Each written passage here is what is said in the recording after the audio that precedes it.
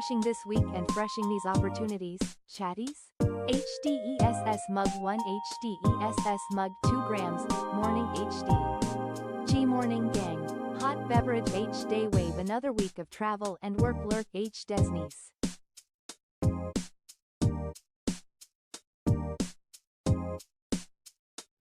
Thank you. Good morning, early birds. Thank you very much. Thank you for the tier 2. 32 months. Appreciate y'all. Good morning, everybody. Ham Labs, appreciate you, buddy. Thanks for lurking in here today. We'll be started shortly, y'all.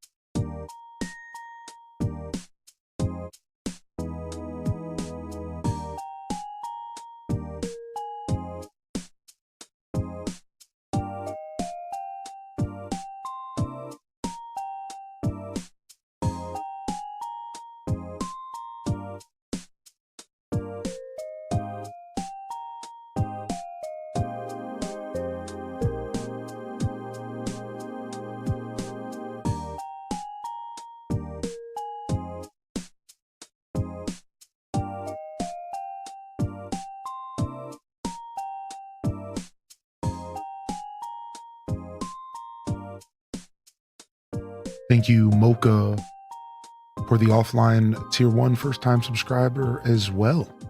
Let's get some wiggles in the chat and let's get this show started, baby.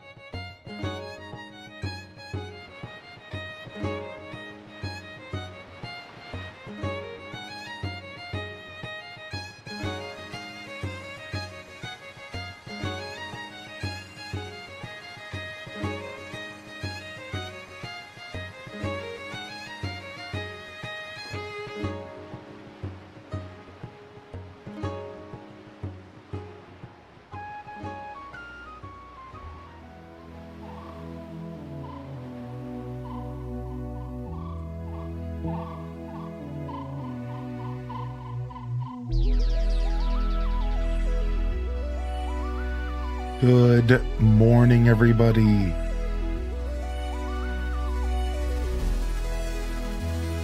Welcome to the show. It's Monday. Fresh week, fresh opportunities. Welcome to the Broadcast fam. Welcome to the show. Effie Apple's tuning into YouTube. Good to see you, baby. Hope you enjoy your creamy fajita chicken thighs. We got Ryan Perpetrator over on YouTube. Classy Saya Francesco, welcome back. And good morning. Jumping over to the Twitch gang. Welcome to the show, baby. How we feeling? Let's see who was first in the chat. Ooh, Ellie Finn. Welcome in here. Sammy Dot, Jen Not Jen, Red Museum, welcome in. I see Courtney in the house. Renegade Darling in the house. Cozy Assassin in the house. Cero Nacho in the building. What up? Fat Cat Plush, welcome to the show. Banana Kin, Counterintuitive, Good to see you here for the Monday show. We got Jen, not Jen. That's a double hello. Oh, got him.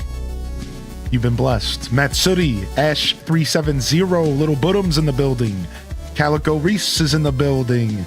Starbow's Break, welcome to the show. Yo, Fernelli, yo. Ryan Perpetrator coming through. Spidey Billy, how are you? What up, Akio Alex, Cozy Chicky, Oz, OZ, one and only, 85 month streak. Damn. Vanilla Man's in the house. Midge, Brielle Basor, E-Talker, welcome to the broadcast. Violet Purple's in the building. Ooh. Yo, that's a lot. That's me right there when I was taking dance classes. I just so happened to be wearing a loincloth. I don't want to talk about it. Thank you, Zabel, for 6 months, baby. Holy heck. Good morning, baby. Here in the shadows for the funsies. Thank you, man. Thank you for the lurks. Lurkers, you're valued, you're appreciated. And we couldn't do this without you, baby. You are the backbones of Twitch. You are the backbones of this whole operation. Thank you so much, Savage Spice. Welcome to the broadcast. Casanova Jammin', Cat Jammin'. Welcome to the broadcast. Lily Tazi. Good morning, Great Bambi. Good luck on maternity leave. I hope you have a wonderful break, and I hope you have a wonderful time bonding with your little one. I really do hope you're doing okay over there. Yo, throw a log on the bonfire. We got Mini Mansky in the house. We got Quince 3 in the building. Quince, you around for me to take care of you today? It might be about an hour. Is that cool? But if you're around, thanks for your patience. You know, I just had so much going on this weekend, but we're locking in this week. We're settling down. It should be good. It should be good, baby. Yes, Martin Luther King Day here in the States, a bank holiday. I don't know how many businesses take off for it here in 2026, but it's definitely a bank holiday. Cozy Gamer Tally, Kit Kat Calzone, Star Shining Out. Welcome back, Starshine. Nice to see you in the chat. I see you hitting those highs in the chat. We got Maharit in the house. Ham Labs again, tier 2, and thank you, baby. How are you in? We got Lynn Love in the house. Crybaby Uwu in the building. DM Leech, Trips 14, Kara the Gamer, feeling mean and lean. And hopefully clean. Scrub one of them pits, y'all. You stinkers. Spider-Man Starve in the house. Jita Chan, Neanderthal. Yum Springer, Rain 5150, Dual Master D in the house with the great energy. I see Deesta, I see Dear Diary. Welcome to the broadcast, your big sister. Welcome in here, Pokemon fan. Moonbeam. What up, dude? Chicken Tendo's getting it. I see you getting it. Schedule's up. Yes, Casanova. Schedule is up this morning. That's right, baby. Check it out. Lock it in. It's in the Discord as well. We're going to be locking in this week. We got lots of content to enjoy. Daz Abound. Welcome to the show. Good morning. Bananakin asked me, how was your birthday? Not too bad. Thanks, man. Pretty darn good, in fact. Pretty darn good. Y'all saw to that. That's for sure.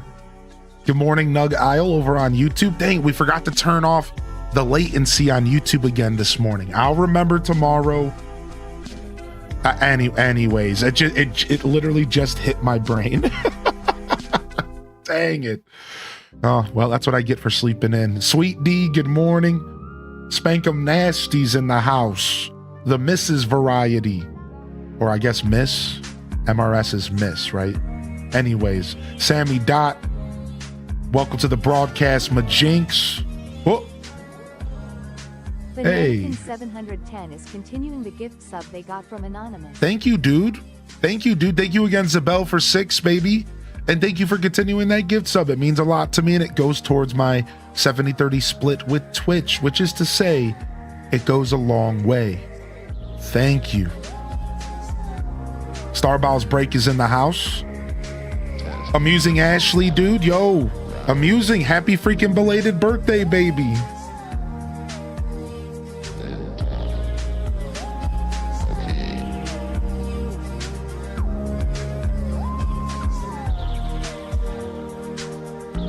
Welcome in here, Amusing. Good to see you. Howland, Dat Baby. H Des Link Donkin. What up, Dat Baby? What up, dude? What up, Grand? Good to see you, Grand. Excuse me. Grand, welcome back to the show. Gamer Mom, how you doing?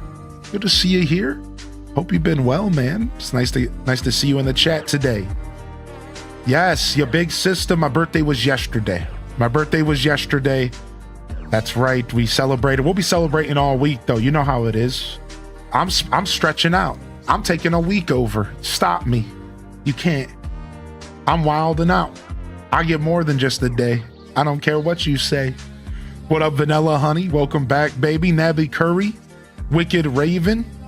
Welcome to the show, baby. Good to see you. I knew I forgot something this morning. That's right, Nabby Curry. I'm just out here putting out the good word. I'm off today and I'm glad I needed it. Yo, Calico, getting the day off, dude. That's freaking Robbie worthy. Enjoy that day off, man. Please treat yourself and just enjoy some time away. Enjoy some time off, man. I hope you do whatever you want to do, and I guess a little bit of what you need to do. I guess. What up, Mike Fett in the building? Good to see you again, Wicked Raven. Welcome to the show. Yeah, we live in large and charge. That's right, baby. Tell him, dude. Who's telling him? I love that. We're locking in. Yo, what up, RJ91? Good to see you today. Welcome to the show, baby. Yeah. I'll send you a dodo on Twitch. I'm working from home, so I might get distracted. Okay, wait on the dodo for a little bit, because I'm gonna need like time for my intro. But yeah, it's whenever you send it, I'll fly over and drop that stuff off at some point here this morning. As soon as we get to the gameplay. I see Ghibli Gal tuning in. I see Cozy Tina tuning in. We got Queen D in the house. Enjoy your day off today, Jelly Gamer. Appreciate you, RJ. Thank you so much. Happy belated. Mine was the 17th. Yo, Capricorn's in the house. Thank you. Thank you so much, yo. Dad baby, enjoy the work lurk. Appreciate you, yo. We're here to cultivate as much energy as we can today to start off our week on the right foot. That's right. It's the Monday morning show. Fresh week, fresh opportunities is the theme of the broadcast. We're going to be hanging out. We'll have a game on in the background, but we're here to chat. We're here to connect as a community. That's what it's all about on Mondays. What's up, Sensei? Mad's World. One more round on this crazy globe. Thank you, Zabel. Thank you, baby. Emily Louise is in the house. Thank you so much, Nabby Curry, for saying that. I really appreciate that. It's great to hear that there are days where you can receive some love. More love than a man could ever need, but I definitely absorbed it all and sopped it all up, and I was pretty blessed this past week. Thank you, everybody. Just Ruby's in the house. Today you start officially working from home today. Can't wait. Don't start till 11 a.m. Might even take a nap. Wow, Ruby, get it, baby. We like that. January Capricorn supremacy. That's right, baby. We love that. Yo, JR Prisma's in the house. Good morning. We got Neo and Spicy Sin Bun in the house. Neo says compost bin emptied as much as possible. The bin was frozen. Yikes. Eesh. Hope you're doing all right this morning. I need to start a compost. I really do. I see Kaisky in the building. Good morning. Walking around with headphones on and audio thinking stream hadn't started yet. Turns out I still had the jack cable in my laptop and not connected to anything else. Yeah, I've been there. One time I was walking around the house with my headphones on, but the cord was just in my pocket instead of in my phone. I don't want to talk about it. All right. Yo, good morning. Yo, we made it to the bottom of the chat. We're here. Welcome in Stratocaster. Ooh, upgraded Breath of the Wild. Ooh. Dude, Strato, enjoy that. That's a gem. Honestly, the best Switch game to be released so far was Tears of the Kingdom Switch 2 edition. And you can't tell me otherwise.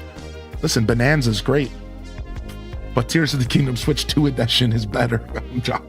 I'm just saying. Yo, good morning, Tara from Gaia. What up, little Moonbeam? Welcome to the show, baby. What up, King of Arcadia? And Gaming Daryl, good to see you. And good morning, y'all. Welcome in. Yeah, more snow coming and hitting. We getting storms. I heard Florida was getting some snow. North Florida got some snow yesterday. Iguanas were falling out of the trees because it was so cold. Yikes. Yikes. Sorry, poor iguanas. Sad. Yo, what up, Nick82? Good morning, y'all. Wait, are we cat jamming? Yo. Cat jamming with Tales from the Fandom? Let's get it. 79 months. Best chat family. Best mod team. Thanks for being a wonderful host and creator, Hylian. Oh, I like that. It was on beat.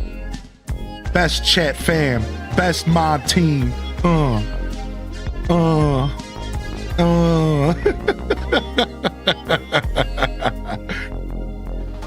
I don't know, Midge. I don't know. We could check here when we start today. I'm not sure, actually. We're in a blizzard right now. Be careful. Yeah, I don't think it's that bad where I'm at right now. Usually, we're the ones who are getting it. So, I guess a break is nice. Yo, thank you, Tales from the Phantom, for 79 months. Tales. Legend. Oh, my phone needs to be charged so bad. Oops. We're at 6%.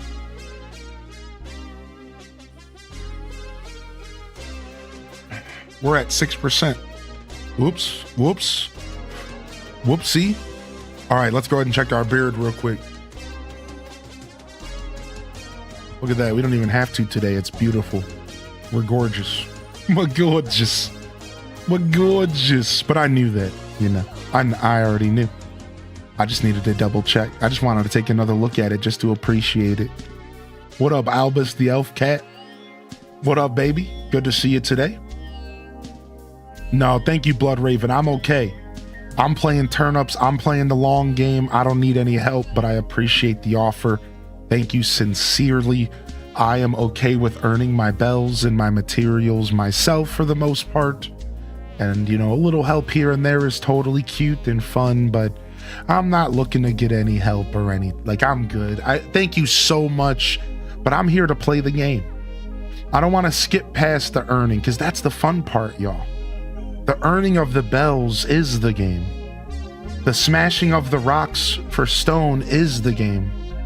The bumping of trees for wood is the game. And I want to play the game.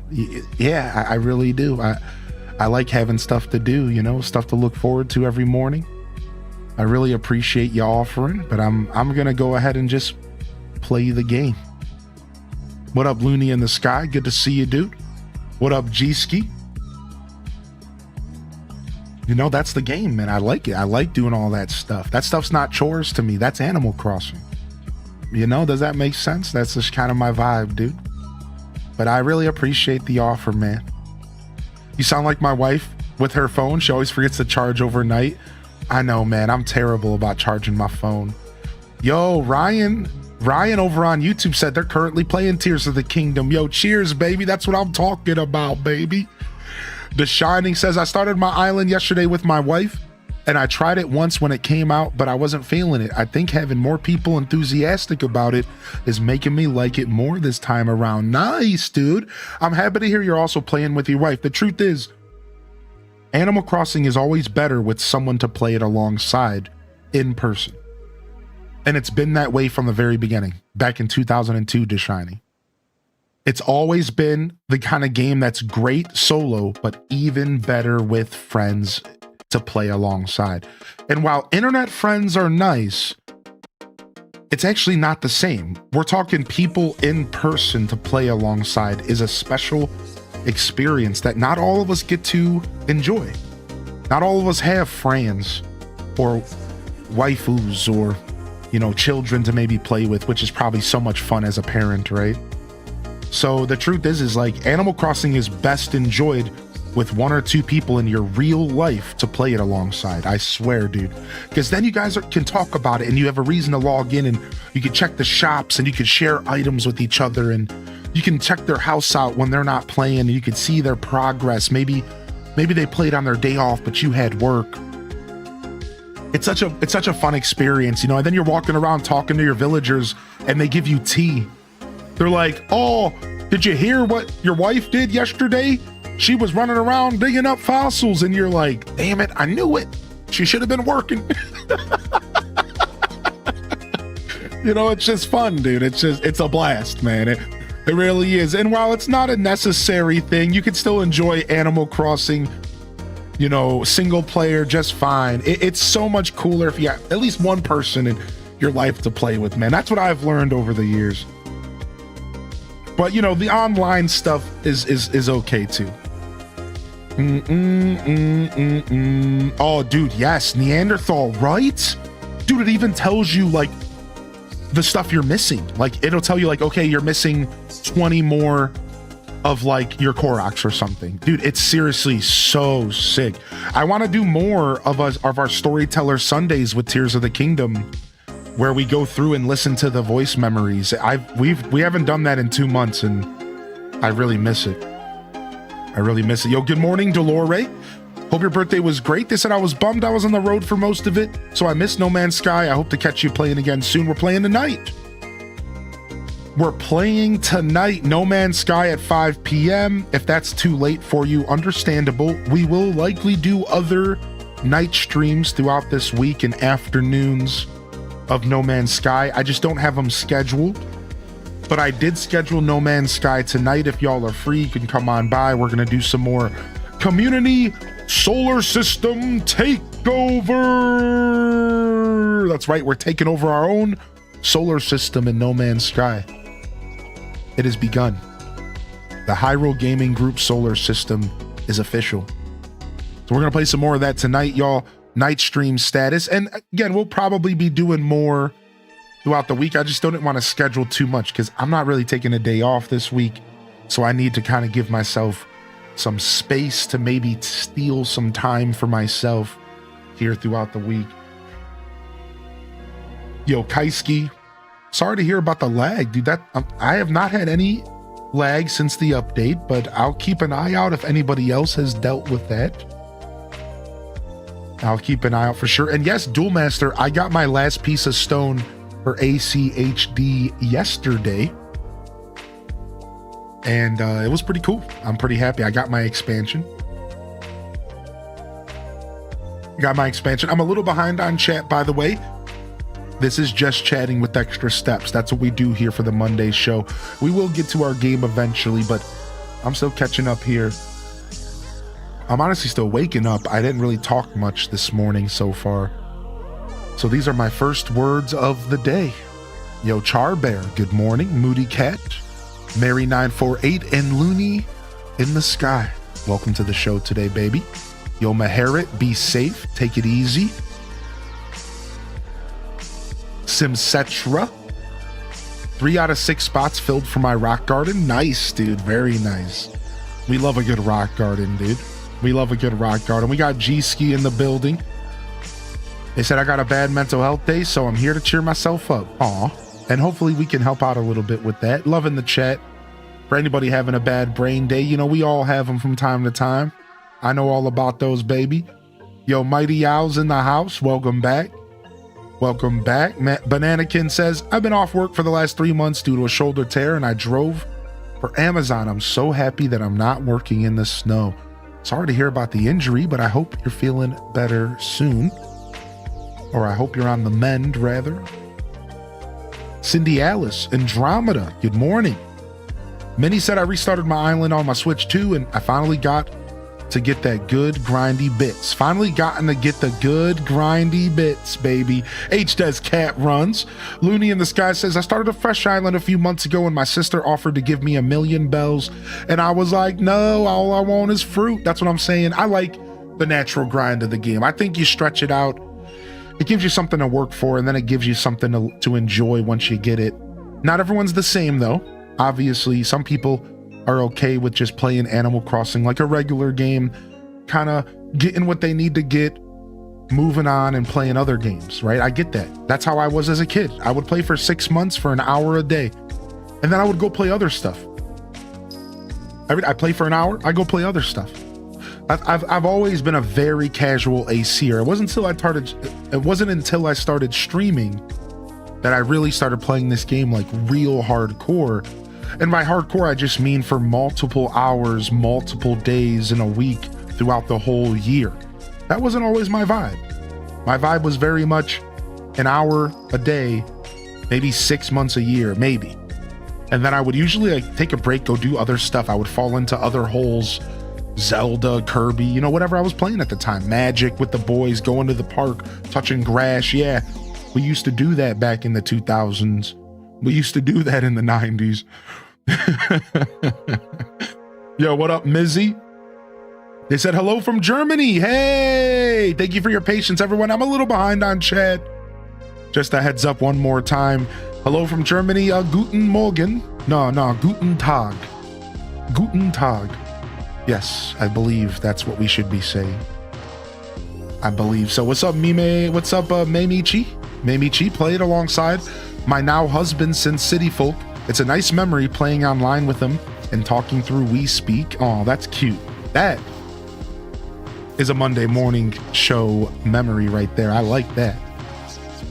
I like that. Classy Saya said, solo here, was bored since the 2.0 hype died off. Much more fun now that the community woke up with 3.0. I know, right? Yo, YouTube chat's killing it today. Good morning, YouTube. Hope y'all are feeling good over there. Don't be shy to jump in and say hello. And welcome to the show. Thank you so much for tuning in here this morning. You early birds. What do you think of Switch expensive games? Sensei Hatten. So I think that, one second here.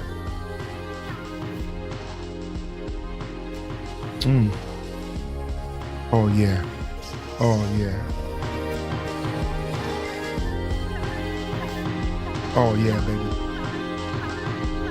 Any coffee drinkers in the chat? What up, Mystical Wimp?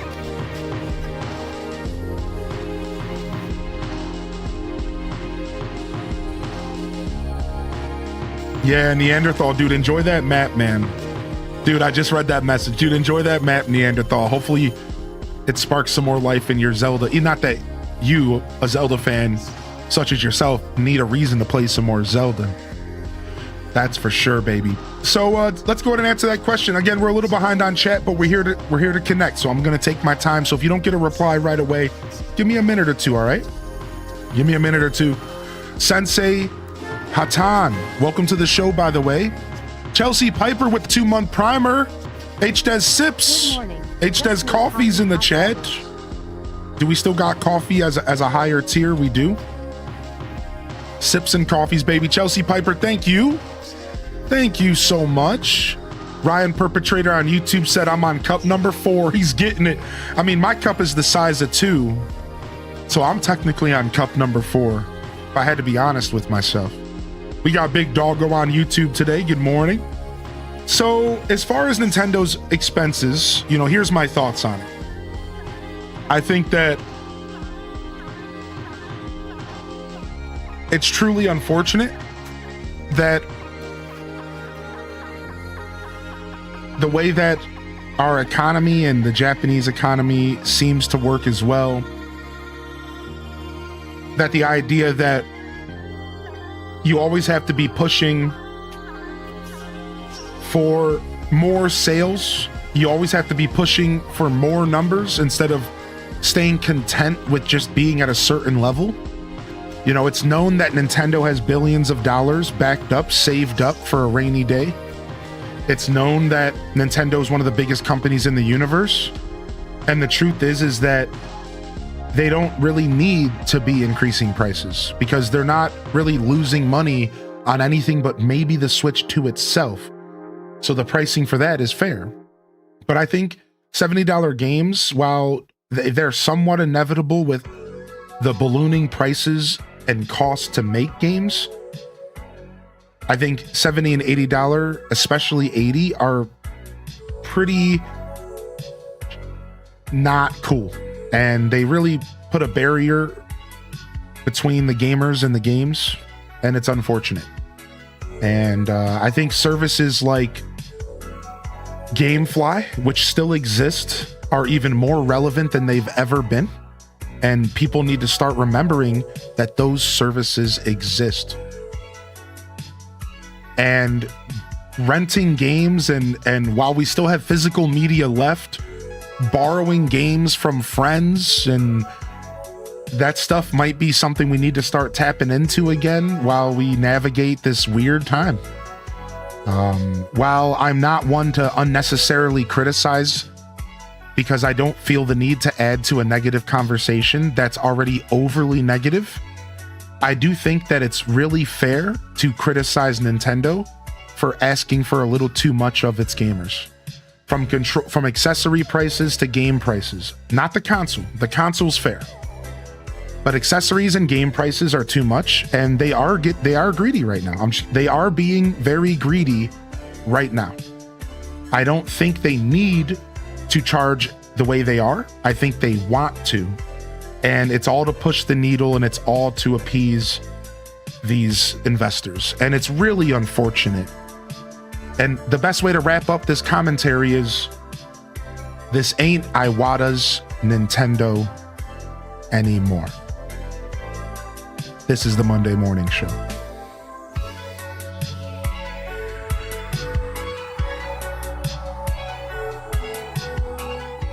So, I mean, at the end of the day, it's nothing to get upset about. It's nothing to go and scream on the top of the mountains about. It's nothing to go and get your undies in a bunch about. It tis what it tis, and it's taint what it's taint. Live your life. Don't get weird about it. Either play the games or don't. Yes, it sucks, but we don't need the whole conversation in our whole lives to be swirling this negative energy. It sucks, and if you don't like it, it might be time to play new games. It might be time to become an indie gamer. It might be time to move on from your favorite pastime, which could have been Nintendo. People are afraid to let go, and people get upset when they hear this. If Pokemon games aren't for you anymore, then stop playing Pokemon games. If Nintendo is outpricing you, then it might be time to move on. And that sucks. Listen, I'm not saying that you're wrong. I'm not saying you should have to feel this way, but I'm saying, why are we screaming and crying into the void about it? We are in the era of indie revolution. You can find so many beautiful games to play for $10. If you really feel so strongly about Nintendo and their pricing, move on. Please, for the sake of yourself, your mental health, and everybody around you, move on. Find a new hobby within the gaming space. Find new developers to enjoy. Find new games to play. Find new wonderful companies to support that aren't greedily asking for $120 for a controller. You can get an 8-bit Duke controller for $60. That's actually better than this. For $60, you can get a controller that is better than this, that works on your Switch, that costs half the price. But you're making the conscious decision to keep buying Nintendo games, to keep buying their control. You don't have to. You've always had an option. You've had options for a decade now to support different companies to buy different games. But it's hard, and I know that, and I'm not telling you what to do. It's hard. We love Zelda. We love Mario. We love Nintendo. We don't want to give up on our pastime, the stuff we grew up on. But sometimes life is about closing doors and letting things go.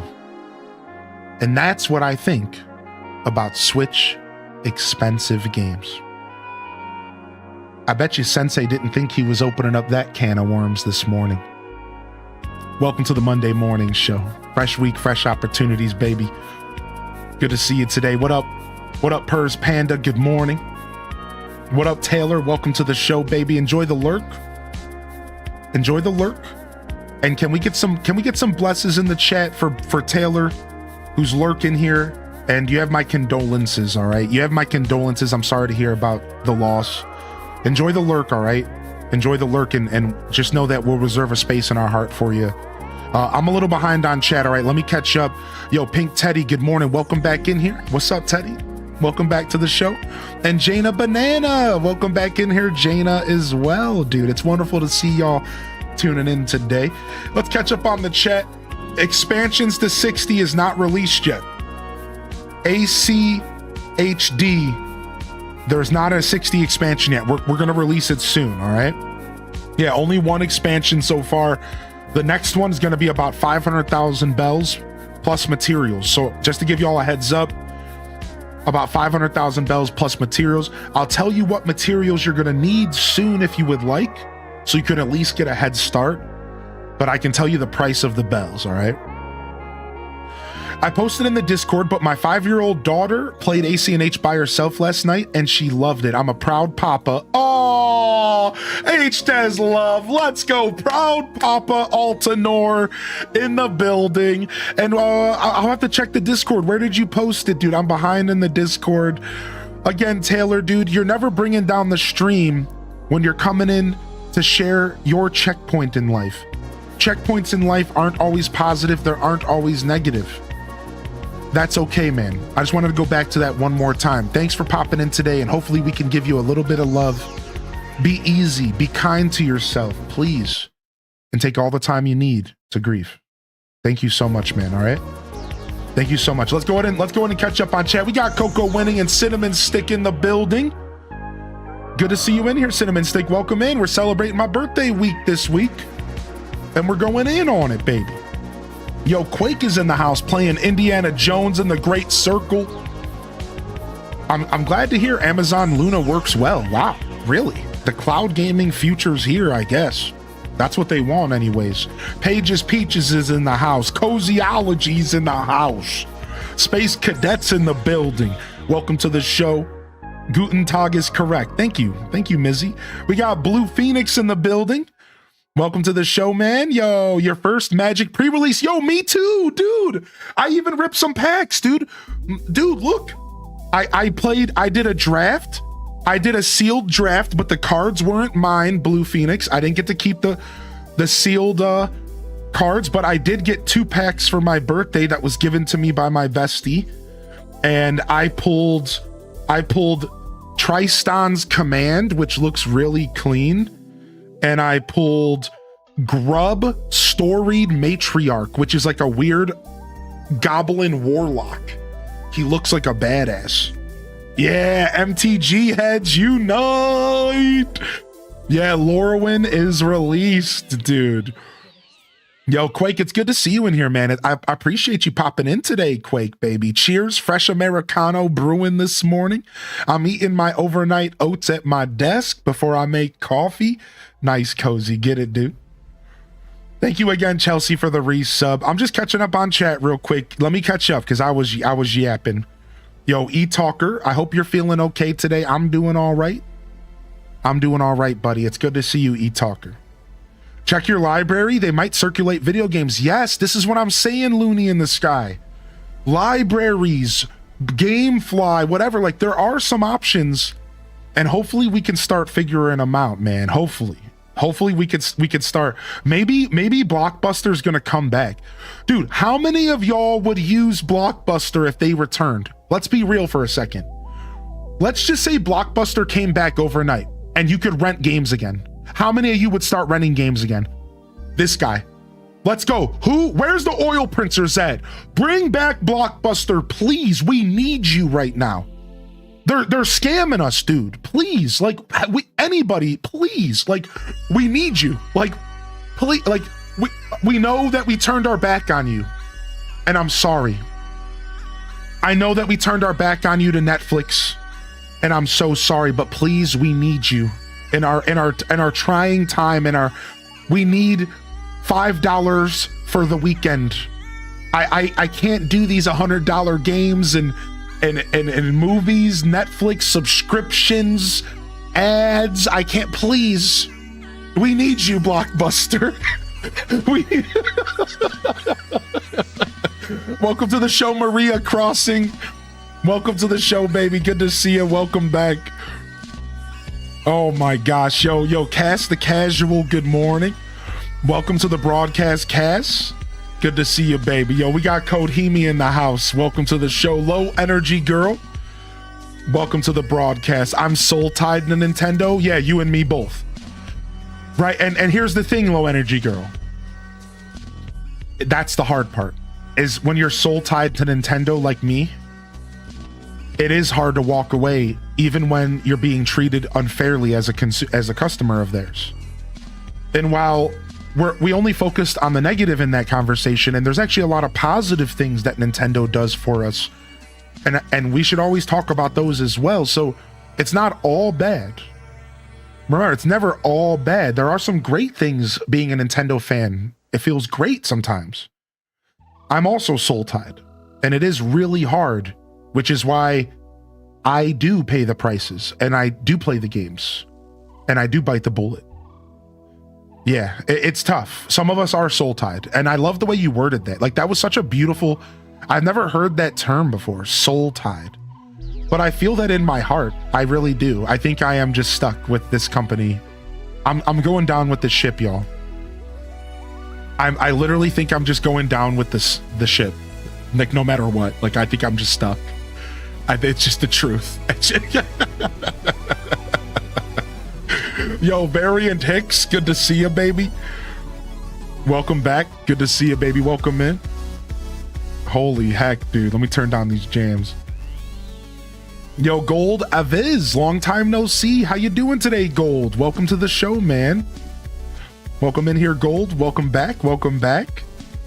Yo, G-Ski, I have not played Cozy Caravan yet. I'll have to check it out, though. And thanks for the heads up. Cozy Caravan, huh? I'm going to actually go take a look at it real quick. And let's go see what that's about here while we're hanging out this morning.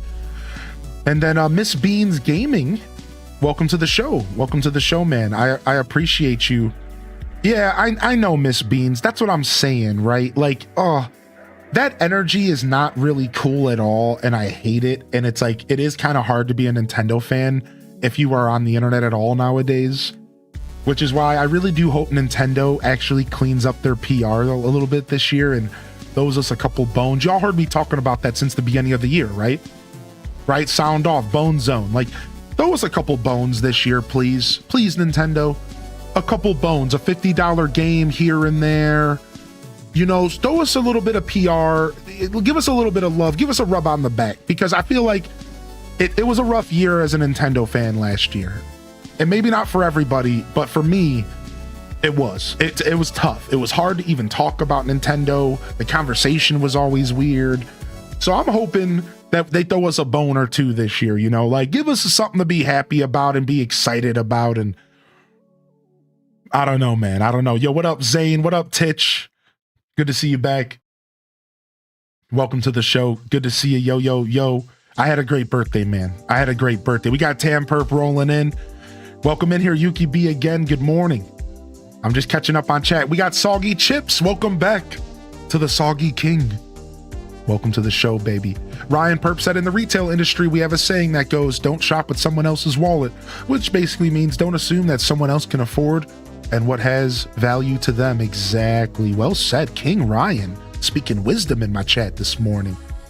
Welcome in. Zane says, I need to be more active in Discord. It's like a cul-de-sac of neighbors that I actually like. Aww.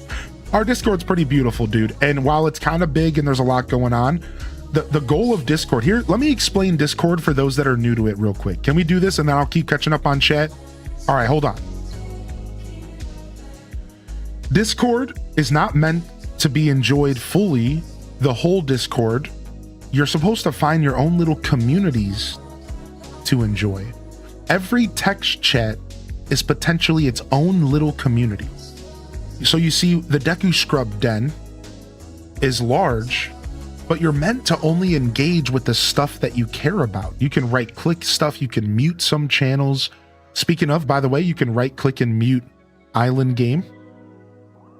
And if you're sick of seeing it with the unread messages. I'll talk about that again in the future. Go ahead and do that. So the biggest thing I see people struggle with Discord is they think that it's overwhelming. Stop looking at the Discord as a whole and start looking at it as individual little communities that you can engage with. If you don't play No Man's Sky, mute the channel or just mark it red every day. If you don't play Disney Dreamlight, mute the channel, mark it red. You don't need to read those messages. You don't need to interact with that. And you can just focus on interacting with the channels that you care about. The Animal Crossing channel, the Story of Seasons channel, the chat room where we all just, it's kind of like our offline chat out of Twitch. And that's my advice. So if you feel like you get a little overwhelmed in Discord, try looking at the channels separately. Try looking at them as little communities, and you find your little neighborhood to hang out in. It doesn't have to be the whole thing if you don't want, all right? That's how I try to look at Discord. All right, we'll check that out in a second, Altanor. Let's get through chat and then we'll catch up here, but it's in main chat. Yo, Blue Phoenix, was it Mermaids? We played Laurelin. This week. The Laurelin game, I don't know what it is. It was just called Laurelin. I'm still getting back to Magic, so I'm not sure. Yo, Pixie Skies and Sidey, good morning. Welcome to the show, baby. Welcome back. Yo, Aria Vex, welcome to the broadcast. I'd go there for the scent alone. Yeah, same, dude. A true recession marker. Yeah, dude. Oh my gosh. All right, I'm still catching up on chat, but we're almost there. I see Just Jackie running in with the 70 stream streak. Welcome back, baby. Welcome in. Yo, Mike Fed, you've been playing some Fallout 76. You know, I think about that game often, but it's such a big hard drive eater that I don't install it. I really, really want to get a bigger hard drive because I hesitate to play games because I don't want to install them. Oh my gosh. I miss Pokemon Arena, specifically the mini games. Me too. Every time I try to break up with Nintendo over their price point and quality of materials, it usually lasts a month and then I'm crawling back begging for forgiveness. Yo, Leia, good morning. Yo, Stevie, the rest of my birthday was great. And while the truth is I spent the past like 5 days doing a bunch of stuff out of my control because like it all started with Nintendo releasing the update early and I had to stream early, Then I'm like, my plans changed for the weekend and I had to adjust things. And then, I felt like I had to do certain content over the weekend and everything just kind of like hit me at once and everything's calming down now. And I'm saying all of this to lead into saying, I really didn't plan on ending the show as early as I did yesterday, but we put out a solid 6 hours and it was a lot of fun.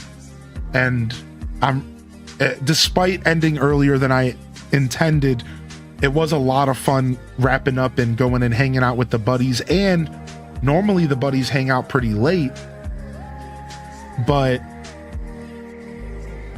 they actually wrapped up early and I didn't mess up my sleep schedule, which is really rad. So we wrapped up at like 9 p.m. and I was able to get home and get snug as a bug as a rug in the bed, and it all worked out pretty well. So thank you for asking. It was a great evening of Magic together. We just played a bunch of Magic, 2 games of Magic, a sealed draft, and then just a regular game of 5-star Commander. And I was close to winning. I almost won the game. I was so close. Oh. Yo, what's up, Caffin? Welcome back. Enjoy your lurk today, bud. Bring back gold points. Oh, I know, dude. The gold points was such a good system. I hate that they removed them. Man. Yo, what's up, Bobbins Burrow? Welcome to the show, baby. Yeah, you did miss Cap'n and ACHD, correct. Lorwyn, but it was a Merfolk deck. Oh, nice. Yeah, I ran elves. I ran black-green elves in my sealed draft. Yeah. It was fun. Yo, and I made it to the bottom of the chat. Hey, what's up, Raina B and Kate and Homemade Alien? Welcome to the show, baby. And over on YouTube, Jana says Nox must be a cross-dresser. I have one of my designs for the guest to wear, and it's a dress, and I go in his room and I find him in it. Hey, listen, man. Clothes don't have a gender, okay? I want to wear a dress. So does Knox. I want my danglies to be free in the wind, swishing to and fro. I don't want to be locked up. I don't want to be all tied up in a cage. All right, let me wear a dress. Yeah, what's up, Janine? Good to see you. Let me wear a dress, all right? You had a special interaction with the villager last night. I won't spoil. Ooh, neat. All right, that was enough stream. Wrap it up. Wrap it up. Now. What up, Clang, dude? Good to see you today, Clang. Good morning. I need a clifftop river fish and a certain fish, and I keep trying Nook Miles Islands with no luck. Go for a Pats, the old clifftop river fish. They're pretty tough to come by, for sure. I got a gifted sub from yesterday from Cozy. Thank you. Aw, Mary Rose, enjoy the gifted subby. Enjoy the gifted subby, dude. Aurora Sunrising, good morning. Good to see you, Aurora. A kilt? Yeah, exactly. We're talking kilt life, baby. We're talking kilt life, baby. Yo, M Swear, good morning, dude. I was going through the Discord birthday messages this morning and just enjoying all of the love you all sent me yesterday for my birthday, and I saw yours.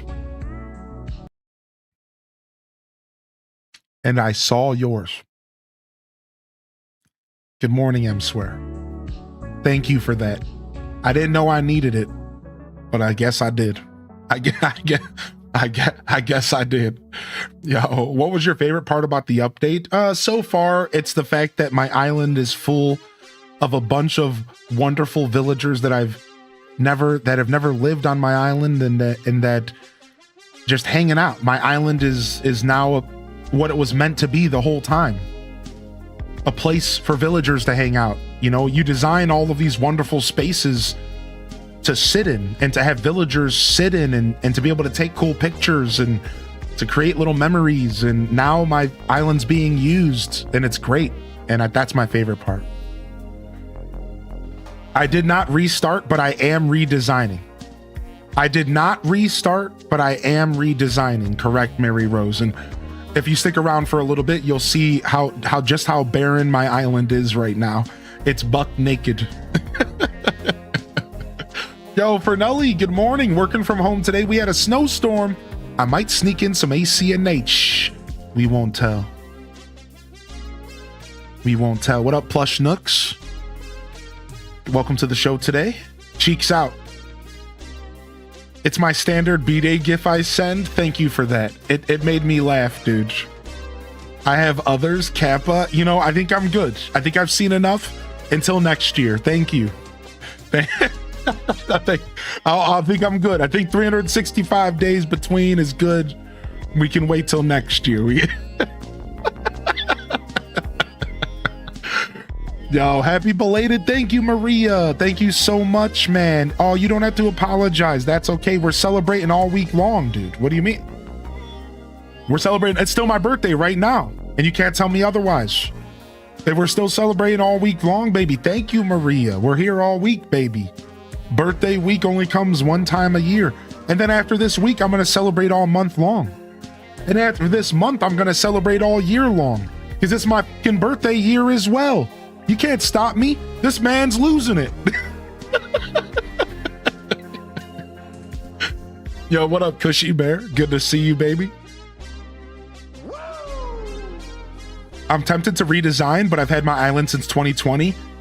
I understand. I'm doing the biggest redesign I've ever done, and it's scary. It's scary, dude. You were born every day. That's right. I am infinite. I am infinite. Yo, what up, Raina B, baby? Link Donks. What up, Raina? Abby Pants.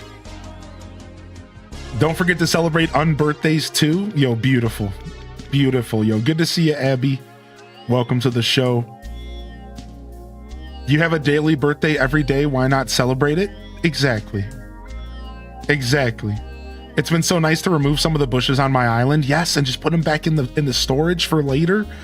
I am obsessed with tree and bush storage. I love that. I wish I could do that with my beard in real life. I wish I could just like take it off my face and put it in the closet and just like take a break from it. Let my skin breathe for a couple days, just put it back on. That'd be so nice, dude. Cat. I went to a cabin and I haven't just... Yeah, yes, E-Talk. You can also put flowers in the storage as well. Correct, yes. Yo, Cast Off Crown, good morning, bud. And the best of belated birthday wishes to Hylian. Oh, thank you, Cast Off. Who's your favorite villager from Animal Crossing? Ooh, I got you, dude. My favorite villager is the queen herself. I'll hit you with H does sass. Tangy, the queen. But I have a couple villagers that are my favorites. Tangy, Genji, the rabbit, Ribot, the robot frog, Rocco, the hippo. I've just always loved Rocco. I have a bit of lore, but he's just always been around. I love him. But I have a handful of favorites, man. Nowadays, I fell in love with Hamlet after New Horizons, Dr. Hamlet. So I like Hamlet a lot as well. And I'm sure I'm forgetting people here. Lucky. I'm kind of in love with Ione nowadays. So I have a handful of favorites for sure, but I'm sure I'm forgetting somebody. Sherb, because he's my birthday twin, but like not necessarily. I haven't really interacted with Sherb a lot. Yeah, I definitely have a good handful of favorites nowadays, but Tangy's the top tier. You know, oh yeah, Hans the Yeti. Yeah, good call out, Hans. You know, I've always wanted to love Kabuki, but I've never really interacted with Kabuki outside of Animal Crossing GameCube. But I think there's a potential relationship there.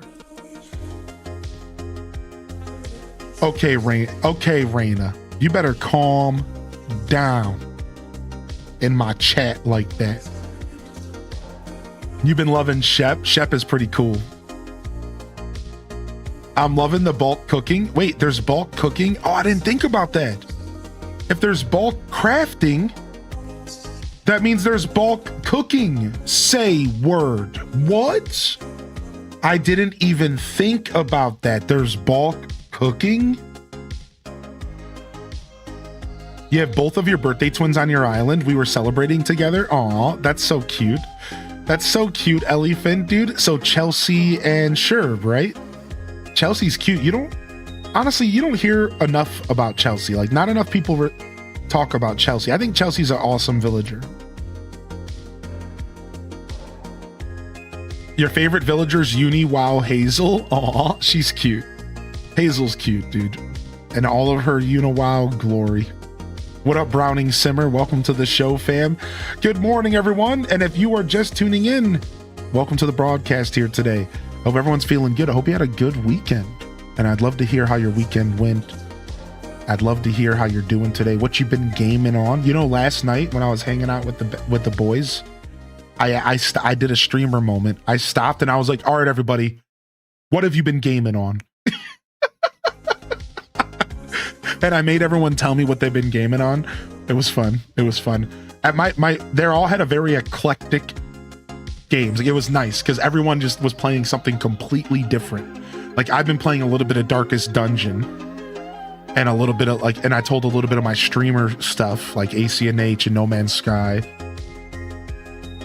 One of our dudes were playing like a bunch of old Flash games, I believe it was. Another person was playing some really sick like indie game about like mining. I can't remember the name of it. It was cool. It was just cool to hear like somebody was playing Hades 2. It was just cool. Like, we were all just very diverse. It was neat. I love Teddy. He's literally a jock and a teddy bear. I don't get it. You know, it's funny because Teddy had a bit of a more diverse personality in the past. He's always been a jock, I believe, but back in the day, you would almost not even be able to tell he was a jock. He was almost like elegant. He was almost like he came off like he was like this very like bougie bear. His house was very bougie. He had like a fireplace and like a heater. It was like real cozy. And Animal Crossing GameCube. So like, it's funny that you say that because I didn't even know Teddy was a jock when I played the game back in the day. I swear, dude, he rarely talked about working out. So it's real weird because Teddy, I don't think was ever meant to be a jock, but he just like was a rough, like he was like a light jock. But now because of the way this game works, if you're a jock, then you're very one-dimensional, and it's like unfortunate because Teddy lost his personality in this game a little bit. That's what I'm trying to say. He really did. Yo, Plush Nook says, I've been gaming on my Switch 2 at the ACNH, the Switch 2 edition on Thursday. I've been trying to find the perfect map. Nice, dude. Congratulations. Oh, well, good luck on getting your perfect map of Yellow Airport, Apples, Hyacinths, and Hazel and Tad. And Super Sailor Pink. Good morning, Super Sailor. Yo, get some waves in the chat if you got a free hand over there on the tubes.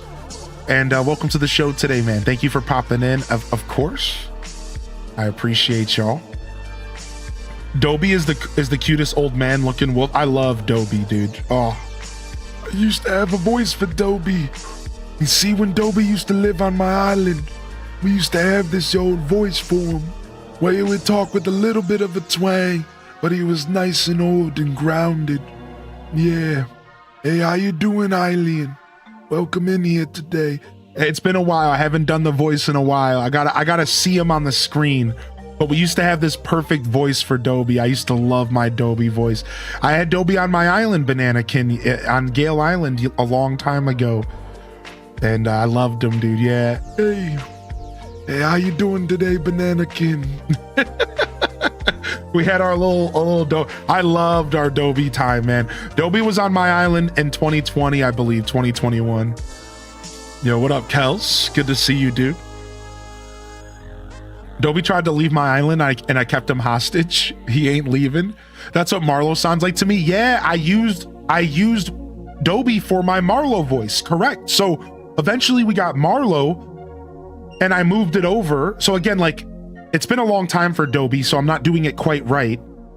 Imagine Dobie is a little bit more old man and a little less gangster. And then eventually I used the same voice for Marlo and it was more, hey, you come to me on the day of my daughter's wedding. What do you need from me today, Eileen? Like, yeah, you can tell there's like subtle differences, but it's kind of a similar voice. So that's funny that you guys called that, because later when we got Marlo, I 100% brought back the Dobie voice, but tweaked it a little bit for Marlo. But it's been so long since I've done Dobie, I think I've lost him. I gotta see him again and I think I've lost the Dobie a little bit in the sauce. So yeah.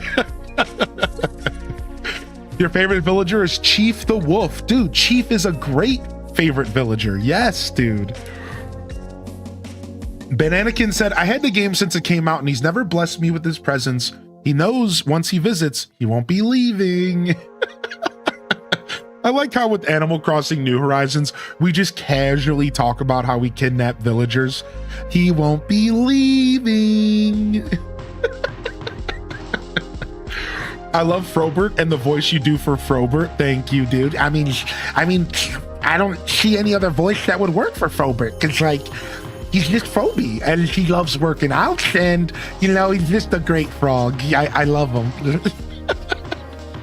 That's another one where I need to see him on the screen for it to be really good. I need a prop. I need a trigger. But what's up, Muzzled Emperor? Good to see you today, dude.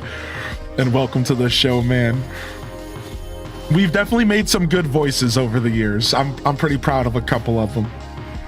I'm pretty proud of a couple of them for sure.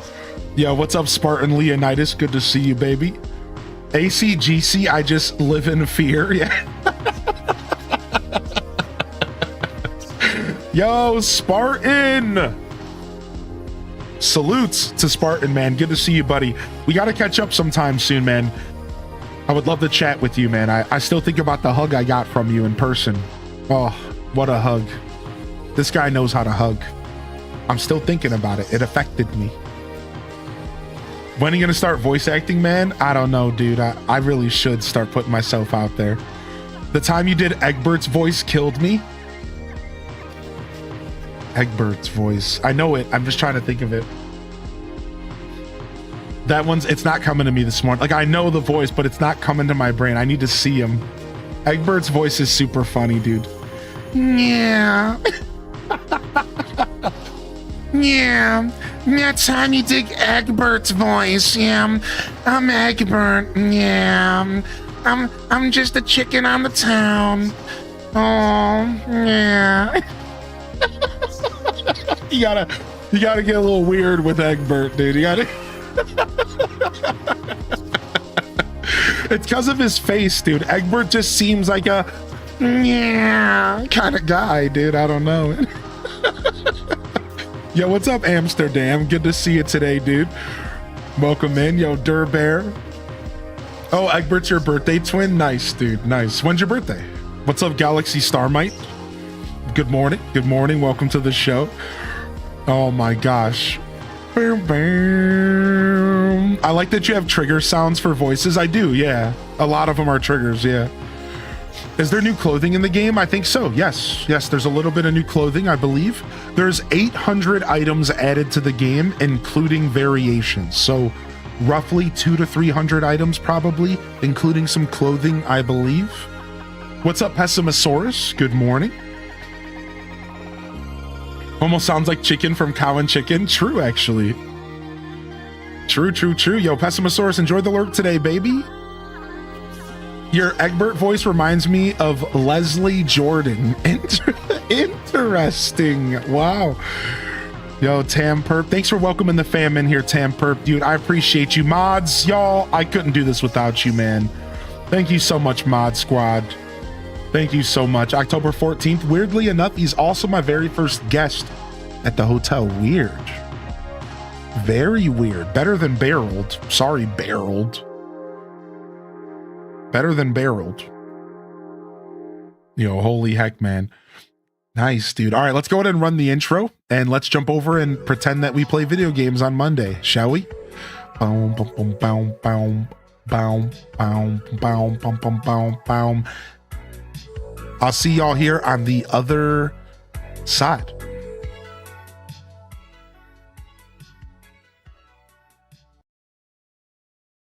I'll see y'all here on the other side. Weird glitch.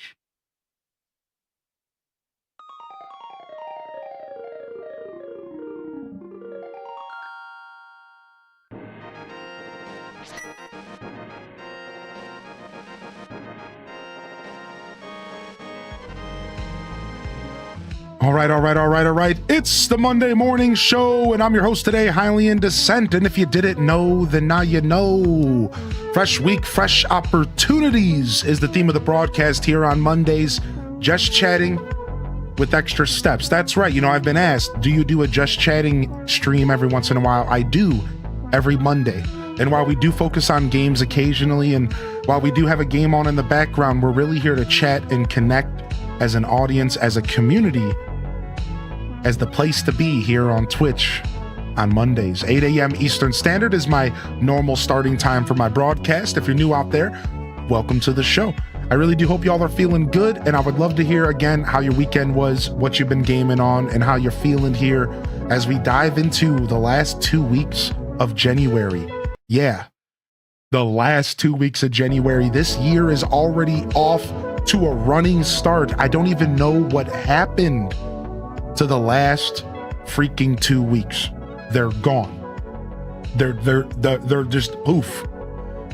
And here we are locking into the end of the first month of the year. Now again, still 2 weeks to kind of get ourselves settled here as we wait for February, which could very well hold a Nintendo Direct and Pokemon Day and a lot of real fun things to look forward to as gamers, as well as my HGG Day, which is my partnership celebration. 6 years of partner coming up this February, and you know we're going to celebrate a little bit, so make sure y'all stick around for that. You know, we'll get there, we'll talk about that. I'm not quite ready to reveal anything, of course, Yo, good morning, Enchanted Ascari and Jess. What's up, Jesky? Good to see you back in here. And Haley Kimball, good morning and good luck on your new island. They restarted their island. They're making a Wizard of Oz Wicked theme. I think that's a beautiful theme for Animal Crossing. I can already see some of it in my head here. So I love that. But I do have one request before we get started here. Calling all cat jammers. Calling all wigglers. Let's go ahead and cultivate some good energy. Some of us are going back to work today, and well, some of us got the day off for Martin Luther King Day. Doesn't matter though, either way. I think the best way to start the week off is right here, twitch.tv/HighlyInDescent. And this is an opportunity for you to descend into a little bit of madness with us. Get some cat jams and wiggles, and let's jam out, baby. The beat's about to drop soon. Y'all are already popping off. The beat's about to drop soon. Y'all aren't ready for it. All right? Are we doing this? Are we doing this? You got to pop off even harder than you already are. All right? Let's get it. Let's go.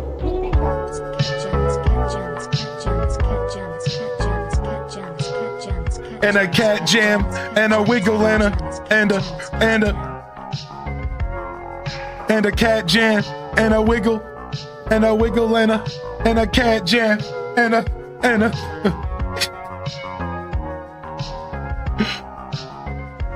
two. Yo, good morning, everyone. It's the Monday morning show. Thank you, everyone. Beautiful. Clap us in the chat. Beautiful, beautiful. And sorry if that got a little loud for a second there. I turned the knob. My finger slipped off the knob. It doesn't happen often, okay? And welcome to the broadcast, y'all. Hope everyone's feeling good out there, baby. Let's go ahead and load up some AC. Yo, YouTube chat, thanks for popping off as well. We don't got animated emotes over there, but I do got some more emotes coming soon for the YouTube. So stay tuned to the YouTube members, and thank you for your support. Sincerely. Which AC chicken gets Foghorn Leghorn voice? I say it's Goose. I believe Goose is the Foghorn Leghorn, I say. I would have to go listen to Foghorn Leghorn to give y'all a proper voice, to be honest. I haven't heard him in a while. I gotta go to YouTube or something. Here, baby. Yo, Gamer Ladies in the house, good morning. Gamer Lady's been playing Pokemon Violet and DDV, and thank you so much for hitting that like button, eTalker, and anybody else on YouTube. We already smashed our 20 like goal, and we're well on our way to 30. Thank you so much for the support. You see, liking's a free way to support. Same with following on Twitch, and same with hitting the subscribe button on YouTube. And these help me get in front of more people and help grow my show. So even if you can't support monetarily or you choose not to, there's always free alternatives. Just tuning in is one of those free alternatives.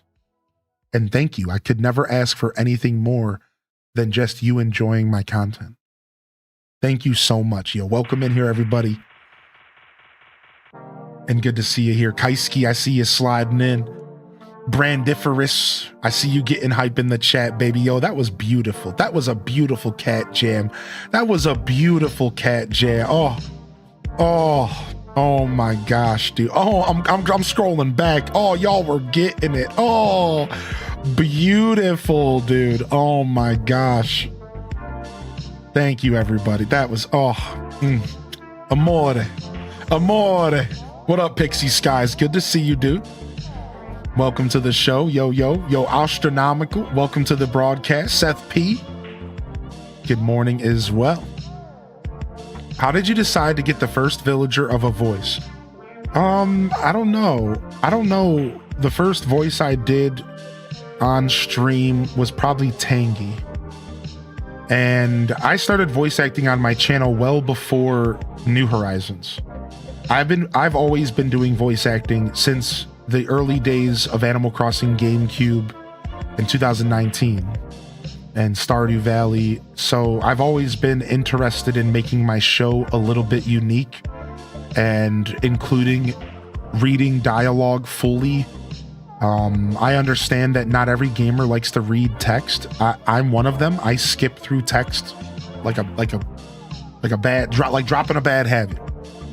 And I try to be a vessel for all of you to enjoy your favorite games. So maybe you missed some dialogue from your favorite cutscene in Stardew Valley.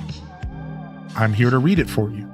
Maybe when you were playing Metroid Prime, you skipped over the text because you didn't care. Well, you can come watch my playthrough and you'll get the lore, you'll get the text. And then I took it one step further and I realized, well, why not have some fun and do a little bit of voice acting and kind of treat it as if, you know, your papa is reading you a bedtime story, and they add a couple little quirky voices or even less weird. You know, you're reading a book and you're listening to a book on tape, and the person reading the book on tape gives you a voice, right?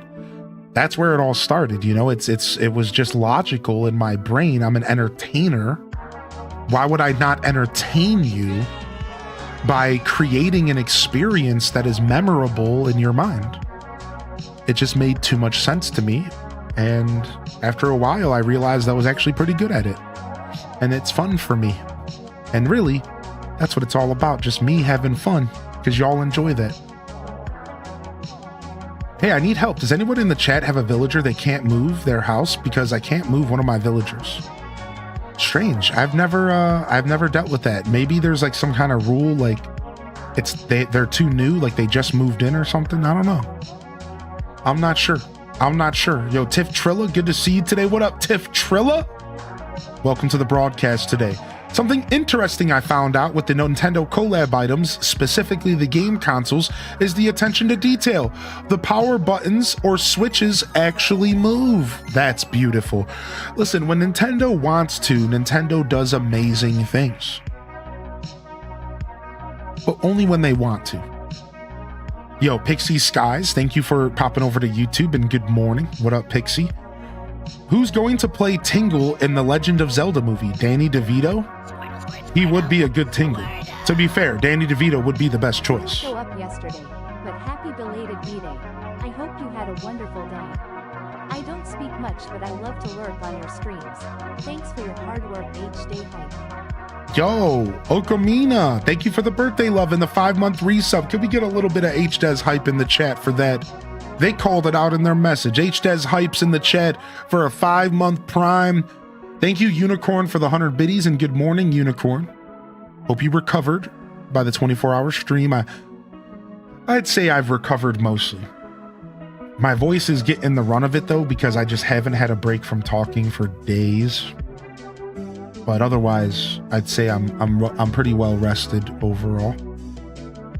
I could use a day off, but we'll see if we get one of those here maybe in the next month or so. I don't think I'm getting one this week, but we'll take a couple light days to make up for it. And on that note, a little bit of housekeeping this morning.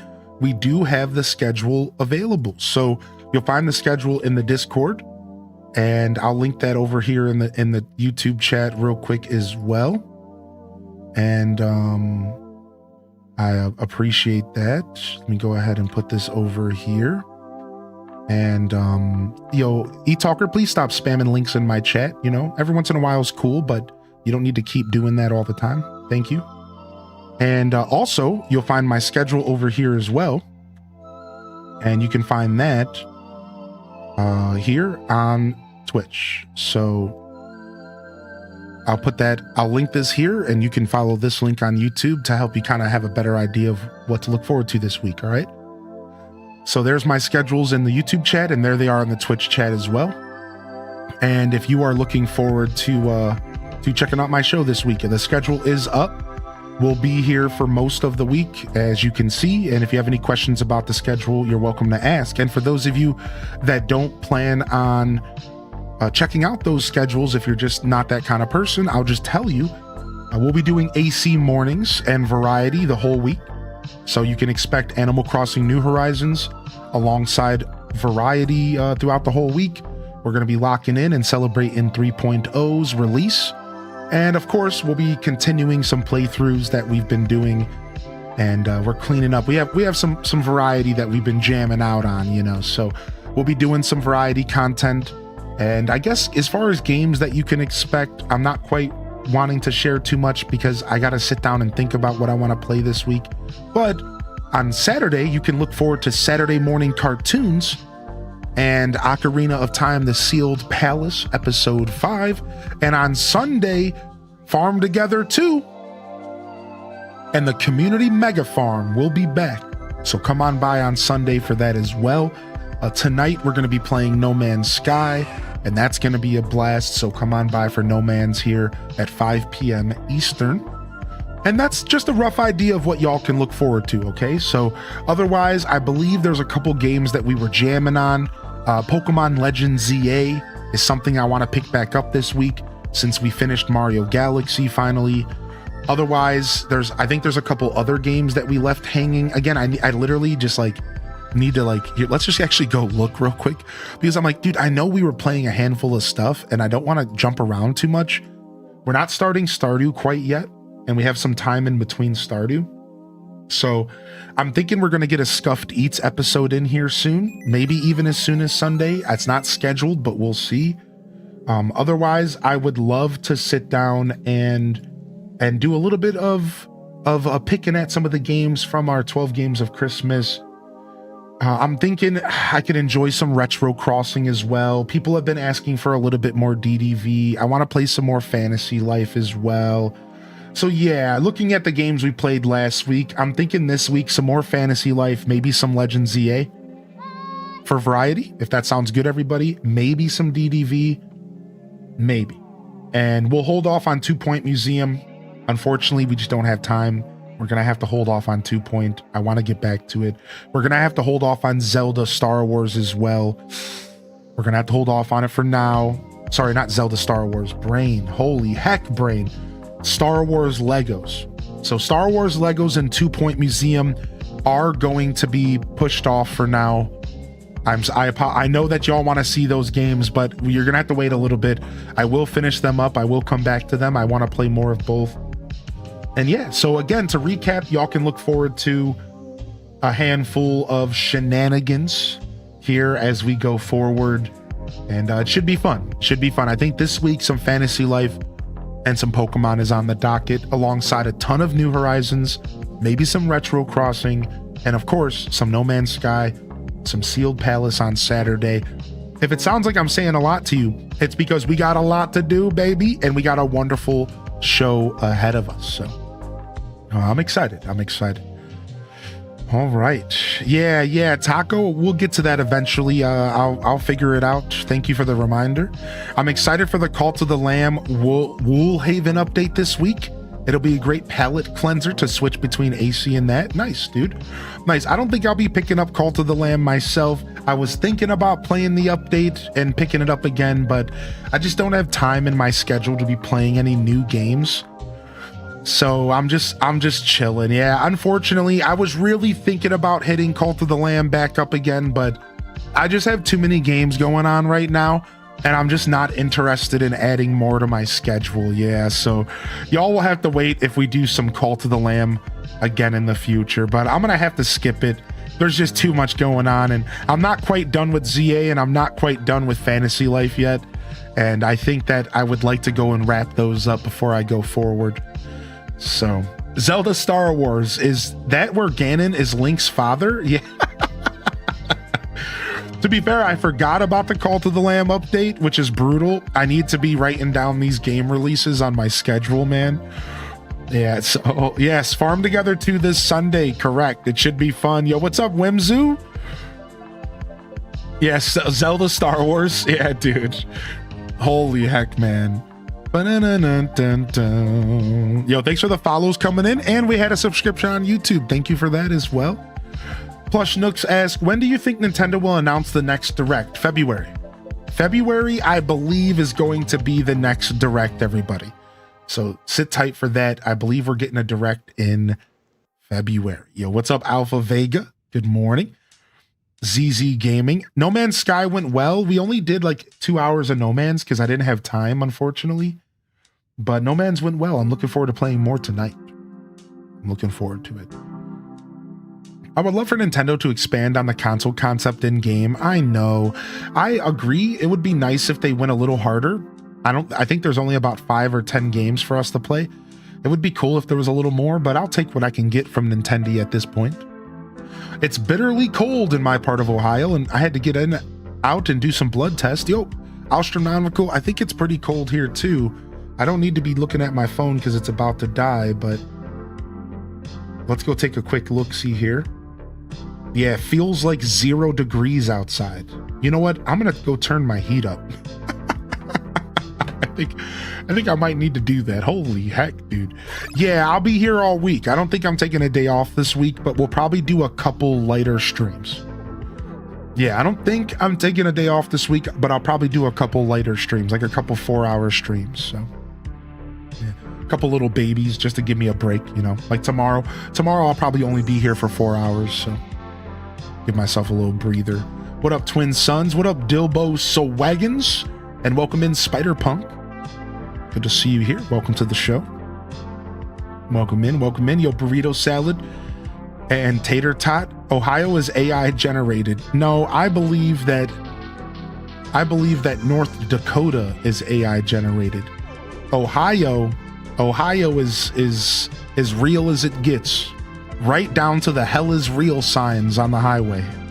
It don't get much realer than that. All right.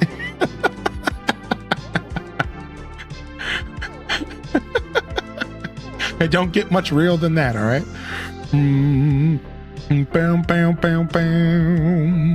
I really want to finish Cassette Beast, but my cat is asleep on the controller. Zelda Anniversary is 40th this year, yeah. The 40th Zelda Anniversary this year is... So hold on a second, though. Technically, the Zelda Anniversary isn't till... Is February, or is it September, y'all? Because there's two different dates. There's the Japanese date and the American date. Are we celebrating both? Which one is Nintendo going to celebrate? Nintendo's going to celebrate the Japanese date, which is like September, right? That's the thing. So the thing is that the Zelda Anniversary is not going to be celebrated until way later in the year. I think. I gotta look this up. I don't remember. Either way, there's two dates because there's the American or the Western and the Japanese. And generally, Nintendo always celebrates the Japanese holiday, y'all, the Japanese release, which that's what I try to do as well. Like, a lot of people try to celebrate Animal Crossing's American release. I don't actually do that. I celebrate Japanese Animal Crossing's release, which is April. But a lot of people come into my stream during the American Animal Crossing anniversary, and they're like, hey, it's Animal Crossing's birthday. And I'm always like, no, it's not. And then I have to remind myself, oh, for the Western audience, well, technically Animal Crossing's birthday is April, not whatever the other day is that people celebrate. I think it's like November or something. So like, it's always weird, you know. I don't know how to handle that kind of stuff. I'm like, should we be doing our celebrations for the American stuff, or should we do it for the, you know, the Western, or should we do it for the Eastern? And I'm like, I don't know. Maybe we could take the dates and split the difference. Yeah.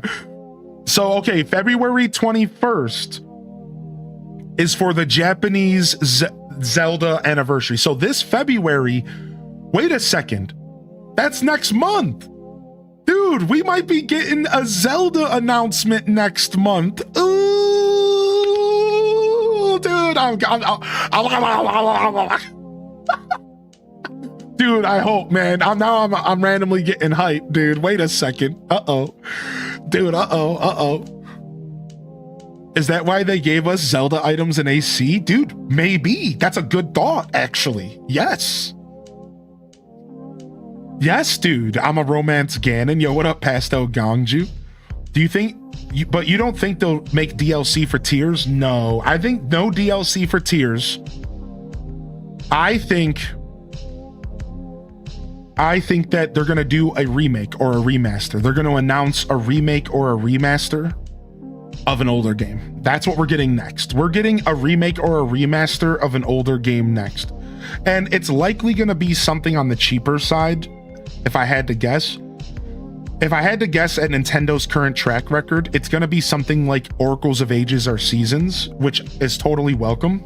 Or it's going to be a Link Between Worlds port. Or it's going to be a Link Between Worlds port from the 3DS to the Switch. That's my guess. If I had to guess, y'all, right now, and you can clip this and remember that I said it. They are going to announce A Link Between Worlds port to the Switch, which is going to be great, and that's a great thing that they need to do. Or they're going to announce Oracles of Ages and Seasons remake. That is actually what I think is happening this year for Zelda. But what I want to happen this year for Zelda is Ocarina of Time from the ground up remake to get announced. That's what I want. That's my wish list. But I don't know if we're ready for that yet. I don't know if that's going to happen. And I don't know if I have faith in Nintendo that it's going to happen, even though I believe it will. So if I had to make a prediction, which is what I'm doing right now, I think the prediction is something lazy. And I'm sorry to be that way. I'm sorry to be negative. But if I had to make a prediction, I'm going to predict that it's going to be something lazy. And that lazy thing is going to be a port from the 3DS. And I'm sorry, man. I'm sorry to be negative, dude. But if I had to make a prediction, I would say it's going to be a lazy port from 3DS. Which, hey, I'll take what I can get, because A Link Between Worlds is a great game. And I would love to have that game on the Switch. Yo, Balloon in the Twitch chat. Balloon in the dungeon. I thought you all should know. Balloon in the Twitch chat. You can also play in the Discord, keep in mind. A Switch 2 exclusive Ocarina of Time and the Tears of the Kingdom engine would be a shut up and give me that S Switch 2 moment for me. That's what I'm saying, Calico. Calico, that's what I am saying. You see what I'm saying? That's what I'm saying. Like, wouldn't that sell Switch 2s? Wouldn't that sell Switch 2s, dude? I think it would. I think Calico is correct. I believe it would. Yo, Dweeby with the 38-month primer. Can we get some HDes cheers in the chat? I think it would. I think Calico's a hundo right. All right, let me catch up on chat real quick with the balloon here. HDes cheers for the resub, 38-month prime. Thank you. And let me go ahead and quickly catch up on a couple messages before the balloon. Good morning, Mike Travis. They said one of the roommate's cats was meowing outside my door, so I got up to see what was going on, and he did just show off his zoomies. Friggin' cat. Ocarina of Time remake feels like they'll whip it out if things are dire on some break in case of emergency type stuff. Dude, shut up. Somebody else in our chat just said that the other day, dude. Literally, I have made a mistake, said that Ocarina of Time is gonna be saved for this glass is only broken in case of emergency drop. Yeah, dude, that's the second time we've heard that in like 3 days. That is so funny, dude. And I think you guys are probably right about that. Cast Off Crown said, I've given up wondering what games will get DLC for. Them be weird Nintendo decisions. Agreed. I think they'll show a Zelda movie trailer. I agree. I think a Zelda movie teaser or trailer is on the way. I agree with that as well. I really hope that the next big Zelda game isn't a Switch 2 exclusive. I think it's gonna be the big one. The Mario Anniversary was lame. The Mario Anniversary was lame. And the Mario Anniversary was lame-o sauce, dude. Ugh, I couldn't agree more. So Planet Kitty says there will probably be a port announcement of some sort this year, as well as a teaser of a bigger next 3D Zelda. I could see both this year because we're due for both. So, you know what, Planet Kitties? I think you're right. I think we see the trailer for a big 3D Zelda later, maybe in the September Direct. And I think we see the port reveal earlier in the February Direct. That's my take. I think you're right. I think you're right. Yep, King of Arcadia. Yep, I think you're right. Yep, King of Arcadia said the same thing.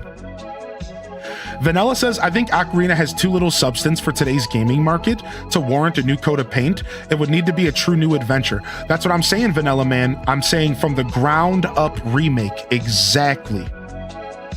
The ground up remake. We're talking they take Ocarina of Time and they give it the Final Fantasy VII remake. You guys see what I mean?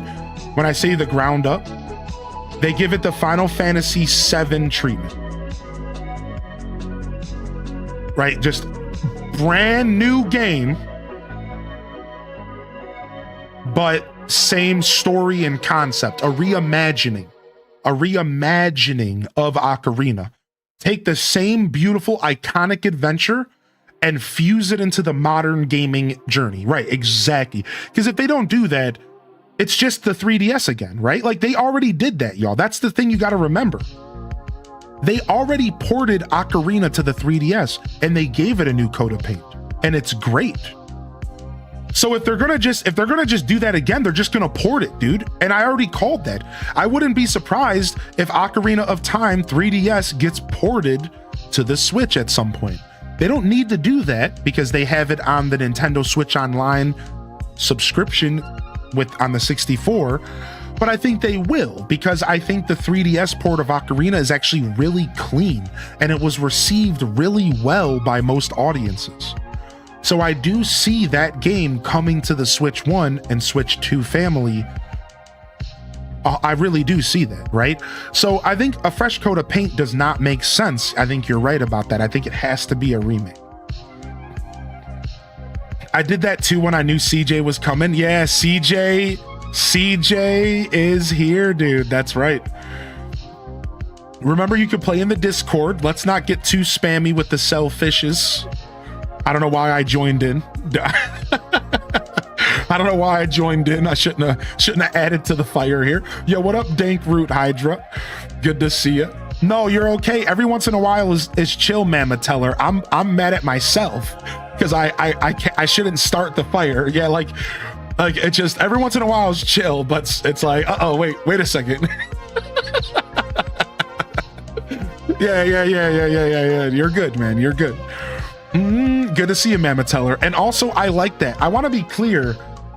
I like those interactions because it lets people know the game exists and it shows people that they can still enjoy it during the live stream.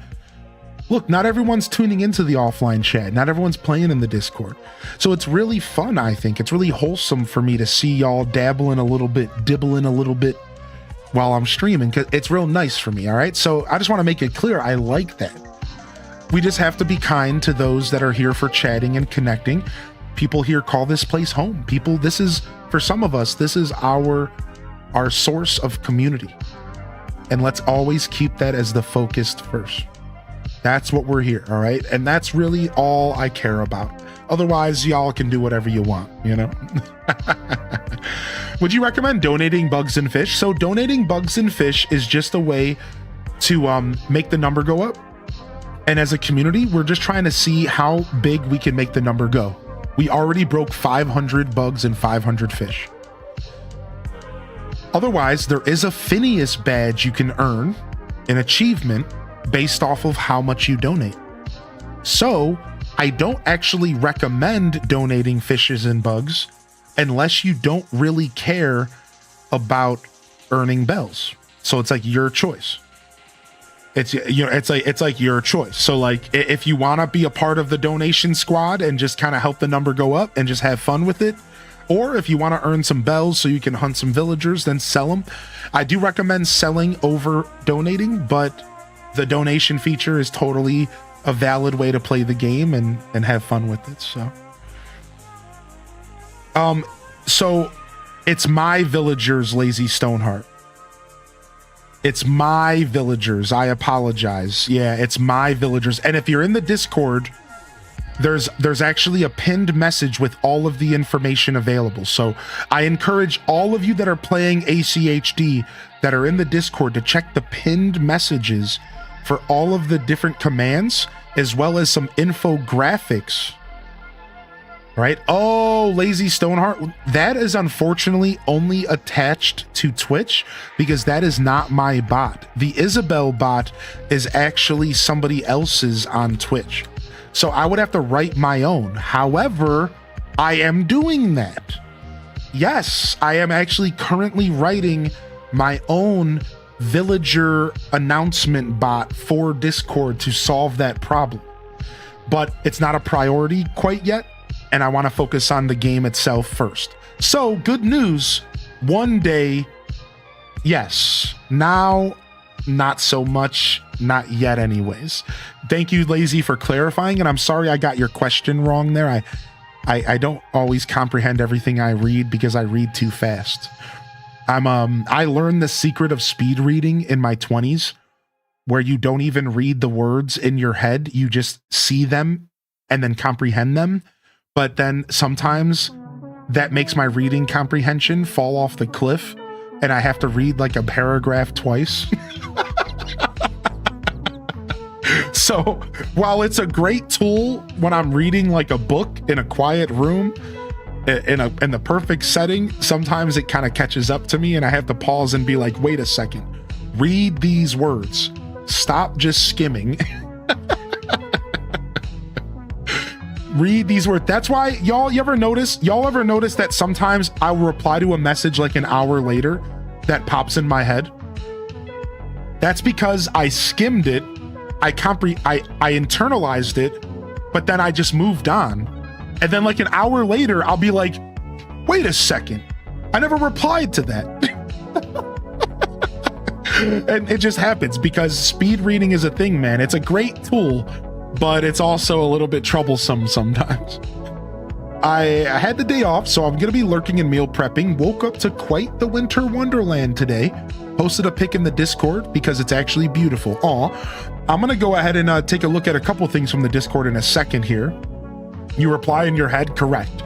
That's exactly what I do. Yo, Def Gamer says it's 1:50 a.m. my time, but yeah, I'm doing stuff. Trying to get more bells as I get myself into debt. Boom. Tom Nook will do that to you. Tom Nook will do that to you. Tater Tot Soup says, do you think we'll get a whole new AC game in the next few years? Yes. 2027, 2028 is my current prediction for a new AC game. Yes, 2027, 2028. There are some schools of thought that think as far as 2030. They're wrong. Sorry, you're wrong. I think 2028 is the latest we'll see a new AC game. And that's my current prediction. So what are your copium thoughts on that? I just shared them. There's nothing else to say. 2027, 2028, new AC game. If you're asking me why, that's different, but that's my thoughts. So ACNH noob moment. This weekend learned not to eat fruit, then gather. Smashed all my rocks to bits, then needed iron. Oof. Sorry, Cass. Yeah, that'll get you. Now your rocks don't come back. They come back once a day. That's the worst part. They only come back one rock a day. One rock a day.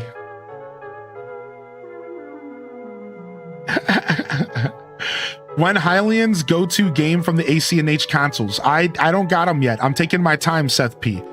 I've only decorated 4 hotel rooms. I don't have the new items yet. I'll get them slowly but surely. I'm taking my time. I'm taking my time. And I don't know. I don't know any of that stuff yet. I've only decorated 4 rooms, y'all. So we're doing the slow-paced journey here on our channel. Dun, dun. I'd like to add you on your Switch too. Here, I can put my friend code in YouTube chat here. Give me a moment. Spider Punk says, I don't expect the new AC game until 2029, 2030. That's fair. That's fair. I think that take is wrong, but I still think it's we're just out here guessing at this point, right? We're just shooting into the dark, right? So yeah, I don't agree with that personally, but I do understand why people feel that way.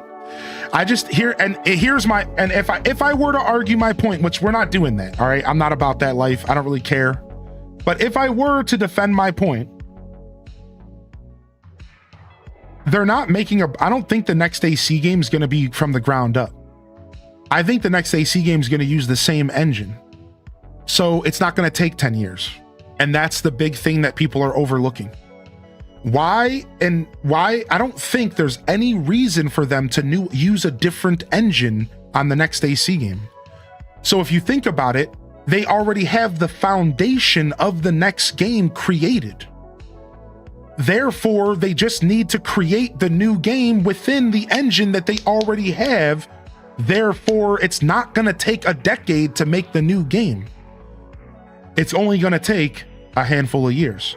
2027, 2028. Flip it and ship it and come back and tell me I'm right when I'm right, because I know I'm going to be right.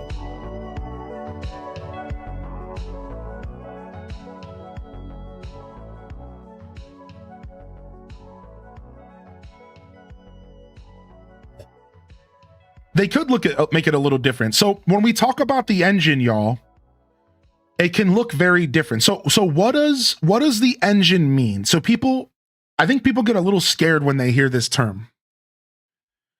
The engine is the equivalent to the tools that the carpenter uses. That's it. Does that make sense? We're not talking about the grain of wood. We're not talking about the house itself. We're literally talking about the screwdriver and the hammer. So what we're saying is that the tools are already in place for the next game. They're going to be using the same screwdriver, the same hammer, and the same power saw to build the next game. It doesn't have to look anything like New Horizons. And this is the same conversation when Nintendo we got a leak recently that the next Zelda game is going to be using the same engine as Breath of the Wild and Tears of the Kingdom. And some unfortunate souls fell off a cliff about it and were like, oh, I don't want it to look the same again. I'm sick of these graphics. Take a deep breath. All the engine implies is the screwdriver, the tool bag, nothing else. They can put different graphics in. They can make it look different, play different, feel different. The engine is just what they built the game within. It's the tools. Games don't get their graphics until the very final step, everybody. The graphics are the final step in production. Up until then, everything is placeholders and weird polygon characters. And does that make that's the very last step in a game's development when you paint it? It's like painting a minifigure, right? You paint it last. That's the very final step. First you need all the materials to put into the 3D printer. You see what I mean? Like it needs to be built first. So don't worry too much when you hear the word engine. We're just talking about the tools used to make the game. So hopefully that makes people better understand as far as like what we could expect from the next AC game. It could be anything. It could be literally anything. We don't know. All we know is that they don't need to build a brand new game if they don't want to. To give you guys a little bit more context who aren't as deep in the sauce of gaming as myself, let me explain. Sometimes it can take 3 to 5 years to build the engine for a game itself. That's the bulk of development sometimes. If they don't already have an engine to build the game within, that can literally take 3 to 5 years on top of the actual game development itself and the systems and the graphics and everything. So think about that for a second. Why do you think Tears of the Kingdom only took 7 years, whereas Breath of the Wild took about a decade? Because they built Breath of the Wild's engine and then they didn't have to rebuild it. They just had to polish it and clean it up for Tears of the Kingdom. I believe it's reported that they worked on Breath of the Wild for roughly a decade. I believe so, before it released to Wii U and Switch. I think it was 8 years. 8 years of development, I believe. So they spent most of that time building the engine, right? So yeah, hopefully that helps people better understand. So yeah, I agree with you, Ponka. We shouldn't assume that we know what the game's gonna look like at all. right? We shouldn't assume at all. Like we have no clue what this next AC could look like, what it could feel like, what it could smell like, what it could taste like. We don't really know. No matter if it's in the same engine or not, right? We're not quite sure, and it could be anything, right? They could go in a completely different direction. Now, I will tell you this though, on a side note, I think that the graphics for AC&H look great, and I don't see them moving away from those graphics. Anybody else? I think the game looks phenomenal, and I don't really think they need to move away from the graphics style. What do y'all think about that? I don't think so at all. I think that the next game could look just like New Horizons, just be a different setting, and I think it would be great because the lighting in New Horizons is immaculate. The lighting is beautiful in the game. So like, I don't know, like I don't really think they need to change the graphics at all. I think that's actually the least of the problems of New Horizons. I think the lag needs to be solved, and I think 60 FPS would be nice. But I don't necessarily think that the game needs to be changed too much personally. I think it looks pretty good, right? Another 24-hour? Oh, you wish, buddy. I mean, if you gift me 100 subs, I'll think about it. What up, Thrasher? Good to see you, buddy. Welcome to the show, dude. 100 subs and we start the conversation, all right? Otherwise, I don't know.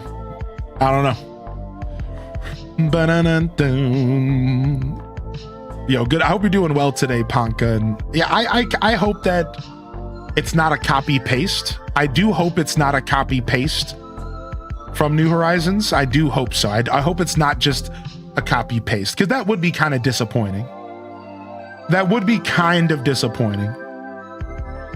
Right? Yo, Lao Boys, good morning. Lao Boys over on YouTube says, good day. I want your opinion on Nintendo PX Box 5.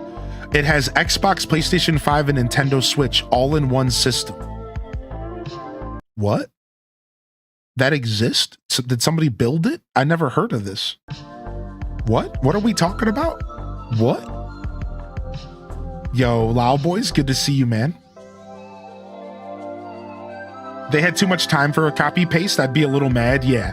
Which I think is really what Panka was mentioning earlier. Not to keep focusing on your comment, Panka. I really do hope you're doing well.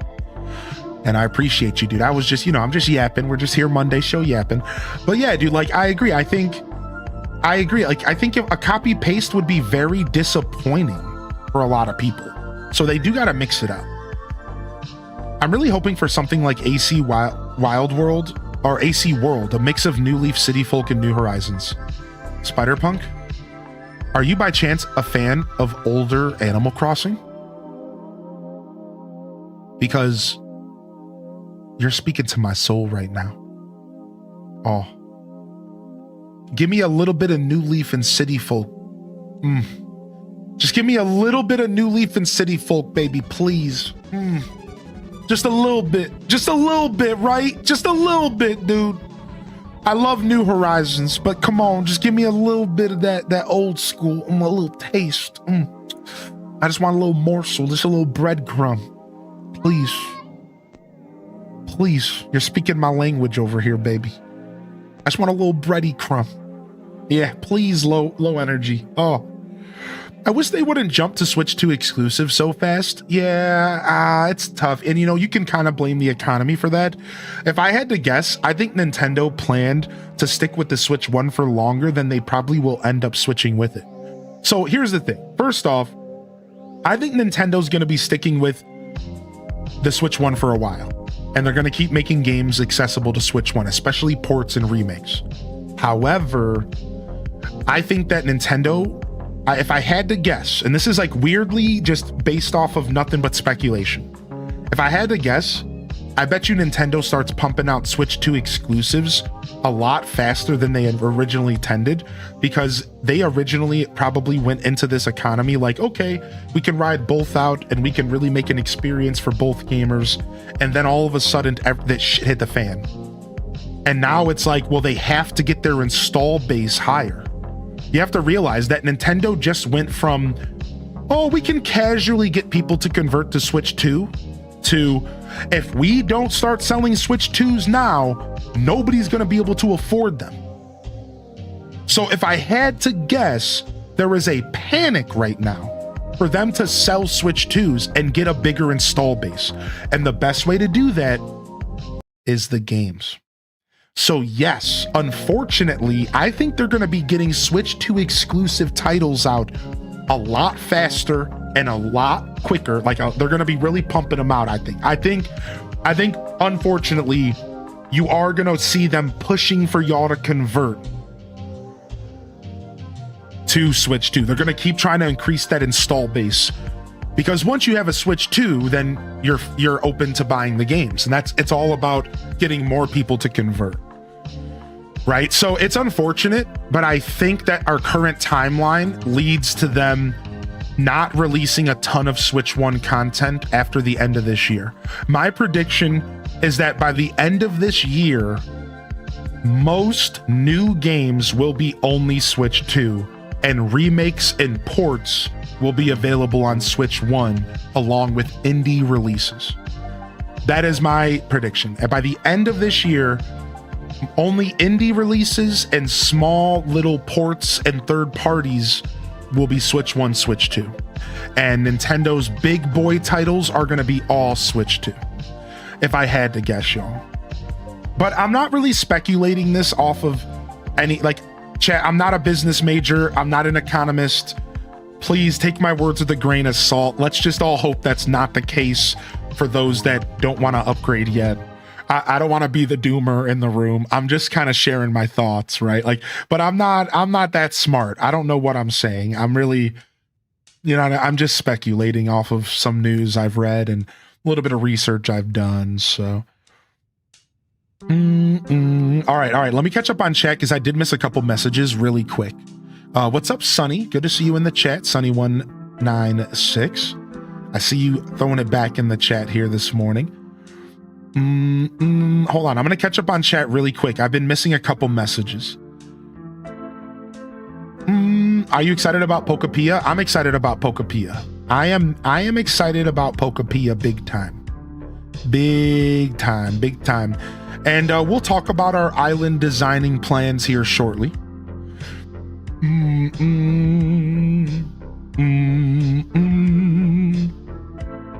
don't really want a new AC game yet. I want to enjoy AC and H to its fullest. That's fair. I think a lot of us are ready for a new AC game, but I think it's okay if we wait a couple more years. I'm not too stressed about it, but as a content creator, I think obviously I want it as soon as possible.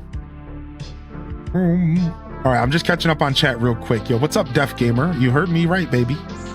2027, 2028, new AC game. I'm probably wrong, but I want to believe that I'm right, which is why I did a little jig and everything. I want to believe I'm right. Yeah, what's up, Ghost by Rider? Good morning, man.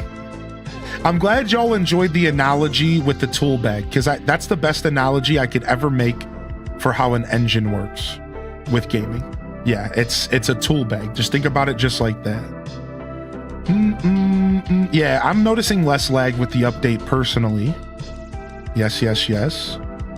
I'm curious what the theme or setting will be. I swear space is going to be the theme, but I don't know, because I think a lot of people don't like space, and I don't think space is necessarily cozy. Thanks for the sub. Yeah, no problem, man. Yeah, enjoy the emotes and no problem, dude. Seriously, Spider-Punk, I just like giving back to the community, and I love meeting fellow Animal Crossers. I've been playing since the OG on GameCube, and so think nothing of it, man. Welcome to the show today. If I never see you again, that's okay. I just wanted to make your day a little bit brighter, and I really mean that. So I hope you enjoy my broadcast. It's the Monday morning show. We do a lot of chatting here, as you might have guessed.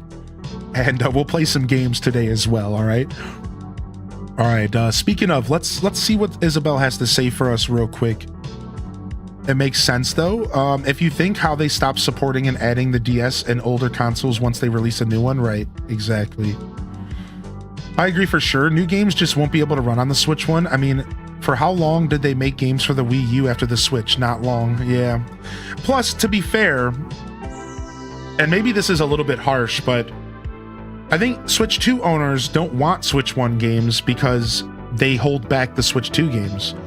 And even though that's selfish, that's the truth, right? Like, for example, think about how much better Metroid Prime 1 could have been if Metroid Prime 1 was a Switch 2 exclusive game.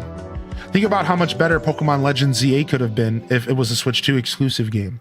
We're just talking hypotheticals here. In theory, how much better it could have been.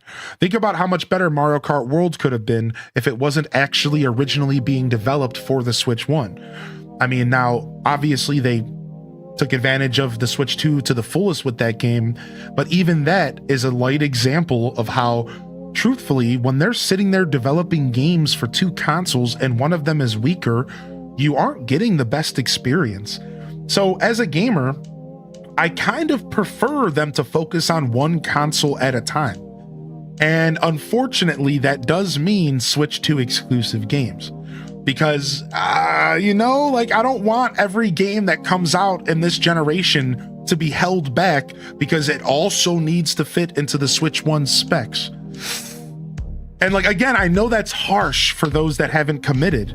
But I'm just saying, I want the next Mario game to be a Switch 2 game and to be taking advantage of Switch 2 hardware. And I want the next Zelda game to be the same, even if that sounds rough for those that haven't committed yet. I don't want a bunch of games that are held back. I'm sorry, I just don't. I'm kind of over that. Because that happened to Breath of the Wild, for example, was weirdly held back because they had to release it on both consoles. I don't really want that anymore. You know what I mean? The Switch 1 has been considered outdated console for years now. From a tech perspective, it doesn't really make sense to continue to focus on the OG Switch. Right, exactly. So even though it sucks, it's I am kind of ready for Switch 2 exclusive games. I am ready, right? Yo, what's up, Ophelia?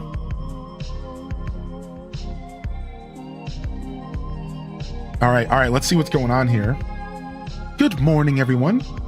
Right now on Gale Island, it's at 10:11 a.m. on Monday, January 19th. I heard Flick is taking their time here on Gale Island. Yeah, and CJ's in ACHD. Makes sense. They can only visit one island at a time. What up, Jesse Cat over on YouTube? Good to see you, baby. And yeah, happy MLK Day, Loud Boys. Are y'all off work today over on YouTube chat? Are y'all off work? Who's off work for Martin Luther King Day? All right, let's going on with my inventory. All right, we're pretty clean here. Let's go check our mail this morning. Me, I am. Yeah. I don't think every business shuts down nowadays, as like they used to growing up, but I think a good amount of people are probably off work today, huh? Me by coincidence? Nice. European enters chat. What's up, VitWiz? Hey. Salutes to our European workers here today. And holy heck, have y'all sent me a lot of mail. Chat, thank you. What the heck is this? A fairy bottle from Testonomics. I'm at work, but I work from home, so I'm just enjoying the stream. Nice. Yeah, we have a Martin Luther King Day in the States every year, and it's around my birthday, actually. It's always the Monday around my birthday. Sometimes it lands on my birthday, and it's to celebrate Martin Luther King and the impact that he had on our society out here in America. I believe it's based off of his birthday, roughly, to give you exacts, I believe, but either way, it was a hard fought day. And not to get too real, but here's some facts for y'all. Did you know that at the time, the American government fought tooth and nail to not let Martin Luther King Day happen? And it took blood, sweat, and tears to have this day commemorated, a day that should have not took that much effort. And even still, when it finally got accepted as a real holiday, there was still one douchebag who didn't want it to happen. Welcome to America. This day deserves to be celebrated, and it's a very powerful day for a lot of people in this country. And while not everyone's gonna care, and that's okay, I think it should be noted that we all know the history of our country. And if you can believe it, there was a point in time where people didn't want to celebrate this day. They fought. People in our government, they fought for it not to be a day. And people had to put blood and sweat and energy into making this a day that's notified. and notarized in our history. Isn't that insane? And that just gives you a little glimpse of the history in our country and just how whack it really can be sometimes. But thank goodness that it happened, and thank goodness that it pushed through and we're able to remember this day for what it really is, because it was a pretty powerful day in our history. Now, you European fam, you know, you might not fully understand that, and that's okay. You know, I'm not expecting y'all to. So sorry, I just wanted to have a quick American moment. Let's get back to the show, all right? let's get back to the show, right? But I wanted to talk about that because this is a special day. This is an important day. We don't talk about it enough, but this is a very important day in our society. And to a lot of people, it's just another bank holiday, but not to this guy. It's not to me. I think it's very important to be observed and to just have a moment of silence and to remember things, you know, keep our history alive in this country. Thank you, Bernards, for 22, man. Can we get a round of H-Des cheers in the chat? Thank you so much, man. Thank you. I appreciate that sincerely. So yeah, this is a bit of a special day, you know, but not everyone's going to observe it, obviously. Yo, Mills Art Nook, welcome to the show, Mills. Good to see you, baby. Yeah, chat blew I'm still celebrating my birthday, y'all. I'm still celebrating my birthday, y'all. Right here, man. Cries in Canadian, all gas. ACSL, Animal Crossing C Lab, like Subnautica, but cozier. I like that. I like that, Mike Travis, dude. I like that, dude. Oh my gosh, dude. Oh my gosh, dude. What's up, Jesse? Good to see you here today. And thank you for the happy birthday love, y'all. We're celebrating all week long. Brazilian here, working for an American company. Work sweet, no stress at all. Yo, what up, Bernards? Thank you to my fellow Brazilian fam in the chat. There's a couple of y'all. We salute you, man. We're international up here. What up, Sam Squatch, baby? Good to see you as well. Yo, welcome in. And thank you, everyone, for being able to have a real conversation, but not turning it into anything strange. You know, I really appreciate that. Thank you so much. I love this community so fucking much, man. Y'all are the best. Oh my, I can't with y'all, dude. That's it. Hold on a second. Give me just a moment here. I got to do something. It's got to happen. It's got to happen. Yo, what's up, Megs by another name? What up, baby? Yo, thank you for the biddies unicorn. MLK helped change our country for the better. I just wish we were further along with less work to do, but it's getting better. You know, it takes a lot of work. That's right. That's right. Cheers to that, man. The work don't stop ever. That's for sure, dude. Especially against tyranny. All right. Yo, thank you for the 100 biddies. Thank you so much. Do you think we'll see ACGC on Nintendo Switch Online? If we don't see Animal Crossing GameCube show up to the Nintendo Switch Online, I'm going to show up to the Nintendo headquarters and I'm going to piss on their front door. All right. Take it as a threat, Nintendo. Take it as a threat.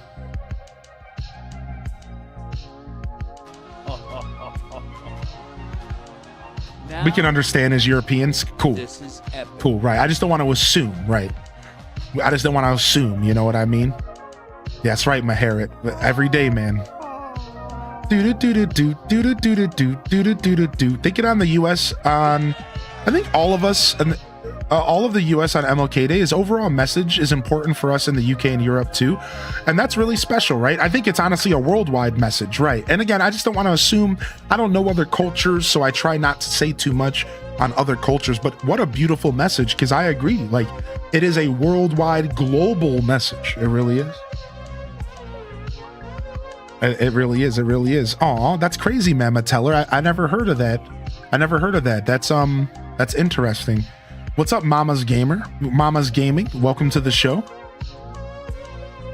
Welcome to the show, man. Good to see you here.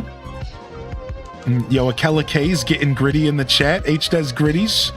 Dark Sunrise, hope you had a great birthday. I did have a good birthday. Thank you. I did have a good birthday. Thank you very much. And I got a good amount of rest. I'm still kind of overstimulated by the past week. I'm still feeling overstimulated, but I'm rested. But the past week was a lot, man. My mom called and I come back to you peeing on Nintendo's front door. What did I miss? I'll join you. Yo, thank you, Cast Off. Thank you, dude. Talnov, good morning, Talnov. Thank you, Sam Squatch, for the gifted and 100 biddies from Unicorn, and we're popping off with a hype train here on a Monday. The birthday hype trains continue. Anyone want to hear a really unhinged story about my mom peeing on Nintendo's door reminded me of? Wait, your mom peed on Nintendo's door already? Wait, I've been defeated in my journey, my bucket list? Oh, wait, I think I misread that message. Wait a second, never mind. We would love to hear a story, Minnie. I think I misread that message. I think...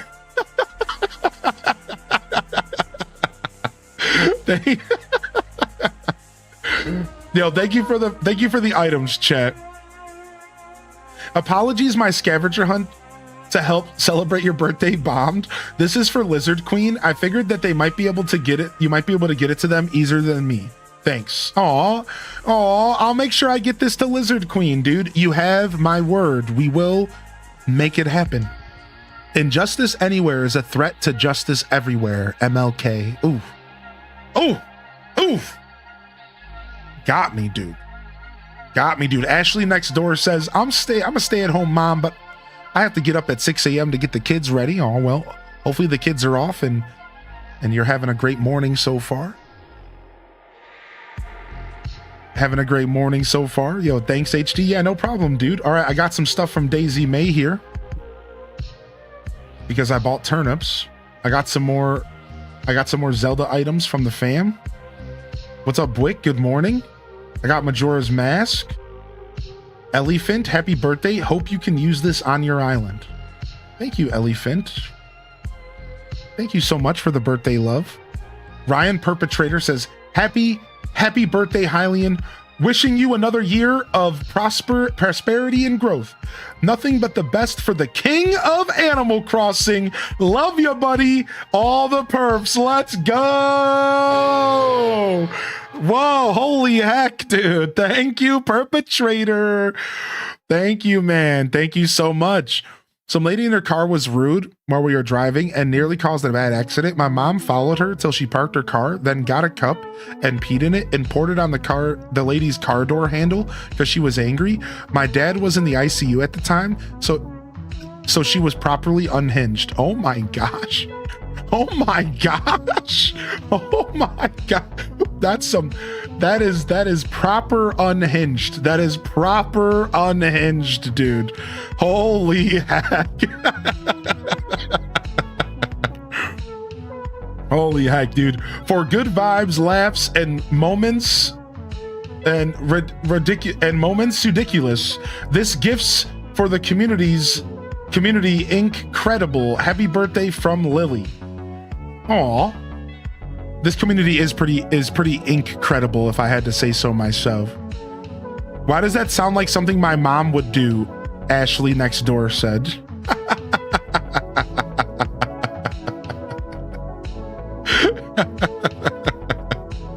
Is that an assault? Potentially, but that's okay. That's okay. You know, we don't talk about it now. You know, we move on. Just like the person in our chat that revealed that he pushed someone down the stairs once. And we all were like, dude, you can't just be going around saying that. And then he replied with, they deserved it. And we were like, whoa, dude, chill. That's assault, brother. We were all like, that's assault, brother. He's like, well, it was like a decade ago. And we're like, well, statute of limitations. Carry on, dude. Carry on. Yo, thank you for the 100 biddies, Sidey. And thank you for the 100 biddies, Casino Roy. Mills Art Nook with the 100 biddies as well. Salutes to the hype train in the chat. I think this one's falling off here. Thank you, Sidey, for the HDes bad as well. Thank you, Sidey. Holy heck. Yo, Ash, dude, good morning. What's up, Ash370? Happiest birthdays to you, Hylian. We all appreciate you so much. Adelepod Alea. Adelepod Alea. Thank you, Leia. Thank you so much, man, for the gifties. I'm so happy that y'all sent me birthday love on game. I didn't even think about it. Today, you're 1 year older and 1 year wiser. Maybe it's time to give broccoli another go. No matter what, you'll always be my baby. Happy birthday, Mom. HDes babies in the chat. Aww. Oh, all right. Thank you for all that you do. I'm so honored to be a part of this lovely community. I can't wait to see what the future holds. So much love and happy birthday from Dear Diary. Aw, Diary, dude. I'm glad to see you. I'm glad to see you flexing your new internet here. That makes me happy. Happy birthday. Wishing you all the best from Jessica. Aw, thank you everyone for the birthday love. We're celebrating all week long. Y'all are the best, man. Yo, what up, UMT? Getting your streak on. HDES runs in the chat. You getting your streak on there, buddy? Good to see you here, man. Alt075, welcome to the show. I thought I'd be playing more Animal Crossing update, but Heartopia is taking all my time. I've been hearing about Heartopia, dude. 2001. Oh my gosh. Happy birthday, HD. Is that the one and only party bagel in my building? What? Yo, HDES hypes in the chat for a 78-month party bagels in the house. What up, baby? Welcome to the Monday morning show. Fresh week, fresh opportunities as the theme of the broadcast here today. Welcome in here, XZY, and thank you for the happy birthdays. Thank you, Marina, on YouTube for the happy birthdays as well. I appreciate you so much, and thank you, Jesse Cat, for the love as well. Party Bagel, good to see you, dude. And Unicorn, my night out was great. I played Magic the Gathering all night. I had great conversations, and I got to see my community, my inner circle of people that support me, and we played Magic. I got a couple Magic cards given to me, a couple packs to rip, and it was fun, man. It was great. It was great. Oh yeah, DM me, Party Bagel. Hit me with the DM, and I'm going to be catching up on them this week, hopefully. I said that last week, but this week I mean it. All right, so hit me up, baby. Good to see you, TPB. What did a party bagel taste like? A party bagel would taste like Michael Scott's pretzel on pretzel day. See, Michael Scott's pretzel on pretzel day was basically diabetes on a pretzel, and I imagine that's what a party bagel would taste like if I had to guess. The works. Yes. That if I had to guess, that's what it would taste like. Yeah. Yeah, dude, Magic was great. Yeah, we did some Commander, and then we did a sealed draft. It was great, dude. Yo, thank you, Tortellini. Hey, dude, good to see you back, man. This stream is in fact live, correct? Yes, this stream is live. Yeah, everything's good here. What's up, Gabby XO? How you doing, baby? Are you okay? Are you still getting the sleep out of your eyes today? What's up, Gabs? What's up, Gab Cat? Both Gabbies. Enjoy the lurk here today. Cool Stardew Man, good morning as well, and welcome to the broadcast. I'm not an Aquarius, but I'm on the cusp. I'm a cusp, baby. I'm a Capricorn with 2 Aquarius parents. So I'm a Capricorn with Aquarius tendencies. And my birthday was yesterday, everybody. So yeah, I'm a cusp, baby. I'm a 18th to 20th is the cusp, depending on which faction you follow or whatever. So I'm a cusp, baby. What's your moon? I don't remember. I got all that stuff figured out in the past, but I don't remember anymore. I gotta go back and I used to know my star. I used to know all of the details, and I don't remember anymore. I gotta go back and look it up. I don't want to say, because whatever I say is probably gonna be wrong. So that's why I'm not giving you an answer, because it's I have a rough idea, but I don't remember. And that kind of stuff you have to be accurate about. I don't want to just throw y'all I think it's this, I'm not sure. I think I have an Earth. I think I have an Earth for my rising. I think I'm Fire rising. Yeah, Fire rising. I think I'm a Fire rising because Capricorn's Earth.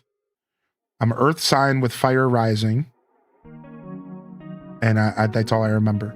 Are you a Pokemon? Yes. Hylian wrong? Never. Damn straight. What's up, Valicia? You're a cusp baby as well, Libra and Scorpio. I get eye rolls when I say I'm a Gemini. One of my best friends is a Gemini, and I love him, but he's quite the character. I'm an Aquarius raised by Capricorns. That's crazy. You're the reverse me. You're reverse me, dude. You're Bizarro World me. Your birthday's in August? You're an October Libra? I'm just catching up on chat really quick here. Just making sure I didn't miss anything. Of course, if I missed anything, you could always repost your message. Do an @HighlyInDescent, highlight your message. Good to see you, Silent Shelf. I will be replying to you, but I did get the message that you sent me. I did get the message you sent me, and I really appreciate you, Silent Shelf, here. All right, before I open up all my gifts, I gotta go drop some gifts off to somebody in the community. And that's more important to me, so let's go do that real quick. I'm a Scorpio and people think I'm using it as a pickup line. Yeah, dude. Scorpio energy, people's energy around Scorpios is always weird. Yeah, that's always oh, you're a Scorpio. And it's like, okay, calm down.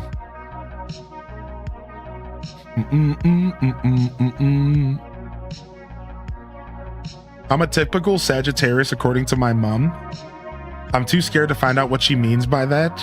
There's a world of meaning behind it, and while it's all simultaneously meaningless and meaningful, really it's whatever you want it to be. You see, want to know what Capricorn means to me? Capricorn to me just means that I am a boneheaded sea goat and that I'm stubborn as all hell. And that's literally the only thing that you need to know about Capricorns. You can get into all the weeds and be like, oh, what does it mean? Or you can just be like, yeah, I'm stubborn. And if I care to believe about that stuff, you know, Capricorns are known to be pretty stubborn, and that's pretty fun, right? And like, that's it. That's like all you need to know. For me, astrology's fun. It's something that I don't take serious, but it's something that I do engage with and I do enjoy. And it's just fun. For me, it's always just been fun. So I always like to describe astrology as, again, it's completely meaningless while also carrying the most meaning. Meaning, it's whatever it means to you. You like what I did there? It's completely meaningless while also being meaningful.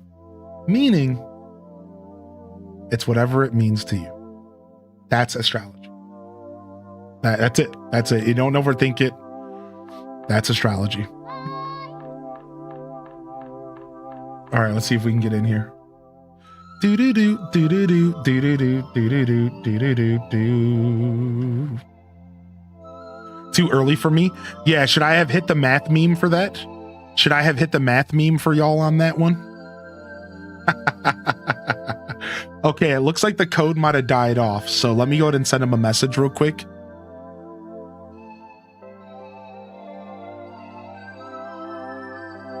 All right, sick. They might have died off. It has been quite a while since I told them I would start the show. Yo, thank you, Seth P, for the gifty poo, dude. I appreciate you, man. Yo, 80 Streaker from Banana Universe. Holy heck. Yo, what's up, Chaff? Yo, welcome to the broadcast this morning. Do Tiny Inferno. What's up, baby? Heather B's in the house. Yeah, welcome to the Monday morning show, everybody. Fresh week, fresh opportunities. I don't have a question of the day today, but we're just kind of hanging out, and I guess actually I will go ahead and write a question of the day today real quick. Let's go ahead and do it. I didn't have time, but I can do it right now. Let's go ahead and do it real quick, and then we'll talk about it, and it'll be a nice pivot here. So question of the day today is, what is your favorite part of the 3.0 update so far? Easy one, right? You know, easy one. Oh, thanks for the Nuckle reminder. We'll get to that here. Easy one. What's your favorite part of the 3.0 update so far? For me, it's the random villagers hanging out. Speaking of, I think it's such OG AC vibes, and I love it, man. I love it so much. It's such old school Animal Crossing energy. You must be a local. I'm obsessed with how friendly you are, Biddy. I can already tell this is going to be the dreamiest vacay ever. Oh, by the way, I'm Ketchup. Ketchup is cute, man. Yep, this gal's on an ultra luxe solo getaway. We should totes hang out while I'm here. Ketchup's cute, dude. I put all mine in kitty outfits. What's up, XX crew? Watching everyone playing is so much fun. Dude, I love Animal Crossing. What amiibo did you use to get the Zelda stuff? Ganon, but you can use any Zelda amiibo. I used Ganon from Tears of the Kingdom, aka Daddy. That's who I scanned my Zelda items in. That's also who I used to get Tulin as well. Darling Ketchup. Daddy. What? I mean, look at him, dude. He's sitting right here.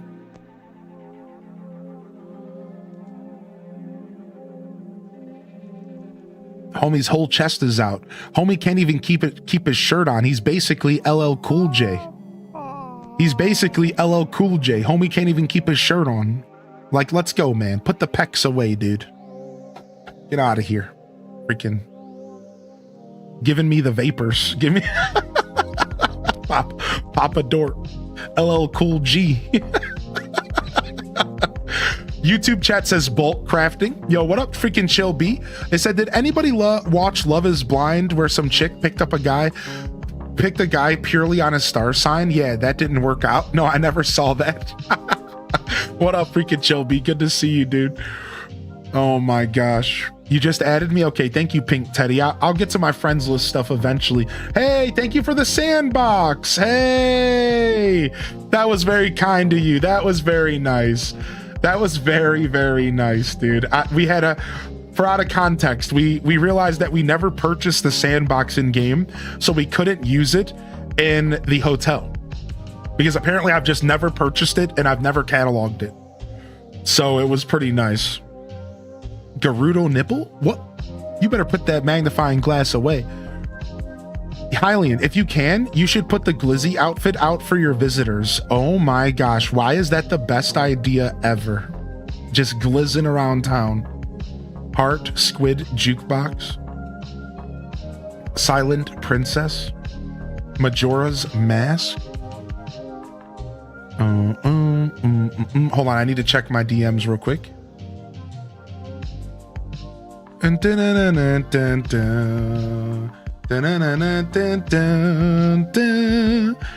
Yo, appreciate you. Yo, good to see you, by the way, Hyrule Holly. I saw you sneaking in the chat room. You can't get past me, dude. You can't get past me, dude. I hope you're doing well. You know, I was strangely just thinking about you because what made me think about you? That I was playing Zelda and I think I met a Holly.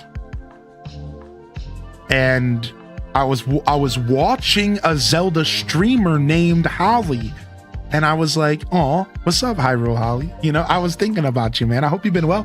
Happy holidays and Merry Christmas and Happy New Year's and, you know, yada yada. Good to see you, and thank you for the birthday wishes, everybody. I did see some birthday wishes I missed. Thank you for the birthday wishes. I did see a couple I missed out there. I appreciate y'all. Thank you so much. What up, Sonic Blast? What up, Sonic Blast?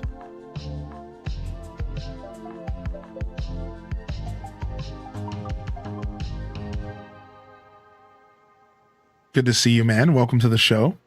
Did you do anything special for your birthday after stream? Yeah, that's actually why I had to end my stream early, because I went out and played some Magic the Gathering for game night with a couple of my homies out of town. And it was good. It was good. We did some Magic. We hung out. We, you know, held palaver. It's just a bunch of nerdy dudes yapping. We talked about the new Fallout show a bunch. Like a bunch, dude. We talked about the new Fallout show a ton. And we were sharing theories about the new Fallout show. I'm not going to share them here because of spoilers. Yeah, I don't want to say too much, but we were talking about the new Fallout show a bunch. Speed bag. Can't wait for the next episode. Yeah, me either. Yeah, Magic the Gathering. Yeah. MTG. Magic the Gathering, correct. What was your birthday dinner? I actually got gifted my birthday dinner while I was live yesterday, and it was lasagna and a salad, and it was such deliciousness lasagna. It was so good.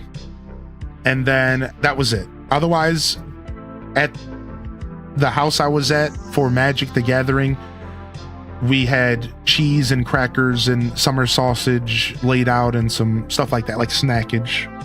So, you know, I dabbled in some snackage as well.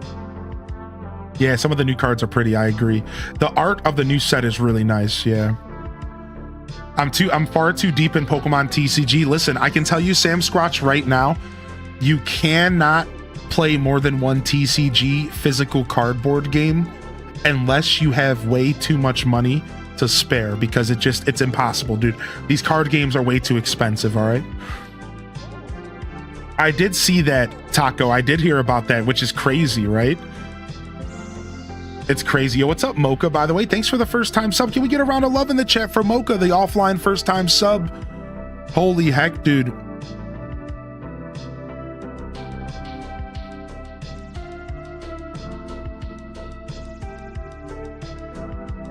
Holy heck, man. Thank you, man. Good to see you in the chat today. What's up, Slippery Slope? What up, Slope? Yeah, dude, my birthday was yesterday. Thank you, man. I appreciate that, dude. Thank you so much, man. Well, don't worry, we're celebrating all week long. We're celebrating all week long. What's up, Magnolia Rose?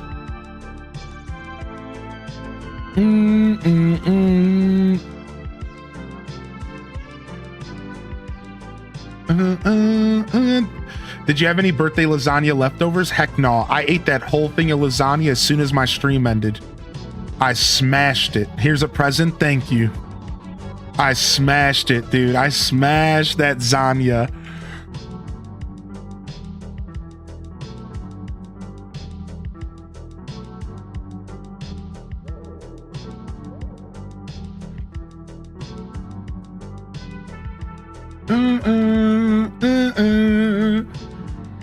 I smashed it, dude. We smashed that lasagna. You sent me something in the mail? All right, cool. We'll make a loop back to our mailbox here soon. What up, Zev?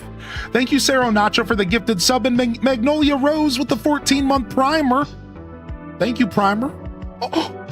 What? What? Hey, you from here? I'm a solo traveler, just seeing where life takes me. My name's Fang. He looks so good in this outfit. Oh my gosh. I'm impressed you'd stop for a chat with a complete stranger like me. Gotta say, I don't hate it. Speaks real well of this island. Y'all must have some big hearts. No, dude, he looks good. He looks good in that outfit, actually. That's sick. I love that so much. All right, we need to go check our turnip prices this morning. Yeah, the lasagna was so good, man. It's good to see you, Sonic Blast. I've never had red Thai curry before. I've had a couple curries and some Thai dishes, but not a ton, man. I would love to eat more Thai, and I would love to try more curries. I want to make my own curries, is what I really want to do for Scuffed Eats and stuff. I'm trying to get into my curry era here. Also, Sonic Blast, dude. Congrats on the refurbishing of the house. Got your kitchen and bathroom for your flat refurbished. Sounds like things are looking up. Yo, Vanessa, by the way, Vanessa, good to see you back in the chat. And Geeky Ray, it's good to see you as well. And we got True 007 in the house. Enjoy the gifted sub and welcome back, man. Not a problem. Do you know I like to give back? You know, what's up, Lil Blueberry? I saw you sliding by as well. I'm just catching up on chat real quick here, making sure I didn't miss too much. And Jalin, you do the amiibo in the resident services. So Jalin, you scan your amiibo in resident services and you invite the villager to your campsite, and then you'll have all of the items. This goes for Splatoon and for Zelda. So once you scan the villager to your campsite, you go over to your promotional items and you scroll down and you'll find your Zelda items, you'll find your Splatoon items right here, and you can order 5 a day, or you can ship 2 a day per friend, so you can help your friends out and ship them 2 items a day, or you can order 5 yourself a day as well. Yeah, no problem, dude. All right, let's check those knit prices real quick. Some Ganon turnips.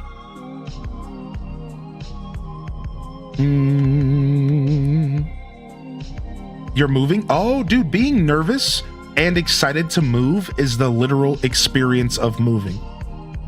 84 bells. All right, we're down by 10 this morning. We'll check the price again in 45 minutes, but we all know how this goes. That's literally how this works. You're always down at first, so. All right, we need to go make a new slingshot, and I would like to go and check my dock and do some dailies. There was a couple things I wanted to catch up in the Discord here this morning as well. Before I get too far away from that, we've been chatting for most of the morning here. I would get an Animal Crossing tattoo. Yeah, I've always wanted to get a handful of tats, but I never committed. And the truth is that while everyone's a little intimidated to get their first tattoo, the main reason I haven't gotten one is because I'm a cheap individual who never wanted to spend the money on the tattoo. Every time I went to get one, it was like $300. I'm gonna go instead not do that. I'm gonna go buy things.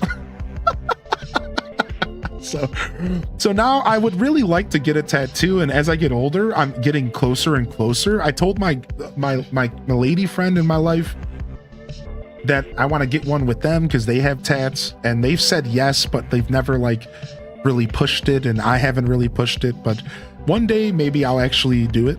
I think the first tattoo I would get is lyrics from my favorite musical artist, probably, and it says, "I'm not a prophet. I'm not the second coming of Christ. I'm just a mason with a will to build and a little advice." And then there's also a line that has something to do with kissing a speaker wire, because I'm a music buff. I also would like to get a Triforce tattooed somewhere because I'm a Zelda buff, and that's a very standard tattoo that all Zelda fans like to get. Somewhere on my body would be sick. I also would like to get, and this is the big tattoo dream. If you guys know who Porunga is, let me show you really quick. All right, so Porunga is a dragon from Dragon Ball Z that has a massive upper body like a human, and it's real weird. Well, I want to get this guy Porunga, but I want to get him doing the B-boy stance, which just means with his arms crossed with all the Dragon Balls around him. And this would be like a massive back tattoo, like a massive back scene of Porunga B-boy stance, maybe even with some shades on or something silly with the Dragon Balls around him. All right, and those are all of the different tattoo dreams I've had so far. You know, I would probably start small. I would probably start small. Let's be real. All right, we got some stuff to cook here, which is nice. We'll do that stuff later. I'm not in the mood yet. What's your pain tolerance? I don't know. I mean, it would be tested, right? I think I have a decent pain tolerance, but sometimes I get teary-eyed when I have to pluck eyebrows. So I don't know, man. I don't know. I think I'm a big baby, but maybe I have a pain tolerance. I don't know. Don't even get me started on nose plucks. I don't even do that. I just trim it. It hurts. That's because eyebrow plucking hurts. Okay, so it's not just me then. All right. Yeah, Spartan Leonidas. Yeah. So it's not just me. Okay. You got the Hylian crest on your shoulder. Oh, I'm so jealous of that. I would love the Hylian crest. Maybe even instead of the Triforce, right? Maybe even instead of the Triforce. I would love to get a scene. Here's another idea. I would love to get a scene that has lightning poles, electrical poles, with shoes hanging on the poles, but the shoes are Sonic's traditional shoes. So like, I don't know how to picture it, but like imagine like a scene with electrical poles with lines, and then the shoes hanging on the poles would be Sonic's shoes to represent my boy Blue. And then another idea is stolen directly from my favorite music artist. He has up his arms, must not sleep, like literally tattooed down his arm, must not sleep. And then down the other arm, must warn others in big block text. And I wouldn't want to copy him directly because that feels a little lame, but I really want to get must not sleep, must warn others somewhere on my body. I thought about like down the back of my calves or something, even though I've heard calf tattoos are terribly painful. So I don't know where I would put these lines, but I would want to put them somewhere. Must not sleep, must warn others. Yeah, tramp stamp, shut up. Yeah, must not sleep, must warn others. I love that line, dude. It's an old Ace bar, and he has that tattoo, which is my original reference. Is that a Nightmare on Elm Street reference? I believe it is, but Ace has never directly talked about it, but I believe it is. Yeah, Aesop Rock, I believe that is a direct reference to Nightmare on Elm Street, but he's never talked about it, which he's just an artist who doesn't always share his inspiration, which is his right. So I don't know. I've always thought that it was a direct Nightmare on Elm Street call out, and he is older than me, so he knows those movies probably even better. So you want to get the Animal Crossing balloon present tattoo? Nice. Yo, Captain Fox, thank you for the belated birthday, dude. What up, Captain Fox? Good to see you, man. Thanks for tuning in over to the YouTube. I'm going to write and publish a book about you in Heartopia. When you eventually play, you'll be able to read it. Wait, really? Dude, sick. Somebody's writing and publishing a book about me. I'm so excited. Sweet Nonsense says their right arm is a sleeve of Studio Ghibli. Grew up on Ghibli and was stationed in Japan and just solidified my love for it. Aw, that's so special. Just avoid the collarbone. I've gotten my whole back and half crest tattooed, and the collarbone was by far the worst. Oh, balloon. Speaking of balloons. I don't know if I ever got an Animal Crossing tattoo, it would probably be. If I ever got an Animal Crossing tattoo, it would probably be. Hold on. If I ever got an AC tattoo, it would probably be maybe like just a little gyroid, but like Lloyd, specifically Lloyd from Animal Crossing GameCube. But the problem is he kind of looks phallic, and I couldn't help but I don't know if I want a phallic image on my body like a gyroid. So I'm not sure about that one, right? I think that one's a little bit not good. Tangy. Here's the thing. I'm not sure how Tangy would look in tattoo form. Like, I'm not sure if I just want like Tangy's face. Now, what I thought was Tangy's leaf tattooed on my bald head. And then I could be Tangy and I could have Tangy's leaf right here, the whole leaf on my whole cranium. And I could be Tangy.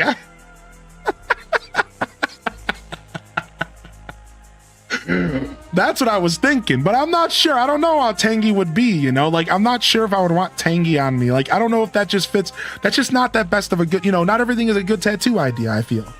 I think sometimes stuff is not meant to be on, like, that just doesn't feel as cool. I would almost want something more subtle for AC, or like the trees, or like something that represented the games, but that wasn't like a direct character from the games. But like, if I chose a character, the truth is I think I would choose Blathers. Because as much as I love the villagers, Blathers is actually one of my favorite characters from the game, and so is Tortimer. So I think if I chose a character, I'd probably choose like Blathers or Tortimer. Because I think those characters like are a little bit more of an embodiment of like me as an ACer, despite my absolute undying love for Tangy, right? So like, yeah, like I think if I really decided to do something for a tattoo for AC, I think it would be more along the lines of something like that. Yeah, like, yeah, you know, just like some kind of imagery that represents AC, specifically the older games is what I would maybe look for. Something maybe from the old school, because I like Animal Crossing GameCube's my favorite. So, dude, that's so funny. Townlov, get out of here. Not Rolf from Edda and Nettie. What's up, Shady Wadey? Welcome to the show today. All right, I wanted to quickly check a couple things out this morning, just a couple quick things. So first off, somebody mentioned this game called Cozy Caravan, and we're gonna check this out real quick.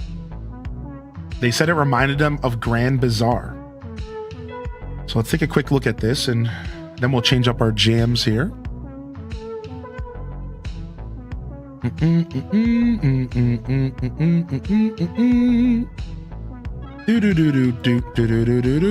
This game is called Cozy Caravan. This game is called Cozy Caravan. Let me catch up on the chat real quick. Make sure I didn't miss too much here. We're always digging into the chat on Mondays, so I appreciate any patience. We're always digging into the chat on Mondays. What's one Aesop Rock album you would recommend? His most recent work is fine. Black Hole Superette. I always just recommend Aesop's most recent work because Aesop is always reinventing himself and he's always better than he was on the previous album, in my opinion. So just go listen to his newest album and you either like him or you don't. Aesop's a very just, you're either gonna like him right away or you're not gonna. That's just what it is, right?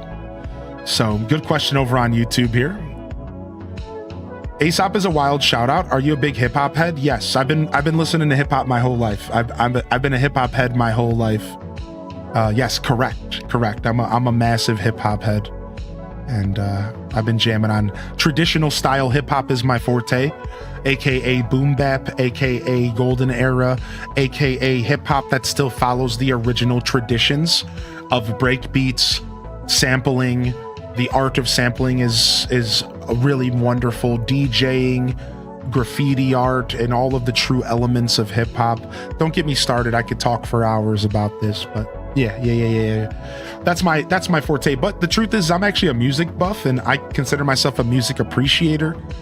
And I listen to a lot of music and a lot of different genres. Hip hop is what started my musical journey, but at this point, I couldn't even tell you what kind of music listener I am. I'm just a appreciator.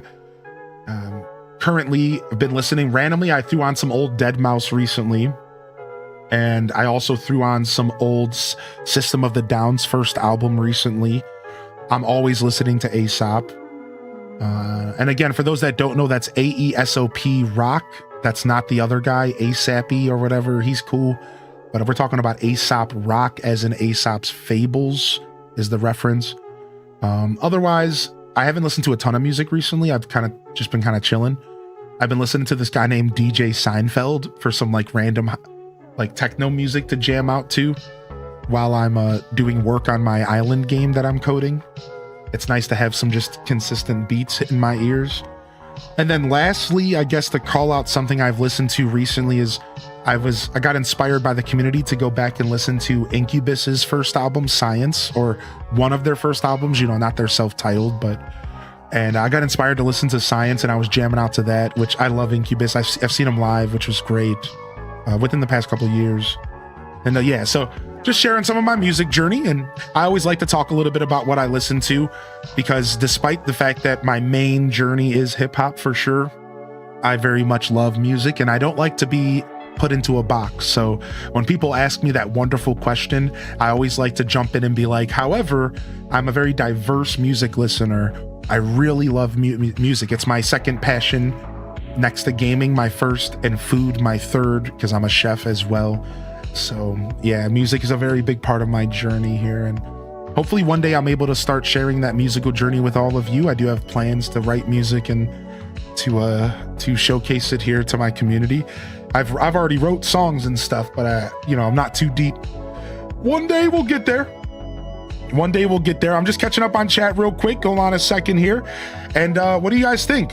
Can we get some HDES goods or HDES bads here for this? What do we think about Cozy Caravan? What do y'all think about this? I'm assuming this game has here, let's actually listen to the sounds and stuff. I'm assuming this game is they said it was like Grand Bazaar, so I'm assuming it has like a shot mechanic. Let's see here while I catch up on chat. Hear that? That is the sound of Harvest Vale. Take a deep breath.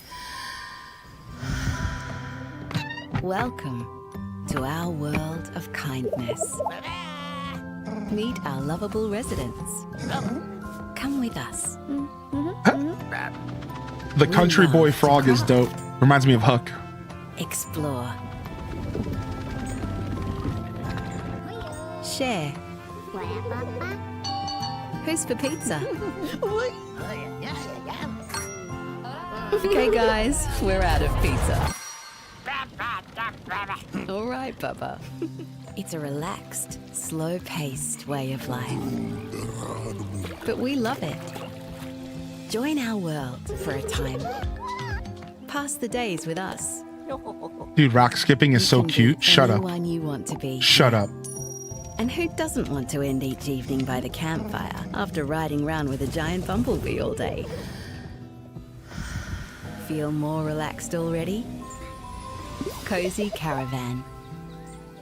Feel more relaxed already? The Cozy Caravan. Cute. Cute. Yeah, what do y'all think here? Give me just a moment to switch up the jams here. Let's go ahead and throw up, why don't we throw up, I'm gonna spin some awkward dance music again. Sure. Yeah, let's do that. All right, I'm still catching up on chat really quick here. Hold on. Your first mistake was thinking about a tattoo that's cool or not cool when you should be thinking about, is this me? I agree with that. I might have used the word cool or not cool, but what I meant is I don't want Tangy's face on me. I don't think that's cool for me.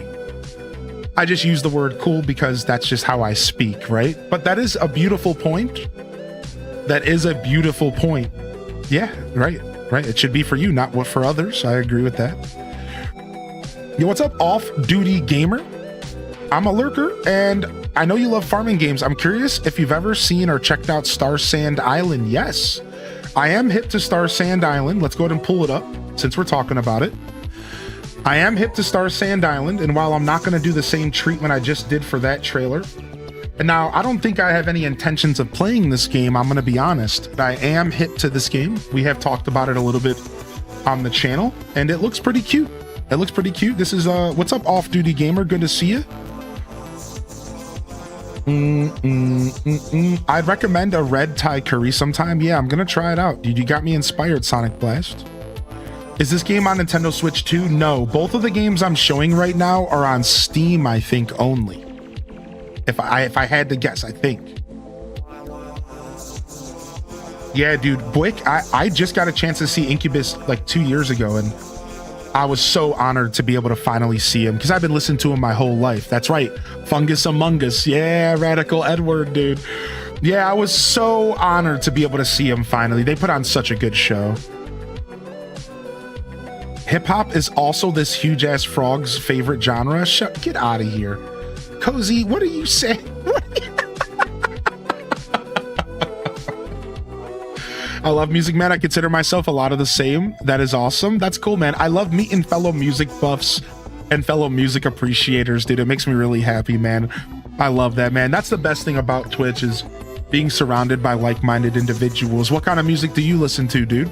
Or what do you jam on? You know, I always tell people when they ask me, what do I listen to? I always tell them, you have to ask me what I'm listening to right now, because I can't answer what I listen to with just 5 words, right? Like, I can just tell you what I'm listening to right now over the past 2 weeks, because it's forever changing and evolving. Some days I'm listening to Darius Rucker. Some days I'm listening to The Uncluded. Some days I'm listening to Aesop. Some days I'm listening to Dream Theater. Some days I'm going back and I'm listening to Incubus. You know what I mean? Like, I'm all over the place, right? So you just gotta, I can just tell you what's around right now. Right? You should check out Mary J. Blige. I'm already hip to Mary J. Blige. Yeah, dude. She's OG. She's been around for a long time. Yeah. Oh yeah, I'm hip, baby. What up, Twitch Thomas? Thank you, Anonymous, for the gifted sub. Bringing them in, badging them up. Bringing them in. Can we get some love in the chat for that, dude? Thank you so much.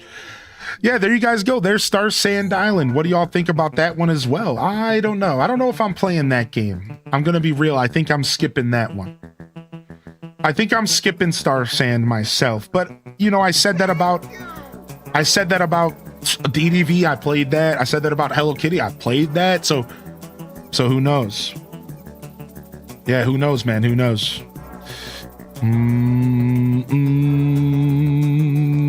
You just got to... What if you just got a tattoo of a tangerine with a leaf? Now we're cooking. Now we're talking. You could get a gaming themed tattoo sleeve. I've always wanted to get a gaming sleeve. Yeah. I've always wanted to get a Teenage Mutant Ninja Turtles sleeve or just a gaming sleeve that represents all of my favorite games, which right off the gate, it would include Mega Man, Zelda, Kirby, Animal Crossing. It would probably include some like real deep cuts. Like I'd have to get some Sonic in there. I'd have to get some, like, I almost would want like this. Like there's some real like goofy games I played as a kid that like have stuck with me throughout my life. Like for example, like Friends of Mineral Town, the original Harvest Moon. I could probably think about 10 games that I would love to get like incorporated into a sleeve, like even just off the top of my head, you know? I have not played Snacko, but I have heard of Snacko. I'm not hip to that one yet. Hip hop is only for criminals. All right. Well, that was said in our chat. I guess I'm a criminal. It did say this game would be coming out for PS5 and Switch. Yeah, I think Star Sand Island is going to be a pretty big release. So I think a lot of people might be checking it out. I'm not sure. I'm excited to go to the library, only to realize that it's closed. Oop, rip. What's up, Brittany BCH? You know, I've been looking to get to my library here again as well. My library actually is so nice, and I almost went to rent a movie the other day, but I never went in. I was a little too busy. What's up, Abby in Wonderland, by the way? And I get it. My repertoire includes Bone Thugs and Harmony, Christine Aguilera, and Hootie and the Blowfish to Mozart. It's easier to tell people what I don't like. Yeah. And Marina says they've been on a bossa nova kick, dude. Mozart, man, I want to listen to more classical. I went through a classical era back in 2007, and I haven't really gone back. I want to go back into a classical era again, dude. I really want to, man. Mary J's top 5. I'm just catching up on chat here, man. Yo, Gold Giraffic, what up, baby? You're listening to a Japanese band called Chage Asuka. I wasn't paying attention. Play it again. Get out of here, Valicia. Yo, what up, Kai Bells? Elliot Rosewood, welcome to the show. I've heard of Baby Metal. Old school Donatello. Donatello's my favorite turtle. How'd you know? Yo, how'd you know? Bow staff superiority, man. How'd you know, baby? I wish you would give The Weeknd a chance. I might one day. I haven't given up on The Weeknd yet, despite my attitude towards them in the past. All right. I haven't given it up. All right. I'll give them a try one day. And yeah, I'm doing pretty well, Kai Bells. Thank you, man.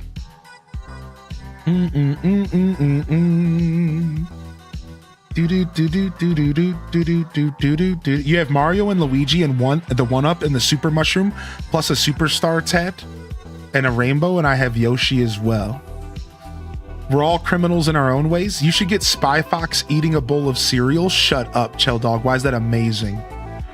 Who am I blocking for the hip-hop comment? I think it was just a joke taken too far, y'all. Sometimes burrito salad likes to push the fold, but I don't think they meant any harm if I had to guess. Yeah, they're just being punks, dude. I'll vouch for the troll this time. Yeah, well, he was just being a butthead. What's up, Indri Bagel? Good to see you today. And welcome to the show. Someone asked what music I listened to recently, and I just blue screened and didn't reply. Not the blue screen. Stop, dude. Oh my gosh, man. Right now I've been on a weird Outcast kick, dude. Ain't nothing's AT-Aliens, baby. 2 dope boys in a Cadillac. But honestly, I started off like everybody else with Stankonia and like Sorry Miss Jackson, right? Because like I'm a 90s baby. But eventually I went back in time and I got hip to AT-Aliens and some of their classic albums. Man, I'm not gonna lie, there's nothing better than throwing on a classic Outkast album and then cruising in your car. You will never experience Outkast the same if you listen to it while cruising, I'm telling you. Same thing goes for Jay-Z's first album, first major album. with what's the name of that album? Oh, I'm blanking on the name of the album, dude. Hold on. It's one of his first Reasonable Doubt. If you spin Reasonable Doubt while cruising, you will never want to listen to it again without cruising. It's insane how that works, dude. It's insane. Like Reasonable Doubt, it was designed for car speakers while driving. Like I am convinced that they considered that while producing it. Like it's insane how some albums sound in the car, dude. Nowadays, it's not quite the same because that was an era where listening to your music in your car was like a new novelty thing. So they were making music for that experience. I swear they were. Whereas nowadays, it's not like that. Like people just listen to music everywhere all day, all types, doesn't matter. So I don't think music is designed quite the same as far as for the car experience. All right. Yeah, dude. Love Below and Speaker Box. That's one of my favorites, actually. I spin that like relatively often, actually. I like that album.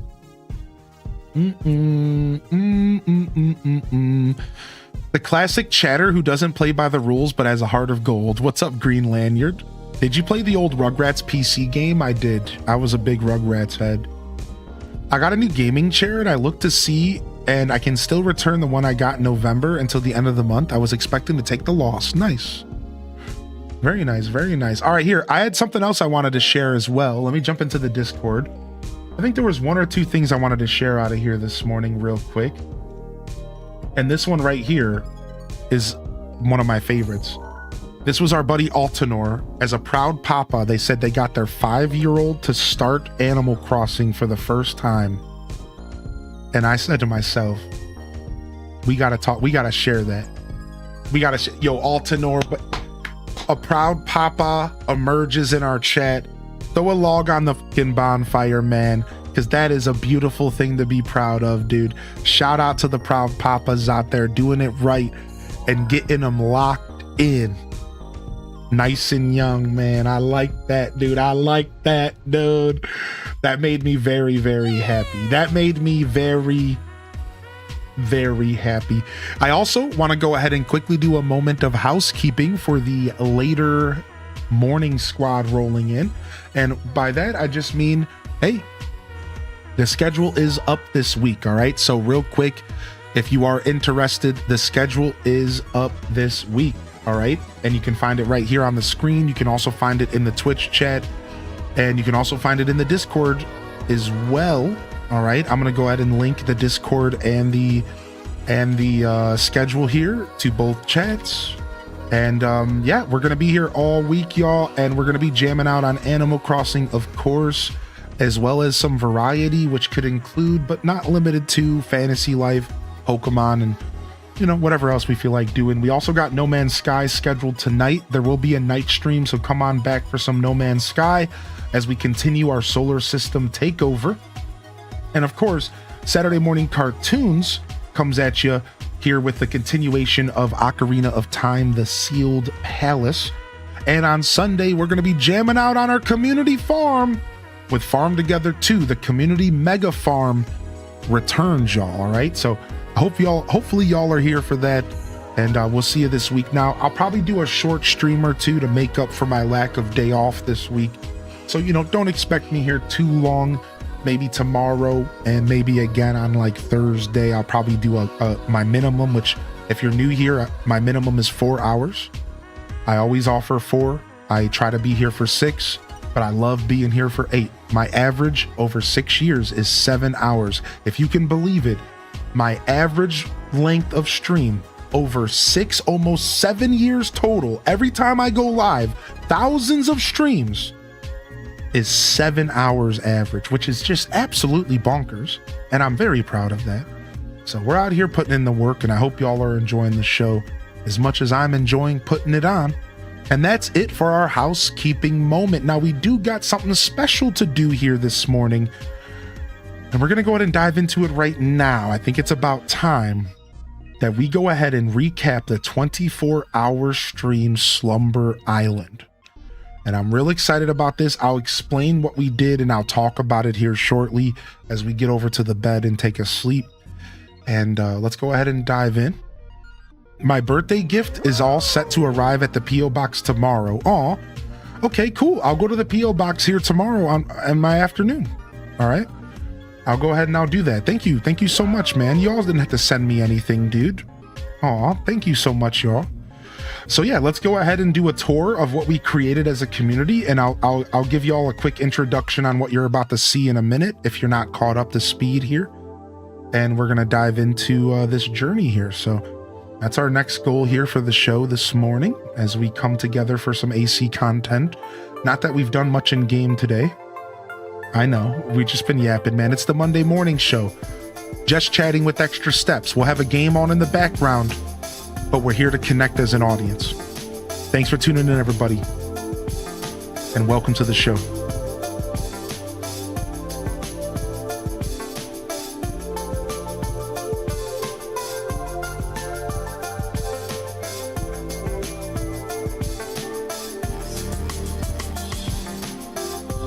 Thank you so much, Cozy, for the gifted subscription over to Jackie, and enjoy that gifted sub, Brittany, on the house. And it's good to have you here today, man. Good to see y'all. We already smashed our 40 like goal on YouTube, and we're well on our way to 50. If you're enjoying the show on YouTube, sound off in the YouTube chat, and please consider hitting that like or even subscribing if you want to keep up with my content. Because despite the fact that I'm here most days, it's nice to get a notification for those days that I surprise y'all. All right. Wait, why didn't I go to slumber time? What am I doing wrong? I can't slumber now? Why not? What happened? Oh, somebody just moved into my house. I see. All right, let's see who's visiting real quick. Okay, sick. See you later. Bye.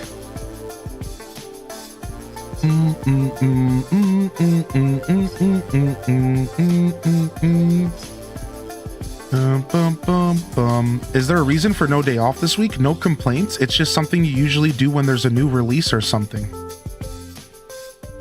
Ahem.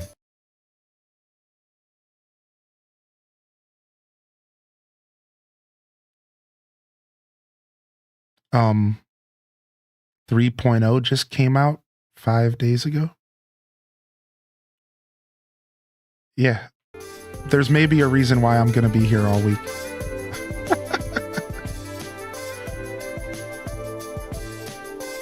Maybe.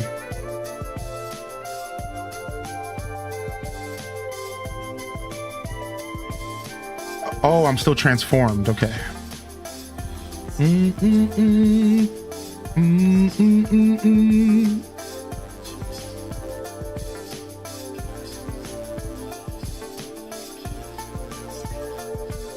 Frick, I'm pressing all the wrong buttons.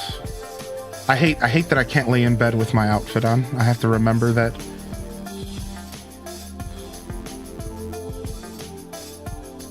It's the not complaining, but are you okay that got me? Yeah. Yeah. We're just teasing you, Kai Bells. Yeah, man. New Animal Crossing updates, y'all. Of course I'm going to be here as much as I can. That's how this works, you know. I am the king of Animal Crossing, or so they tell me. Apparently the word on the street.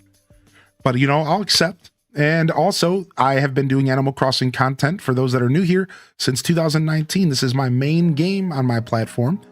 And I will, of course, I'm going to lean into a brand new update for the game that I've been focusing on for a long time. Of course. Now, you might be thinking, oh, well, it came out last week. Well, we're not quite done yet.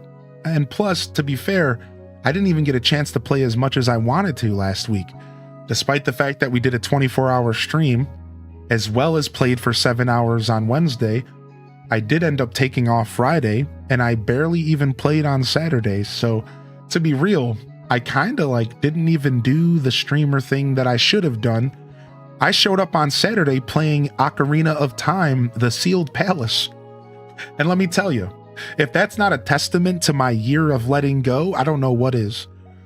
Even just a year ago, if year ago me would have found out that I showed up after a brand new Animal Crossing update and played 6 hours of a Zelda game from 1947, they would have been pissed at me. They would have punched me in the mouth.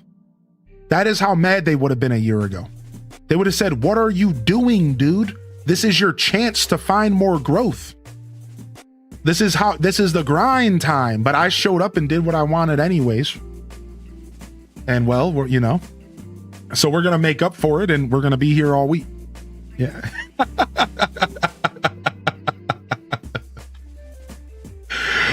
Yeah.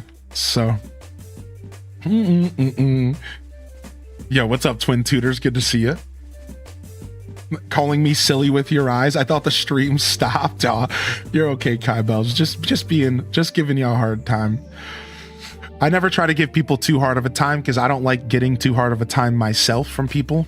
But once you're long enough in my community and once I'm comfortable enough with you, I do like to give you a little tease here and there. So I really do hope you didn't mind. Thanks for being a good sport. And, I don't ever like to make anybody feel bad for asking questions. I want to be real for a second.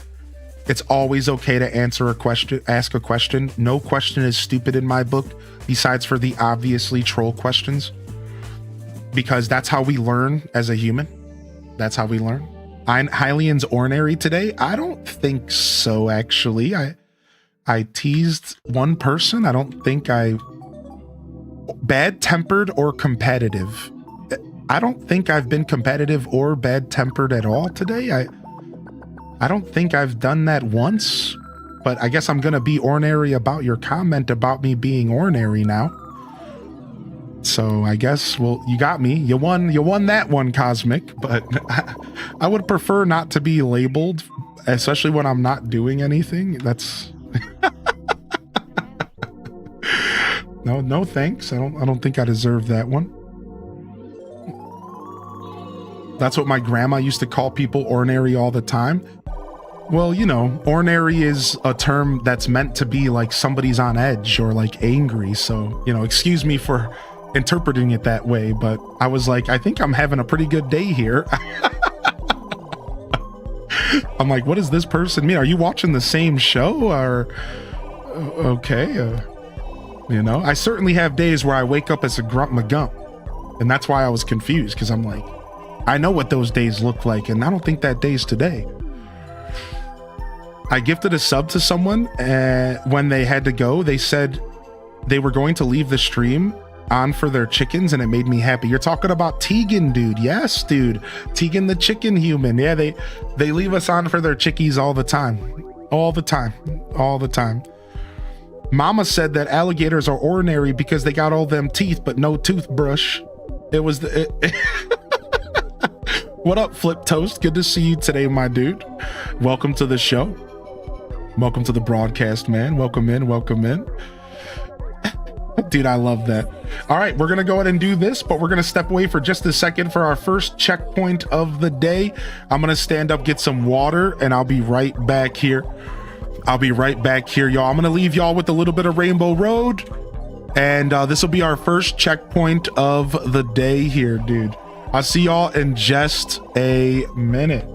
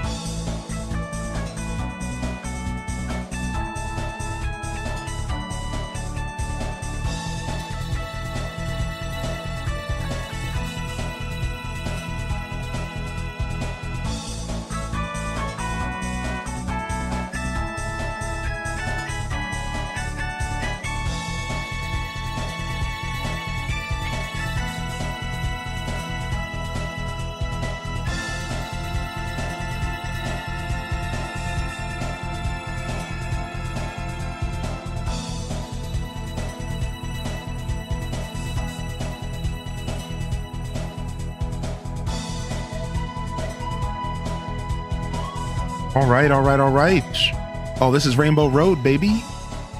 This is Rainbow Road 64. All right. Yo, you've made it to today's checkpoint during the broadcast. You made it. Let's take a moment to reflect. And thank you for being here today, y'all.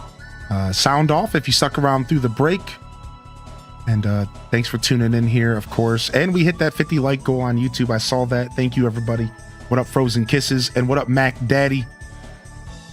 Fresh week, fresh opportunities. Name of the broadcast here today. All right, we're calling for the Nuckle. Let's do the Nuckle first. Then we'll do our island recap. All right, we'll do the Nuckle first here. Good call out. Good call out there. All right, here.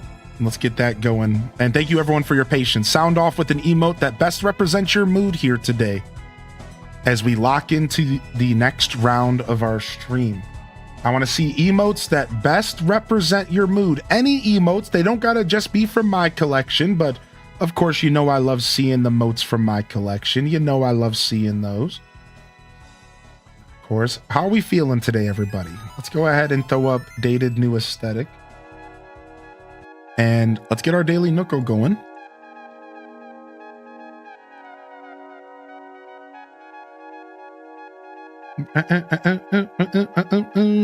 Yo, appreciate the follows coming in. Good morning, everybody. Oh, look at that. We got some link donks. I see some God blesses.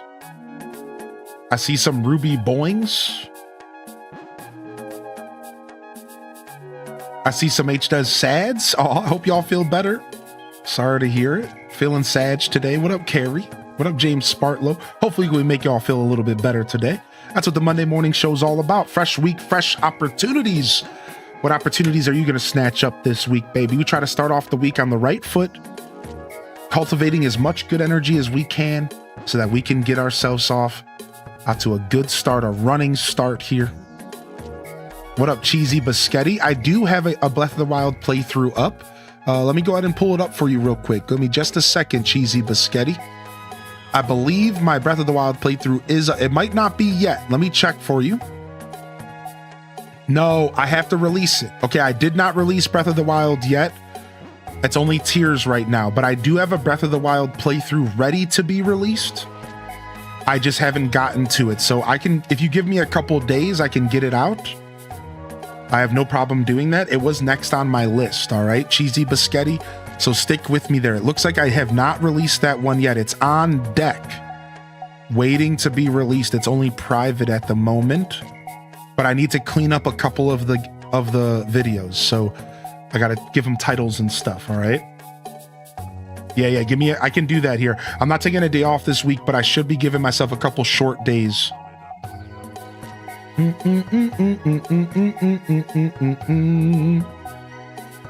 Interesting. Okay. I just want to apologize in case you missed it. Oh yeah, you're okay, dude.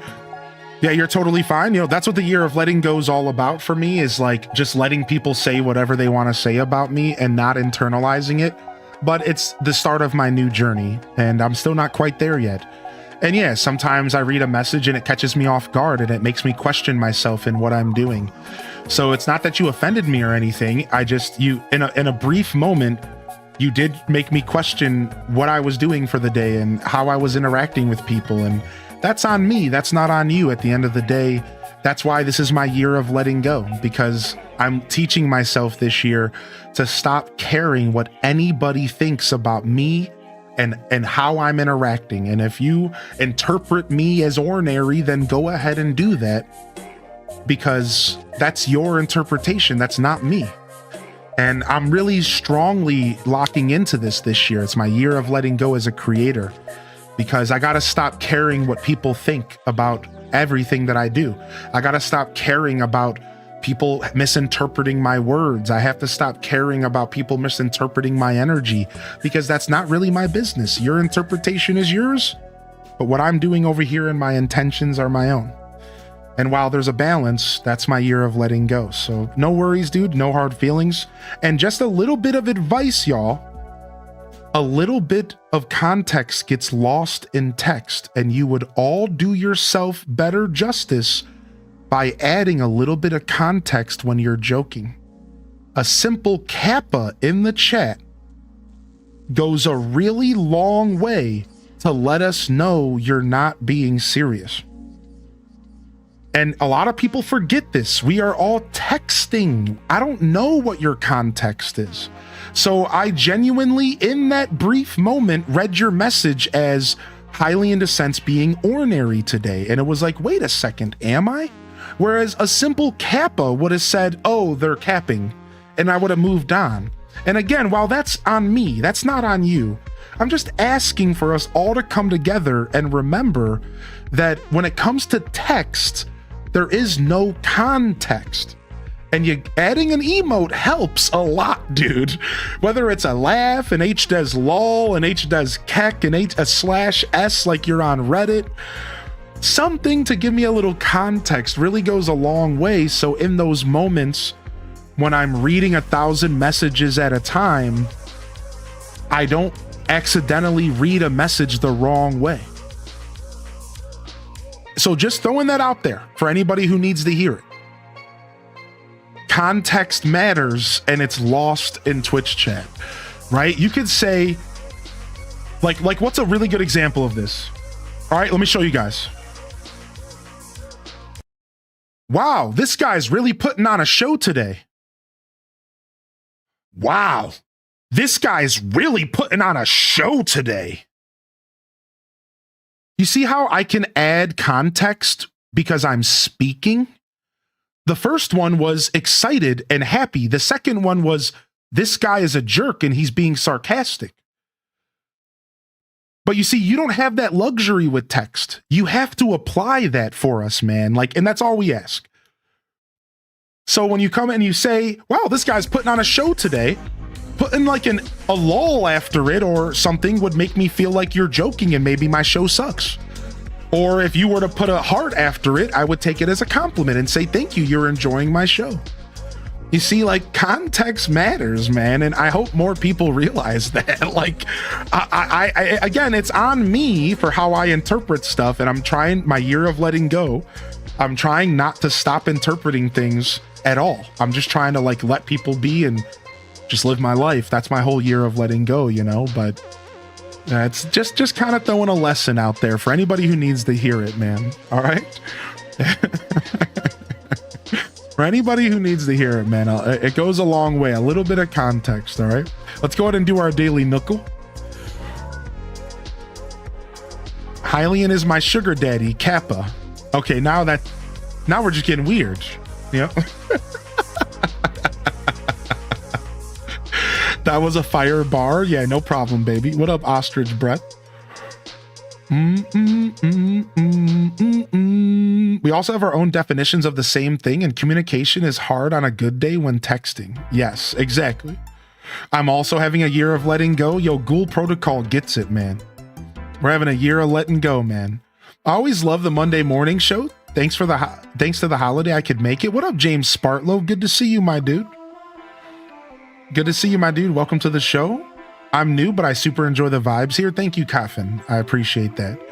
This is why my husband and I always discuss everything and make sure that we did so when we're in the long distance relationship. No text messages about important things. I think that you understand that most of my chats are lighthearted and jokey, but I still use HDoesKek just to make sure. Well, yeah, it's hard for people. We don't have to stay on this topic for much longer, but I don't think people understand what it's like to read 1,000 messages per minute. I don't think people it's, you have to understand that you start to lose a ton of context. You start to lose a ton of context. Everything starts to blur together. And nobody appreciates this about streamers at all. Nobody talks about this. So we get put into these weird positions where, look at 10,000 messages have been sent in my chat already, and I haven't even been live for how long? Like, no, here it is. Sorry. 3,768 messages. And I've probably read all of them. Sorry. 3,700. Like, so that's the thing you gotta realize is like at what point do you perfectly read every single message? You can't. You don't, dude. You can't, dude. Like, it's not possible to perfectly navigate a chat with thousands of messages, right? Like, so again, like having a little bit of grace and thinking before you type in a Twitch chat goes a really long way, man, because like at a certain point, dude, we're like tired. Our brain has hiccups, dude. Like I'm literally reading every single message that comes into my chat on Monday. Like, obviously I'm going to make a mistake every once in a while. You know what I mean? Like obviously I'm going to interpret something wrong and like get it out of context and like not think about it. Like, you know what I mean? Like, that's just how that works, dude. You know? All right, let's go. My reading comprehension's so bad. Mad respect for you, man. Yeah. Like, it just, you know, it's sometimes it's nice to talk about this stuff because I think people just kind of forget and they like don't think about this.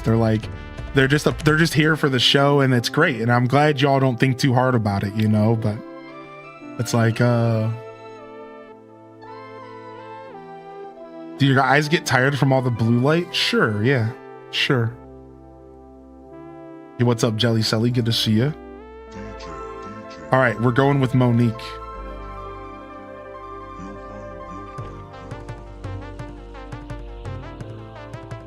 Everybody should watch the Key and Peele sketch on this if they haven't seen it. It's spot on and hilarious. Dude, Prince Bo, I've never seen it. I love Key and Peele. I'm gonna have to check it out. All right, we got Libra. That's good. That's actually a pretty massive start, and we know it's a male. So we can click Libra, and we can click male. And there's only so many Libra males. Like, this actually might be an easy one. This one might be an easy one here.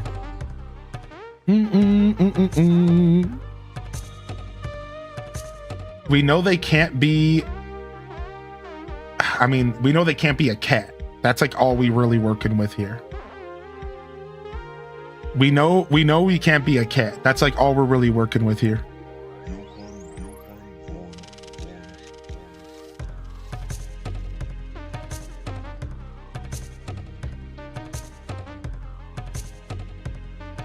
Benjamin.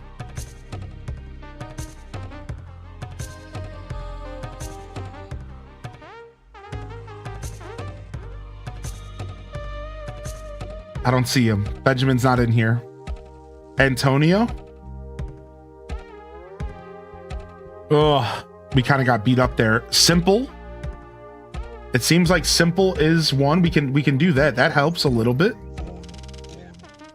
All right, that was just a guess. All we could do is guess in the dark there. Now we know it's not an anteater or a cat.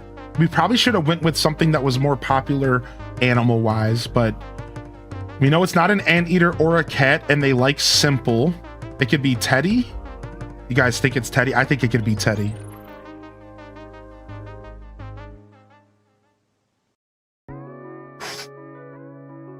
We didn't get any information except for what it's not here. We know it's not pink purple, not aqua blue, not orange yellow. If we really wanted to get technical here, we could play with the colors, but that's a little messy.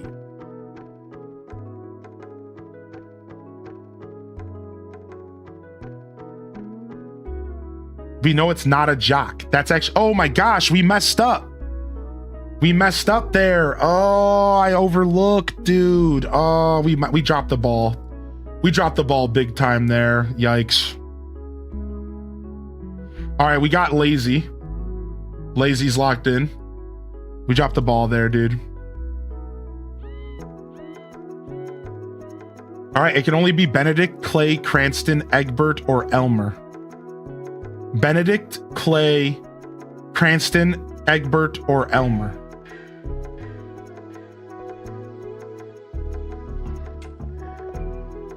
Oh, Oh, we got the colors somehow, dude. Beige and brown. This is probably gonna be it. Clay or Cranston? Shut up. Which, I don't know. We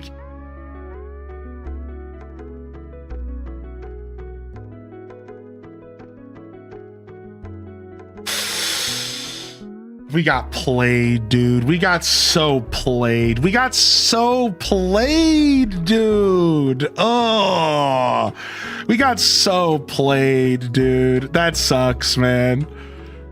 We got so played, dude. All right. Let's go. All right, it's now time for another edition of Nookonomics. All right, and today's item here is Antique Bureau.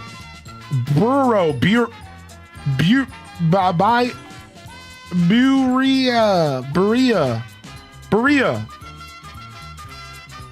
Antique dresser. Just call it a gosh darn dresser. Sorry. Anyways. 5,400, Bob. Oh, up 2 arrows up. 2 arrows up. More than that. We're not even within 25% of the price. This ain't cheap, y'all. This ain't cheap. This is antique. This is antique, y'all. This is antique, y'all. 74,999, Bob. Whoa, way down. Now y'all are popping off way too hard here. You need to calm down, Bob. You need to calm down. Y'all are popping off, dude. 2,500 from Seth P. 25,000 rather. Ooh, we're getting somewhere. We're within 25%. We are within 25%. We're getting somewhere. We're getting somewhere. 250, Bob. Ooh, we gotta be like right there, dude. We gotta be like right there. 24.95. Oh, 20,000. Who had it? There was a bunch of those right out the gate. Who had it? Y'all were killing it today. Another episode of Nookonomics. All right, there you guys go. Nice. Not too bad. We didn't do too bad. Not too bad.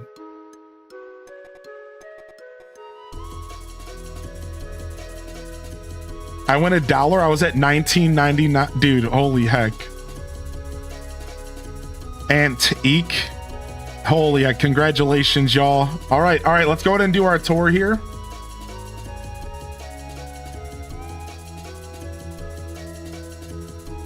We're going to show off our island here. We're going to be turning this into a YouTube video. Let me go ahead and explain exactly what we're about to do here. All right.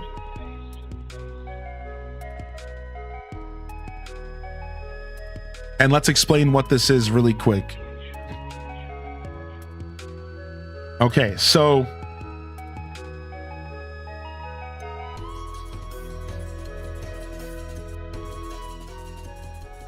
sorry, I need to change up my jams real quick. Let's do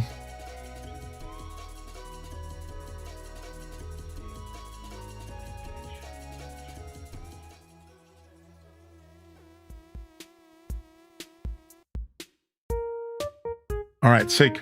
All right, y'all. We could do the music in game, but the music in game changes when I do the night stuff. You know, I'll probably end up just doing another tour of this off stream to make the video. So that's what we're going to end up doing. So we're just going to do this now, and then I'll do something personal off stream so I can get it without my face and all this stuff in the way. Yeah, that's what we're going to do. All right. So this is just for all of you, for the live audience here. Oh, and look at that. There's a balloon in the Twitch chat. There it is.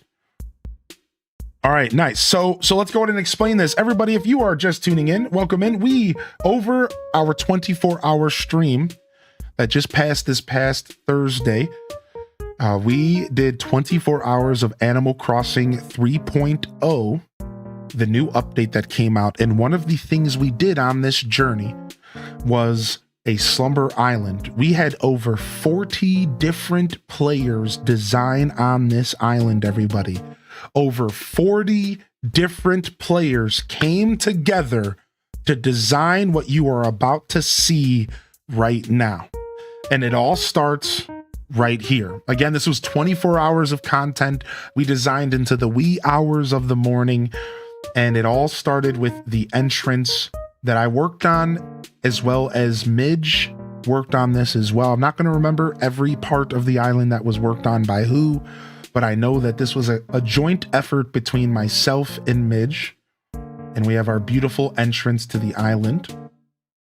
And I really enjoy what we ended up doing here. I wanted it to feel regal and very, courtyard of a Zelda game. And Midge definitely helped me make that a reality. And we got of course, a couple little references to Zelda, because I didn't say this, but our theme was Zelda. The theme was The Legend of Zelda Hyrule. And while we didn't stick to the theme 100%, because that wasn't the point, we did manage to make some really cool references to the Zelda franchise, while also just letting people do whatever they wanted and however they interpreted the Hyrule theme. All right, so this is where things start, and we're gonna go ahead and jump over here.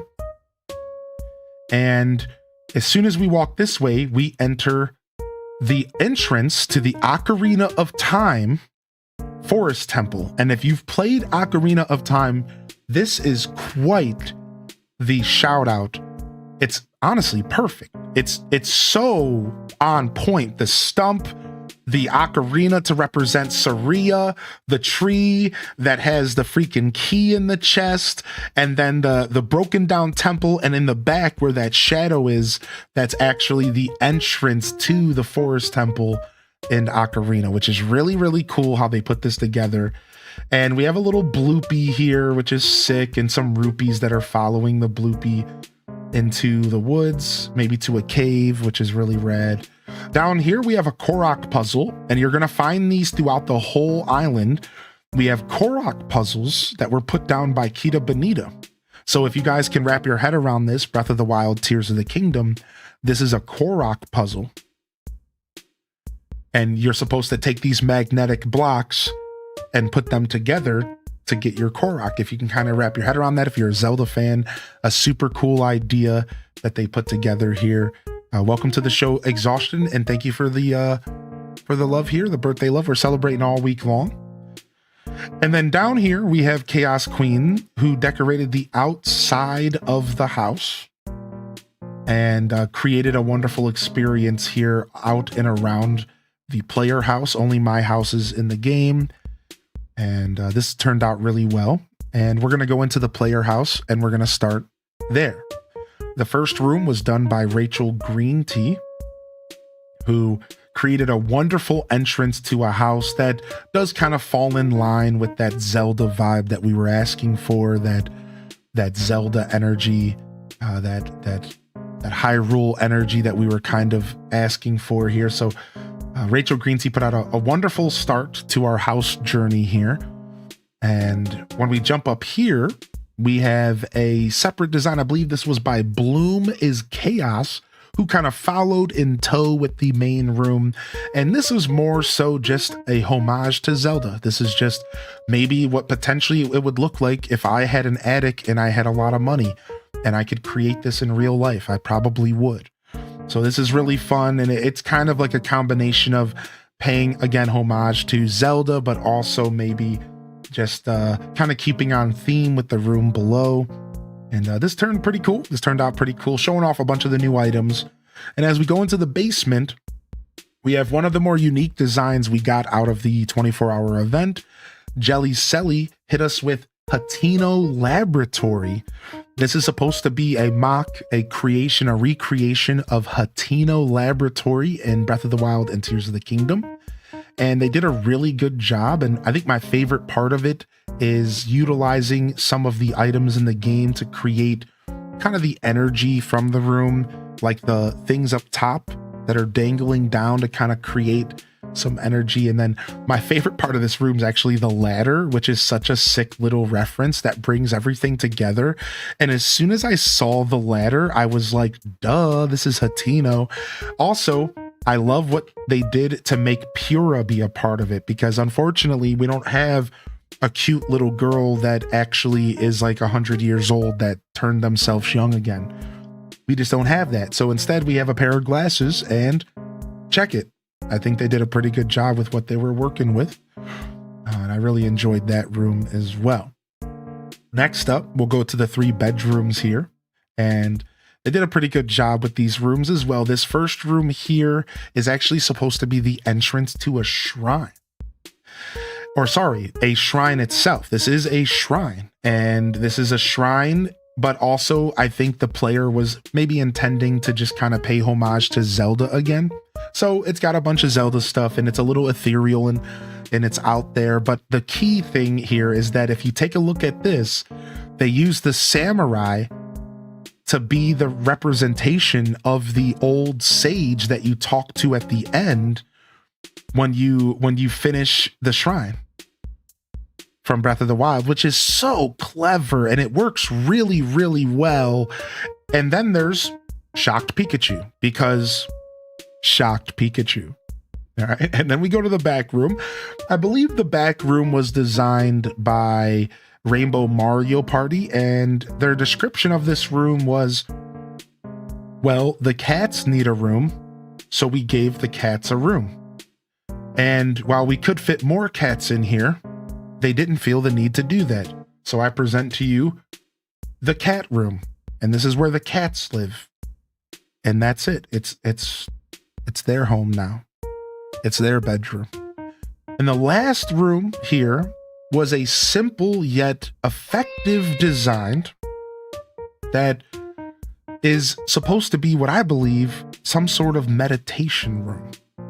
And they created this wonderful experience. There's music playing. Slack Key is playing in here to kind of give you this super chill vibe as you stare out the window and just enjoy some meditation.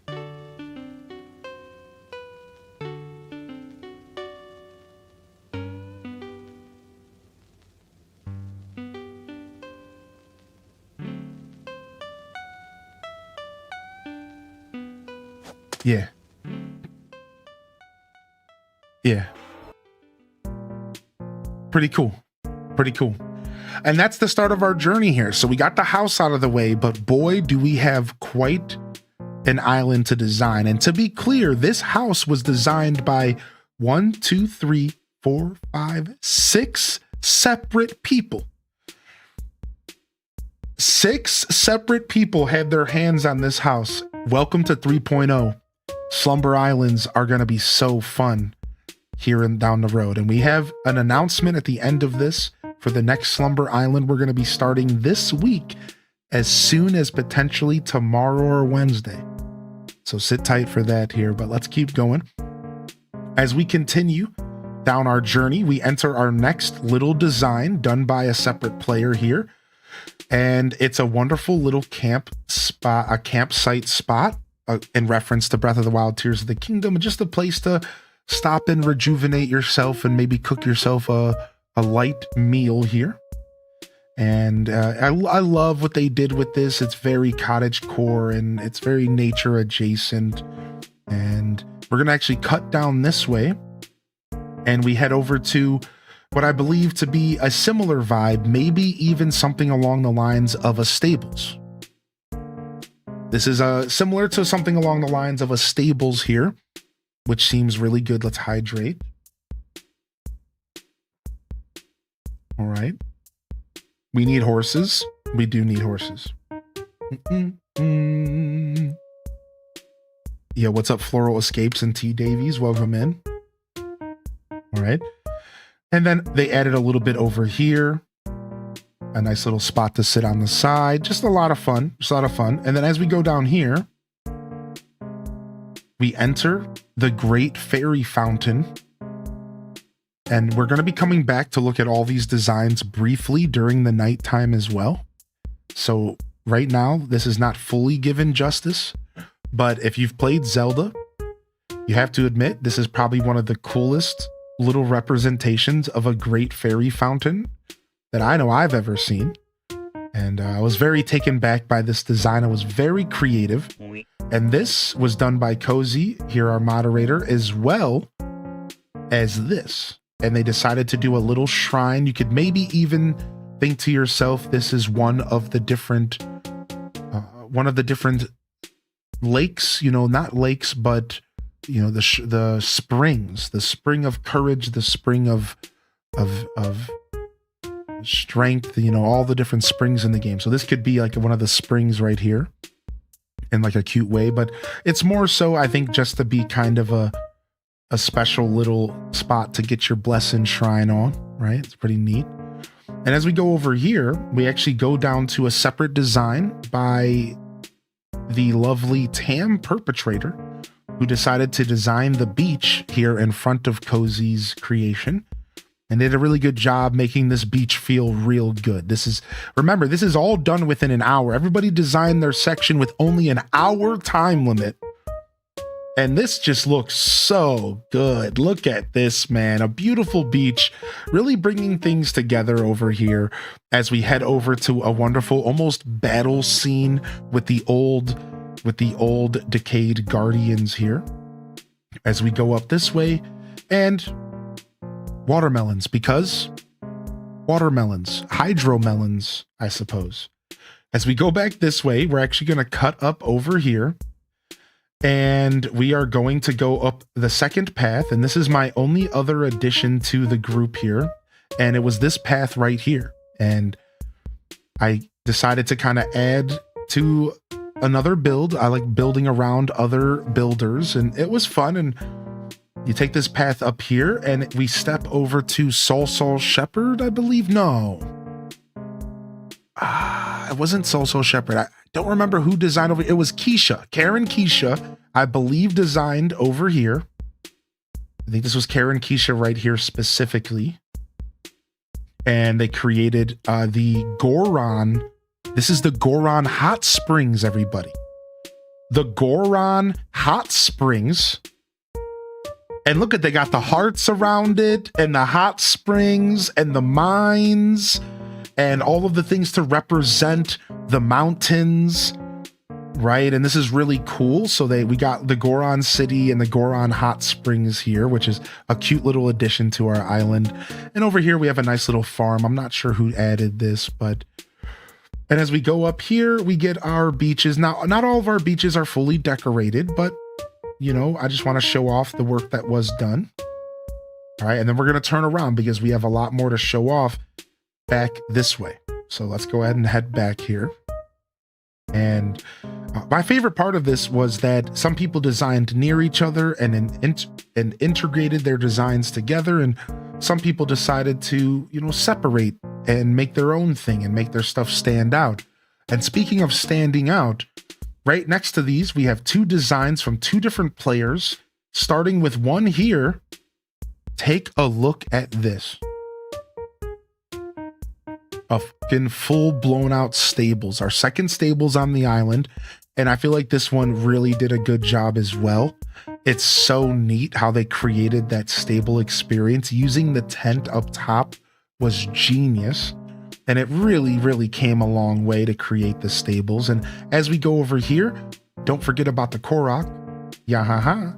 And we enter a design here that was also meant to kind of be a Zelda adjacent theme here, right? We have the Decayed Guardians, the old ruins, the 100 rupees up top, and some wonderful things here going on. I love the crates, and just the general vibe of this area is so nice. And it goes really well. And back here, we have a bloopy, which is awesome. The bloopy kind of to follow. A lot of people leaned into the bloopy, which was such a good idea. So I love that. And then we're going to climb up here. And this is two different designs. First is here, and the second I'll call out. But the first one is this little area. They did a Korok puzzle. and a couple footsteps, another Korok over here, and just again kind of locking in that general Zelda vibe. This puzzle right here is one of my favorites. 5 stones with one that needs to be placed here. So again, just real clever little tricks to make things feel very Zelda-esque, right? And once we start walking up here, we actually bleed perfectly into another person's design. 2 separate people. This was Terrell Ponca, and they designed a Lost Woods experience here. And as you go up, this was their take on the Forest Temple. They were trying to create some sort of temple adjacent Forest Temple vibe to be at the end of the woods. And they did a wonderful job creating that experience here as well. This is one of our first designers on the island. And as you go over here, we have a couple little Easter eggs and another bloopy and some more rupees. And, you know, take note of the stars as we go, because these stars are all leading us to a secret that I'm going to reveal soon.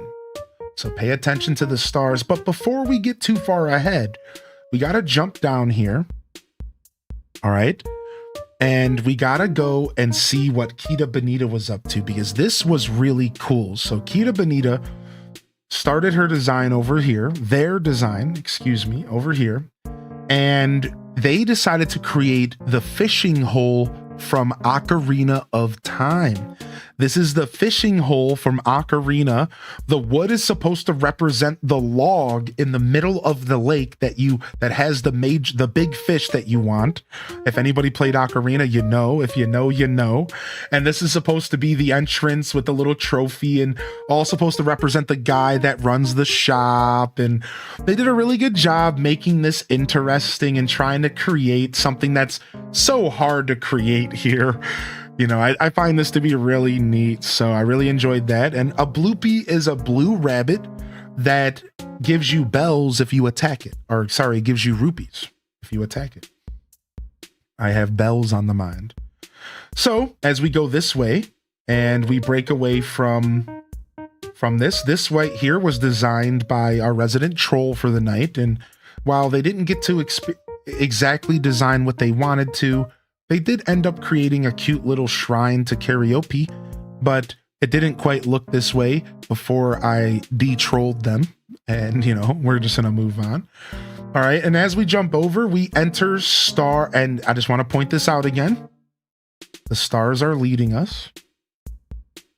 And as we jump over, we enter Skull Lake. And we find another Korok puzzle. And this is what we call Skull Lake. And it's a beautiful design by Mary, who decided to do something, again, kind of a Zelda adjacent. I named it Skull Lake. And we're identifying these stars scattered around the map, leading us. And if we go over here, we actually have another Korok puzzle. So this is, again, meant to be another Korok puzzle. That's a magnetic block that you're supposed to fit right here to finish the Korok puzzle, which is really neat. And I really enjoy that. Or it's supposed to go right here, rather. And before we go to the left, I do want to quickly show off what we accomplished over here by the lovely Just Ruby, who put together well, this was 2 different players. I don't know who did this design, but this was definitely supposed to be a spring, right? A spring of courage, or a spring of what are the other ones? Valor or whatever. So this is for sure supposed to be one of the springs. I think that's exactly what they were going for. And they did a really good job making that clear. And next to the spring, we have a shop. Our only and the first shop that was designed here, which I really appreciated the shop here. And this turned out great, even though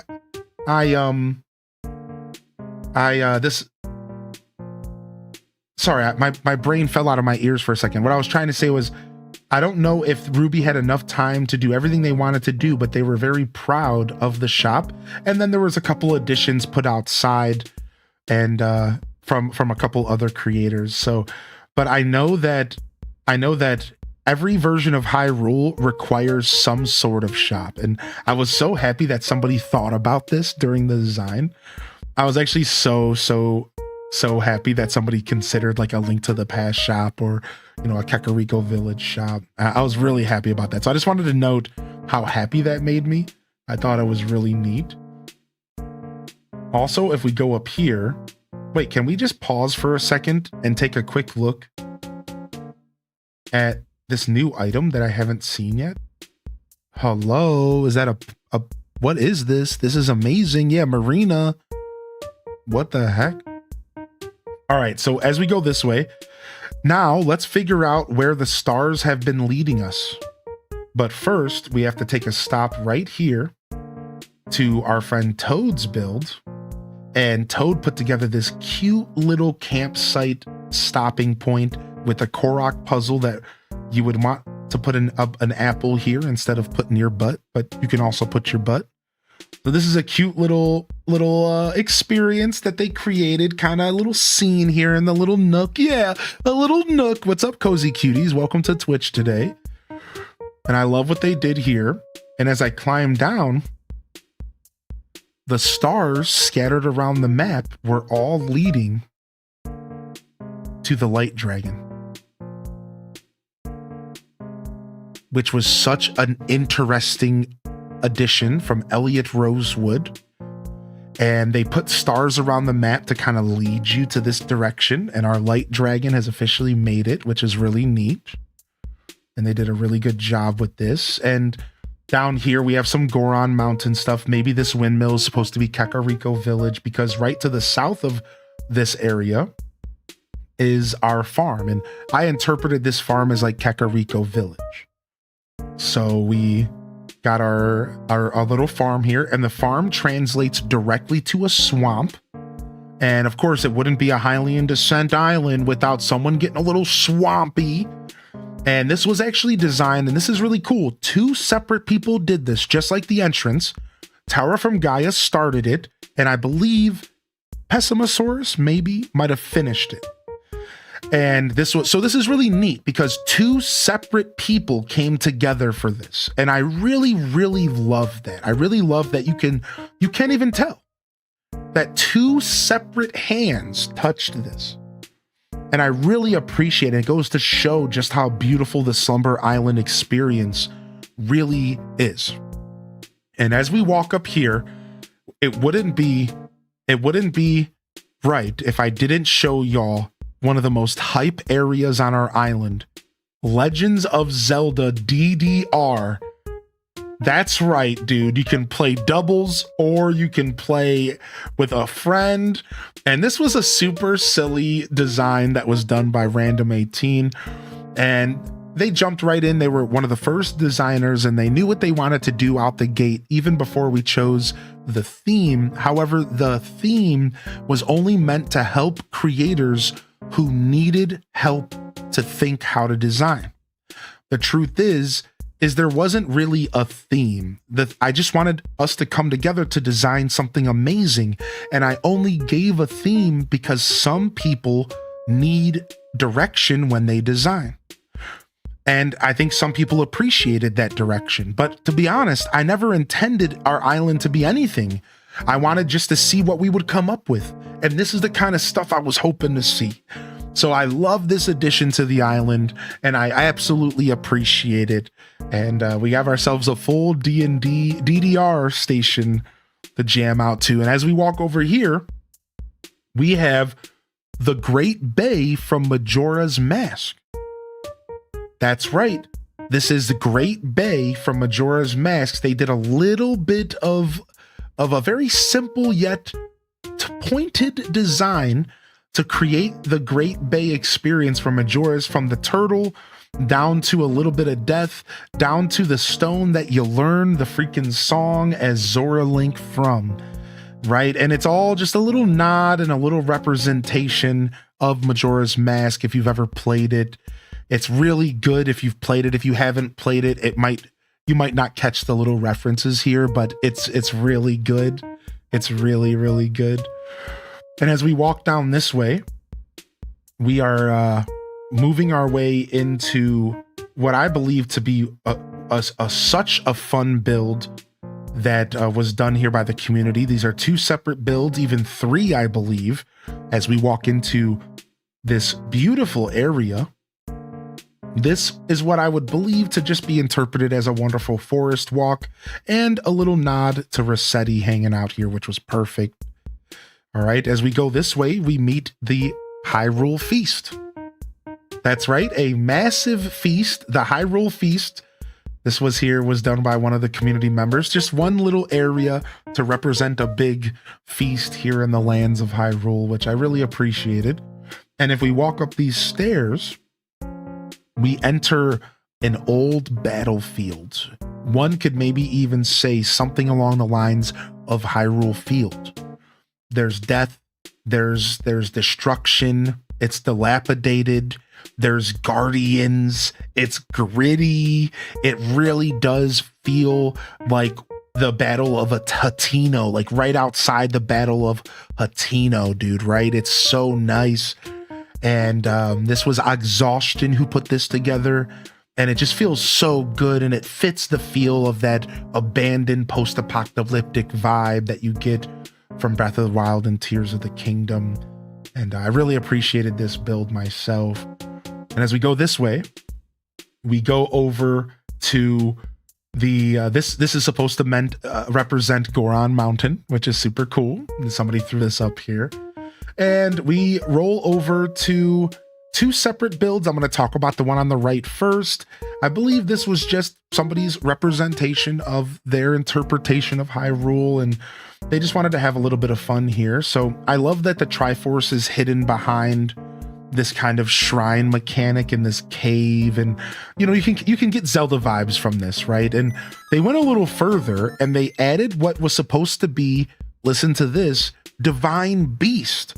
They wanted to add some larger than life structures to represent the Divine Beast and some of the larger than life creatures in Legend of Zelda Breath of the Wild. So while, you know, you have to use your imagination a little bit for some of these types of builds, it really works well, right? To have these big creatures and beasts representing some of those massive creatures that you interact with in Breath of the Wild and Tears of the Kingdom. I thought it was a really fun idea, and I really enjoyed how they approached this one. And as we go over here, we have Master Sword Lake. I really love this, and I think it might be the only Master Sword in the whole build. People really respected Master Sword Lake as being the home of the Master Sword, and I think it turned out really well. I really love this build a lot for a couple reasons. My favorite thing about this build is the super sick Guardian kind of overlooking the area, just to remind you that like this is still Hyrule and there was a battle here once. But I really enjoy the Hyrule Lake, one of my favorite builds that we did, even though I like it all, clearly. Then as we go over here, we jump down into a wonderful kind of forest, almost very fairy forest vibe here. And I love that they set the cliffs up around it and kind of cliffed it in and kind of created its own little cove and its own little grove. And of course, we love a little nod to the Froggy Chair, which is super sick, right? And then, you know, I just have to quickly show off Cat Nation.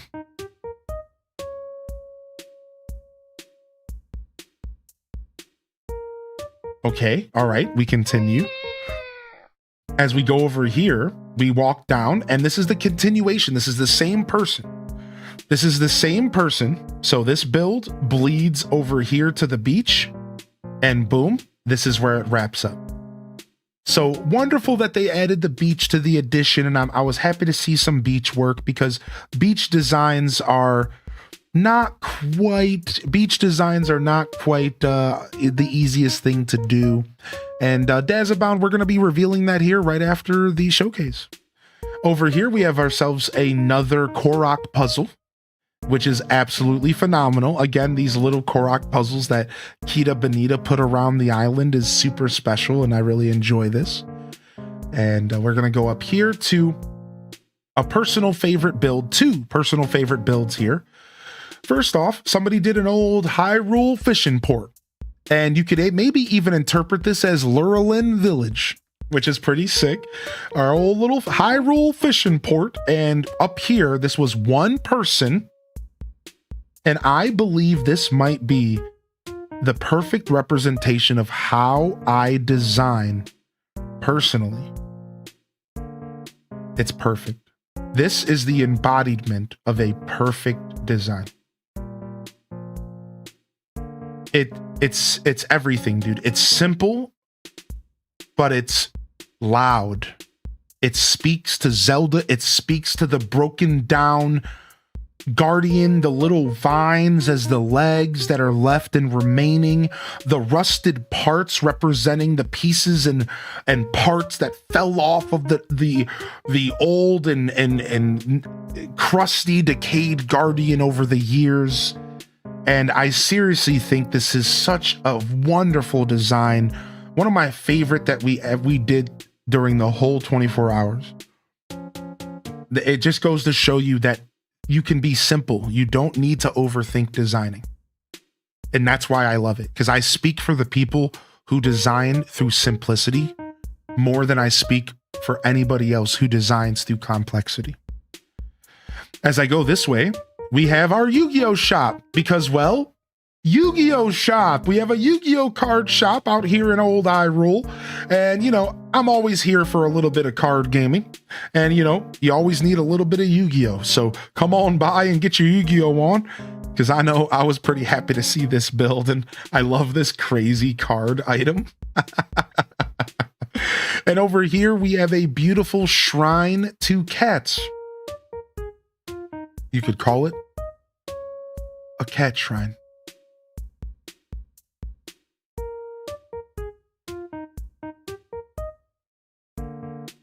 This way, we have a Duel Master D design. I don't know if Duel Master did this stuff here, but that's okay. Either way, up here, we have the chapel from A Link to the Past. And it's so sick because if you played A Link to the Past, what do you know about the chapel and the church? There's secrets. And guess what? There is here too.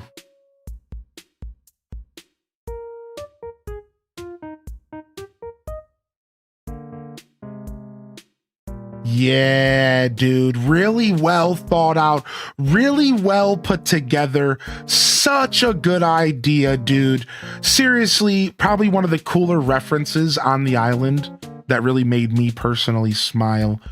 And as we walk up to our final build area, we have this ode to frogs, a frog shrine, a shrine to Frogadoos.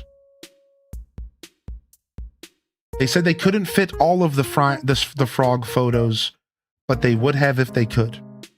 Up here, we walk through our gazebo maze, and we circle here. And that was something that we accomplished. 40 plus people. 24 hours. Tingleton Island. What do y'all think? I'm going to go ahead and walk through it again while y'all give me your thoughts. And I'm going to show y'all what it looks like at nighttime because we need to see it at nighttime. You need to see it at midnight. All right. So let's go ahead and do a walkthrough. This is what we did in the community. We did go into the house. Yep. This is what we did as a community. This is what we accomplished as a community. And it turned out so freaking good. And the night walk is even better than the day walk. The night walk is even better than the day walk. It turned out so good. It was eclectic. It was different. Everyone had a different interpretation of the theme. Everyone had a different idea that they brought to the table. And for the first time in Animal Crossing history, right here, we made history, y'all. I don't think people understand. We might see more of this in the future, but as of right now, for the first time in Animal Crossing history, we had 40 plus people all design an island at the same time, the same island rather. I think the final number was 44 people. 44 people, I believe, was the final number, but I know for sure it was over 40. And we did it together. This is history in the making. We've heard about these types of community builds in Minecraft and Sims or whatever, right? But never did I ever imagine that there would be a day when we would get to come together as a community and design an island together with 40 different individuals putting their creative soul into it. You see, during that 24-hour stream on Thursday, we made history, my friends. And no matter what anybody ever says, and no matter what other group islands come about over these next years with this beautiful game, you can all say that you were a part of the very first one that ever happened. Right here, twitch.tv/HighlyInDescent. You were a part of the first one that ever happened on the internet. Ever. Right here, Dave. And it was amazing. It was so much fun, dude. It was so cool, man. And it's not over yet. Everybody, it's not over. Today I announce that I soft announced this over the weekend. We already have a plan for the next community project for Slumber Islands. And starting this week, we are going to be designing the return of the hide and seek island. But this time, we're doing it together. This time, we're doing it as a community. Starting this week, we are going to be spending a couple weeks, maybe a week to 3 weeks, slowly but surely inviting as many of you that want to be a part of this to design the ultimate, the untouchable, the end all be all hide and seek experience. And then we're just going to play a bunch of hide and seek. Hold on to your butts, chat. And then we're just going to sit there and play a bunch of hide and seek. We're bringing back hide and seek. And we're going to be designing Hide and Seek Island as a community.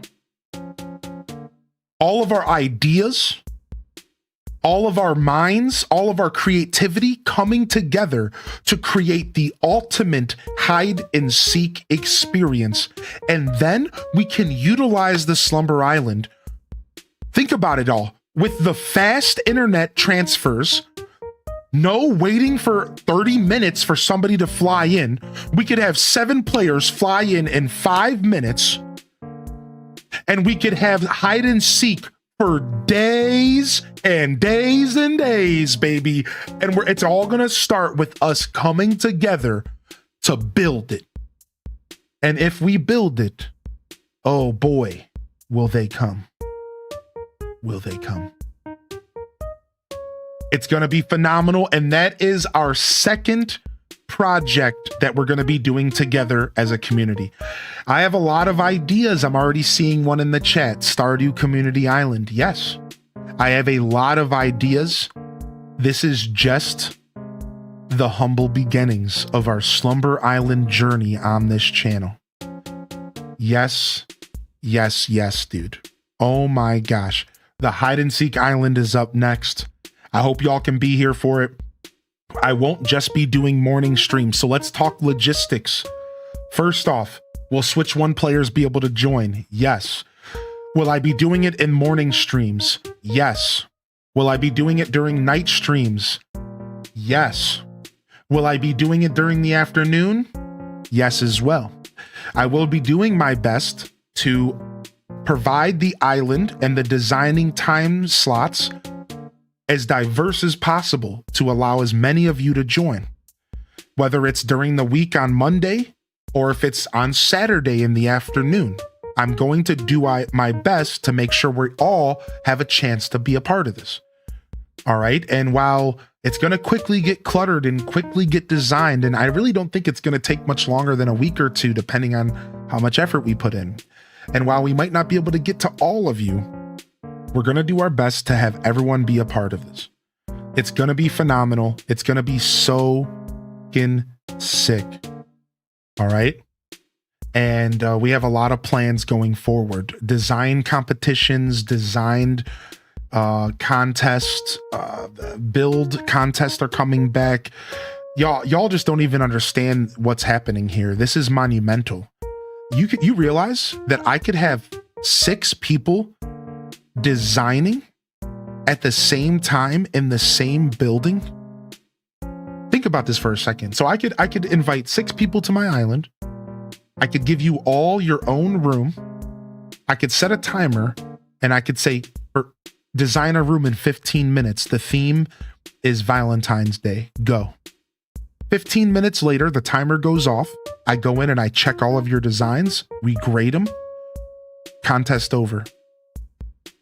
Think about this. Think about the possibilities of what we can do with the Slumber Islands. This is only the beginning, dude.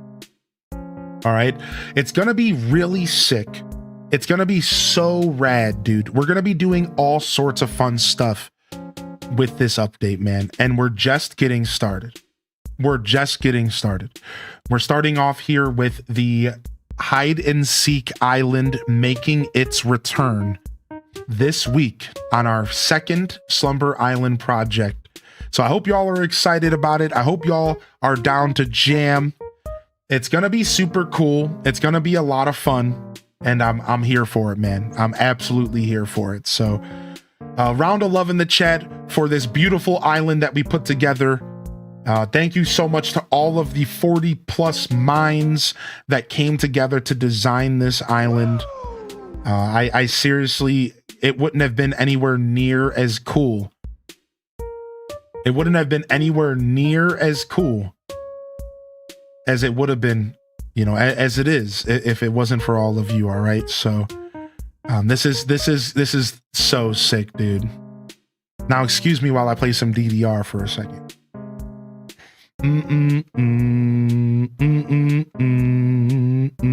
Yeah, that's right, Lily Tazi. Y'all are speaking to the choir right now, because not to be too unhumble about this, but I've actually talked about all these ideas in the chat, and yeah, exactly, right? Like, yeah, I know that I've talked about all of these ideas multiple times since this announcement, and since we've got Slumber Islands on our hands. These literal ideas in the chat, we've talked about all of them, and I can't express it more than just saying the possibilities at this point are kind of limitless. Cleaning up the island each time would be a pain. I think that's just a lot of overthinking. You know what I mean? Those are logistics that don't need to be handled by me, and they certainly don't need to be thought about right now. And you could also just delete the island and restart. Why would you not just do that? You could just delete the Slumber Island and restart, because that's an option. So yeah, like it would be fine. You would just start a new Slumber Island. Yeah, you could just start a new Slumber Island, right? But yeah, don't get too far into the weeds with the logistics, everybody. I'm seeing a bunch of that in the chat. Oh, but the rooms are different sizes. Oh, but cleaning it up would suck. Like, I don't think you need to go that far into this, you know. Let's just focus on the fact that it's going to be fun, and we'll figure out all the logistics later. I think that's what we should be talking about. How cool these ideas are. You know, I think it'll be a blast. You know, I don't think it matters. You know, the little details will be fine. We'll figure out the little details later. You know what I mean? I think we're getting a little lost in the sauce here. You know, we're not even doing it yet. You know. But sir, have you considered that the stars will not be aligned with the planetary system, and Halley's Comet will be flying in the sky at 12 noon, and clearly that's not going to work. I think we'll figure it out, everybody. I think we'll figure it out, man. I think it'll be just fine. I think we'll figure it out, man. All right, and here it is. Here was your Slumber Island, everybody. Now, like I said, we have one more step with our 24-hour Slumber Island. And what we're going to be doing, what I'm going to be doing, is I'm going to be taking this island and I'm going to be turning it into a YouTube video with some time-lapsed moments from the actual 24-hour live stream. And I also will be going through and doing a walk through the island without my face on the screen or all of this, you know, stuff going on, so that we can get like a nice clean look at everything. And we'll probably end up releasing, I imagine, anywhere between 15-minute and like 45-minute long video. I'm going to try to keep it short. You know, I imagine a 15-minute to like 45-minute long video. Again, I'm going to try to keep it to like 20 minutes if I can.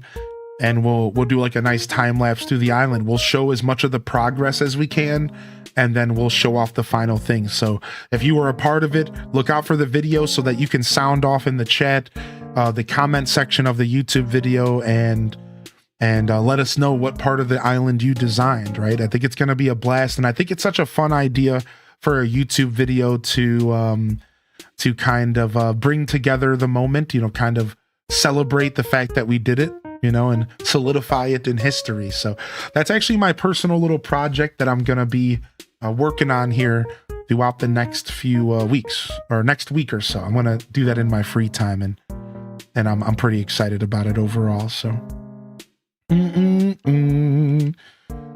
right, let's go. Let's go. I hope y'all enjoyed it, man. 24 hours, over 40 people. It's going to be a blast, man. I think it's going to be so much fun. We got a lot of plans, and I think we might start the we might start the hide and seek island as soon as tomorrow if I'm in the mood, but I don't think any later than Wednesday. So if you can be here tomorrow morning or again Wednesday morning and you have some time to design, I'm going to be looking for designers as soon as, again, either tomorrow or maybe Wednesday. So I'm going to be looking for designers, and hopefully I can get some of y'all in here to help me out. And it should be fun. It should be a lot of fun. So.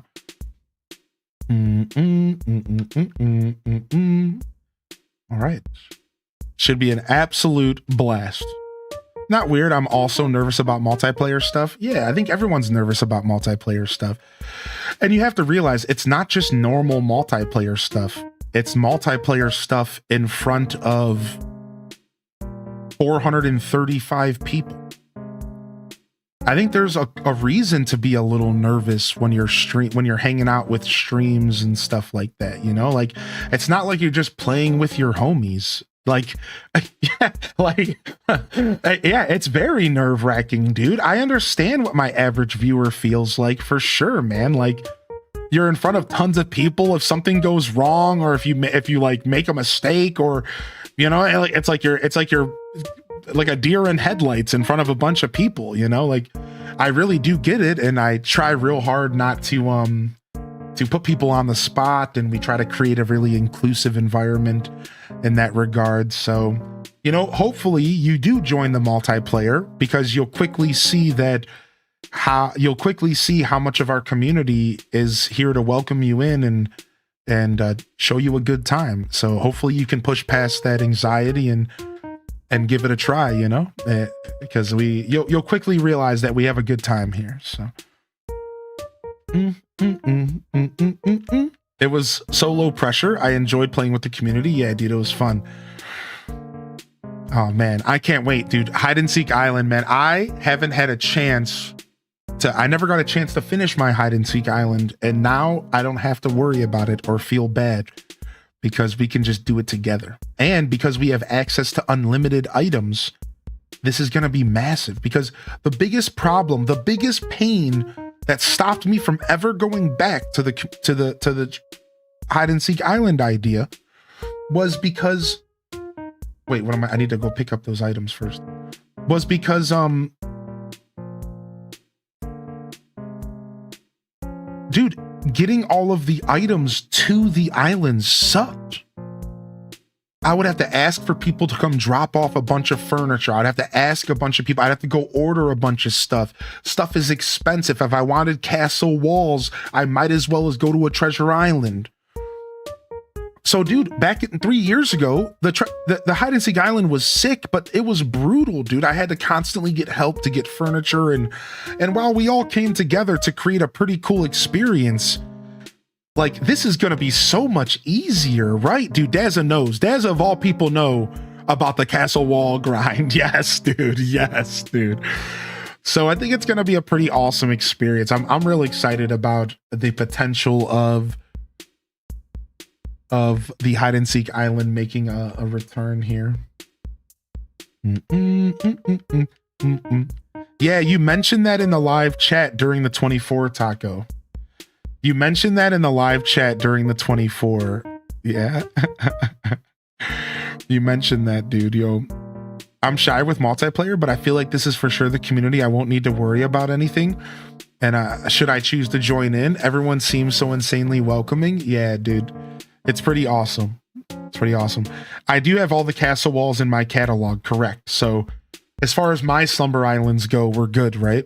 But it's hard because ordering them is like 250, 300,000 each. So I barely have enough bells for my second storage.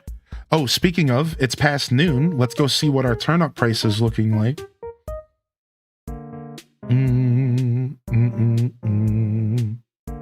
Let's go see what our turnip price is looking like real quick.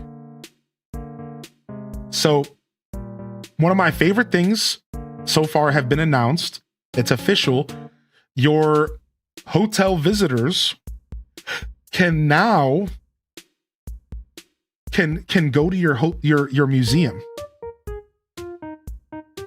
Your hotel visitors can go to the museum. Now you're making me think I can sell all the castle wall pieces in my storage to pay for my storage upgrade. You could.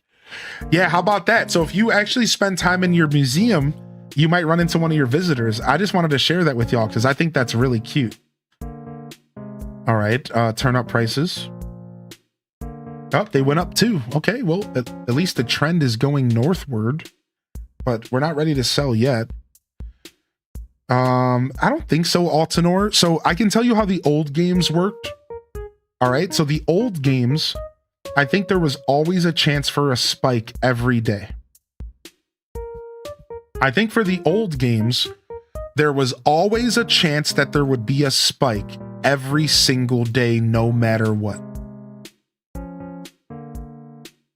All right, I believe so, but I don't know if New Horizons follows the same rules. I don't know how New Horizons handles that stuff personally. All right, so it could be very different. All right, so let's go ahead and check out a video. This was sent to me by the community, and the community is asking,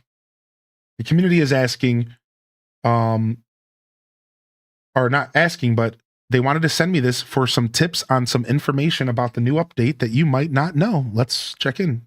8 more things you need to know about Animal Crossing's new 3.0 update. Number 1, you might come across a villager you don't recognize walking around with a thought bubble. That's not just any tourist, that is a lost tourist who needs help finding the new hotel on your island. Take them to the hotel to earn tickets and— What? That's a thing? Lost tourist? I didn't even know that was a thing. What? What? On your island. Take them to the hotel to earn tickets and unlock a new Nook Miles achievement the first time you do it. Number 2, the new hotel and expanded pier are very customizable. Your pier is now much longer, giving you way more room for decorations, and you can even place custom designs and items right near the hotel's entrance. Just check out how this creator turned theirs into a full-on train station. Number 3, Rossetti's Reset service dude, that train station is sick. That's really, really, really dope, dude. Wow. Now, here's the thing. Can they even walk past this? I think they can. Yeah, there's just enough space for them to walk by. Wow. Wow. Wow. Station. Number 3, Rossetti's Reset service has— are we even playing the same game, dude? Like, are we even playing the same game? Like, shut up, dude. Station. Number 3, Rossetti's reset service has a hidden function, and Instagram is gonna love this one. When you preview a spot to reset, there's a quick moment right before you exit where the boundary lines disappear, letting you take a fast, wide-angle screenshot of your island. Number 4, quick sidestepping. Oh, wow. You can take a wide angle shot. That's actually really nice. That's actually really cool. I love taking special photos, dude. Like, that's really cool, actually. Boundary lines disappear, letting you take a fast, wide-angle screenshot of your island. Number 4, quick sidestepping or sliding is not just for terraforming. Press L to enter this new movement mode at any time, letting you slide block by block in one direction around your island. You can even use your tools while in this position, which makes things like digging up flowers way easier. Number 5, Pascal got a big upgrade. Unlike before, every time you see Pascal now and decide to give him a scallop, he will give you a pearl guaranteed, making it much easier to craft items from the mermaid furniture set. Number 6, village. Wow. So you get a pearl no matter what every Pascal visit. That's a free 10,000 bells a day. He doesn't already do that. No, he doesn't. That's what they're saying. So he never guarantees a pearl. The way that Pascal works, to my understanding, is that he always has a chance to give you, like, so first off, he has a chance to give you all the DIYs until you have no more to get, right? And then he gives you a chance to give you some of the mermaid clothing as well. And then after that, he has a chance to give you a pearl, I believe. So I think that's what they changed. I think before this update, he didn't always give you a pearl. Sometimes he would just give you some junk. Yeah, you weren't guaranteed a pearl every day. Yeah, so this makes sense. A big upgrade. Unlike before, every time you see Pascal now and decide to give him a scallop, he will give you a pearl guaranteed, making it much easier to craft items from the mermaid furniture set. Number 6, villagers who left your island may return to visit your hotel, and when they do, they'll actually remember you. I love this detail so much. It is so wholesome. I just wish that the villagers you found on mystery islands would remember you too. Number 7, Isabelle can suggest. Same. I've always felt that way. I don't agree with what she's saying is like, if you found them on a mystery island and you said hi to them, then they would remember you. I think that's asking a little bit too much of a video game, even though that's a wonderful little dream wish list. But I will go ahead and say what she said differently. What I wish was that not only would villagers that used to live on your island remember you, and then when you go to the hotel, they remember you and yada, yada, yada. But I always really wished that when you sent a villager to the void and you found them again on a mystery island, they would remember you. Does that make sense? I don't think she's saying that, and I had to reword it. I wish that when you were villager hunting, if you ran into a villager you let go, they would be like, yo, hey, dude, I'm out here exploring. Like, I think that would be sick. But I think it is asking a little too much of the game to have the tourist remember your little Nook Miles island visits, because I think that's different. Like, I think when you see a villager on a Nook Mile that you don't take home, I don't think we should expect the game to remember that interaction. I don't think so, right? I'm just throwing that out there. But I think that's what she's saying here, if I interpret this correctly. Your hotel, and when they do, they'll actually remember you. I love this detail so much. It is so wholesome. I just wish that the villagers you found on mystery islands would remember you too. Number 7, Isabelle can suggest a new town tune for your island now. There are 3 different options that you can cycle through, including the default one. And lastly, number 8. Interesting. So they just gave default town tune options for those that don't want to make their own. Cool. 3 different options that you can cycle through, including the default one. And lastly, number 8, in addition to all the new collab items with the 3.0 update, Pocket Camp items are now available for everyone, and you can find them in the Nook Shopping app under the promotional tab at the very bottom of the item list. I love the fortune cookie stall and the campsite sign. They are so cute. Yeah, tell me the about best. the new things that you've discovered from the update so far, and follow for more Animal Crossing videos like this. Bye! Yeah, dude. I love that they brought the Pocket Camp items officially over, because it sucked that, like, it sucked to think that those items would just get disappeared, like, just into the void. Like, that sucked to think that could happen. So I really enjoy that they figured that out.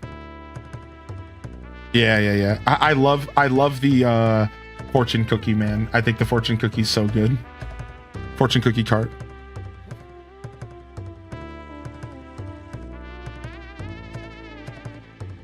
Yeah, they did officially bring him over apparently. So that's rad. Lottie da day every day.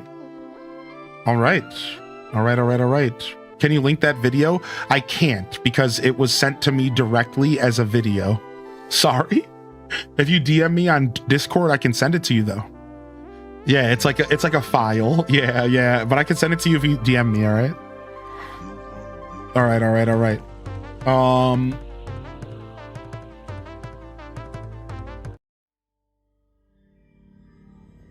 All right, and we're going to wrap it up here today. We'll be back in a couple hours for No Man's Sky, everybody. Thank you for coming out for a nice little short Monday morning show. We'll be back tomorrow for more Animal Crossing. 8 a.m. Eastern Standard. That's 2 p.m. Central European for the overseas family. I'm going to go chill out. I'll be back here tonight for No Man's Sky. So if I don't see you tonight for No Man's, I'll see you tomorrow morning for more Animal Crossing mornings. Here with your host, Highly in Descent. Hope you all had a great Monday morning show. Now, before we wrap up, I do have one more request for y'all. Please do me a favor and take all this wonderful energy that we cultivated this morning and help disperse it into the universe. Don't keep it to yourself, baby. We worked far too hard to create some wonderful energy here today, even if it came natural to you. That's okay. That's okay. We're going to go ahead and get out of here, y'all. Thank you so much for the love. And thanks for hanging out here for the start of my birthday week celebration. That's right. I'm celebrating my birthday all week, and you can't stop me. All right? You can't stop me. I'll be back tomorrow. I'll see y'all tonight for No Man's Sky. Thank you, everyone, for coming out. And we're going to go ahead and drop a raid over to Moonflower Games, who's playing some Pokemon this morning. They're chasing some shinies in Legends ZA, all right? So here's a raid message for y'all. And what I actually encourage you to do for a raid message is to just spam a bunch of Tangy Cat runs.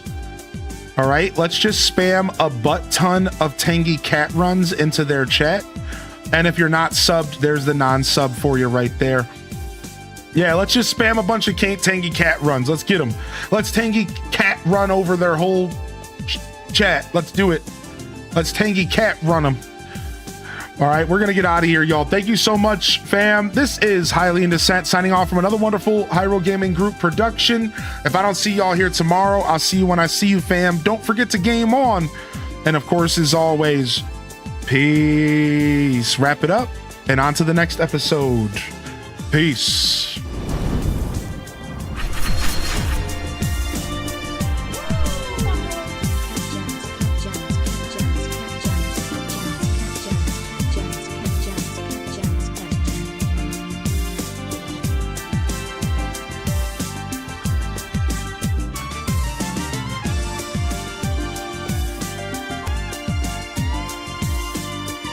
All right, y'all. Thank you so much, yo. Real Supernova, Nembo Tavi. Shout out to the mods. Thank you, Unicorn, for the biddies. Burger Smalls, dude. The lurkers, the chatters, everyone who kept me company today. Yum Springa, Chaos Queen, Illumina, Cero Nacho, Atomic Potato, Nerdy Nisha, Lillian, DJ, Ham Labs, Samantha, Shapeshifter, Indie Sweets, Dear Diary, The Future VOD Frogs, because we wrapped up so early today. Lil Blueberry, Chill with Ann. Anybody else I missed out there, y'all? Thanks for being here. Beautiful Monday morning show. Top tier Monday morning show today. I appreciate everyone being here. Love y'all and appreciate y'all. Honored to be a part of your daily routines, and I'm certainly honored to have you as a part of mine.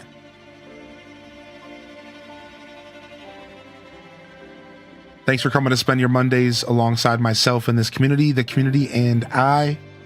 Hope you all enjoy your Animal Crossing. We'll be back again tomorrow for some more AC. So hopefully you don't miss it. Make sure you hit that follow, like, subscribe over on YouTube. And until next time, this is Highly in Descent signing off. Peace, y'all. and hit them cat jams, baby. Peace, peace.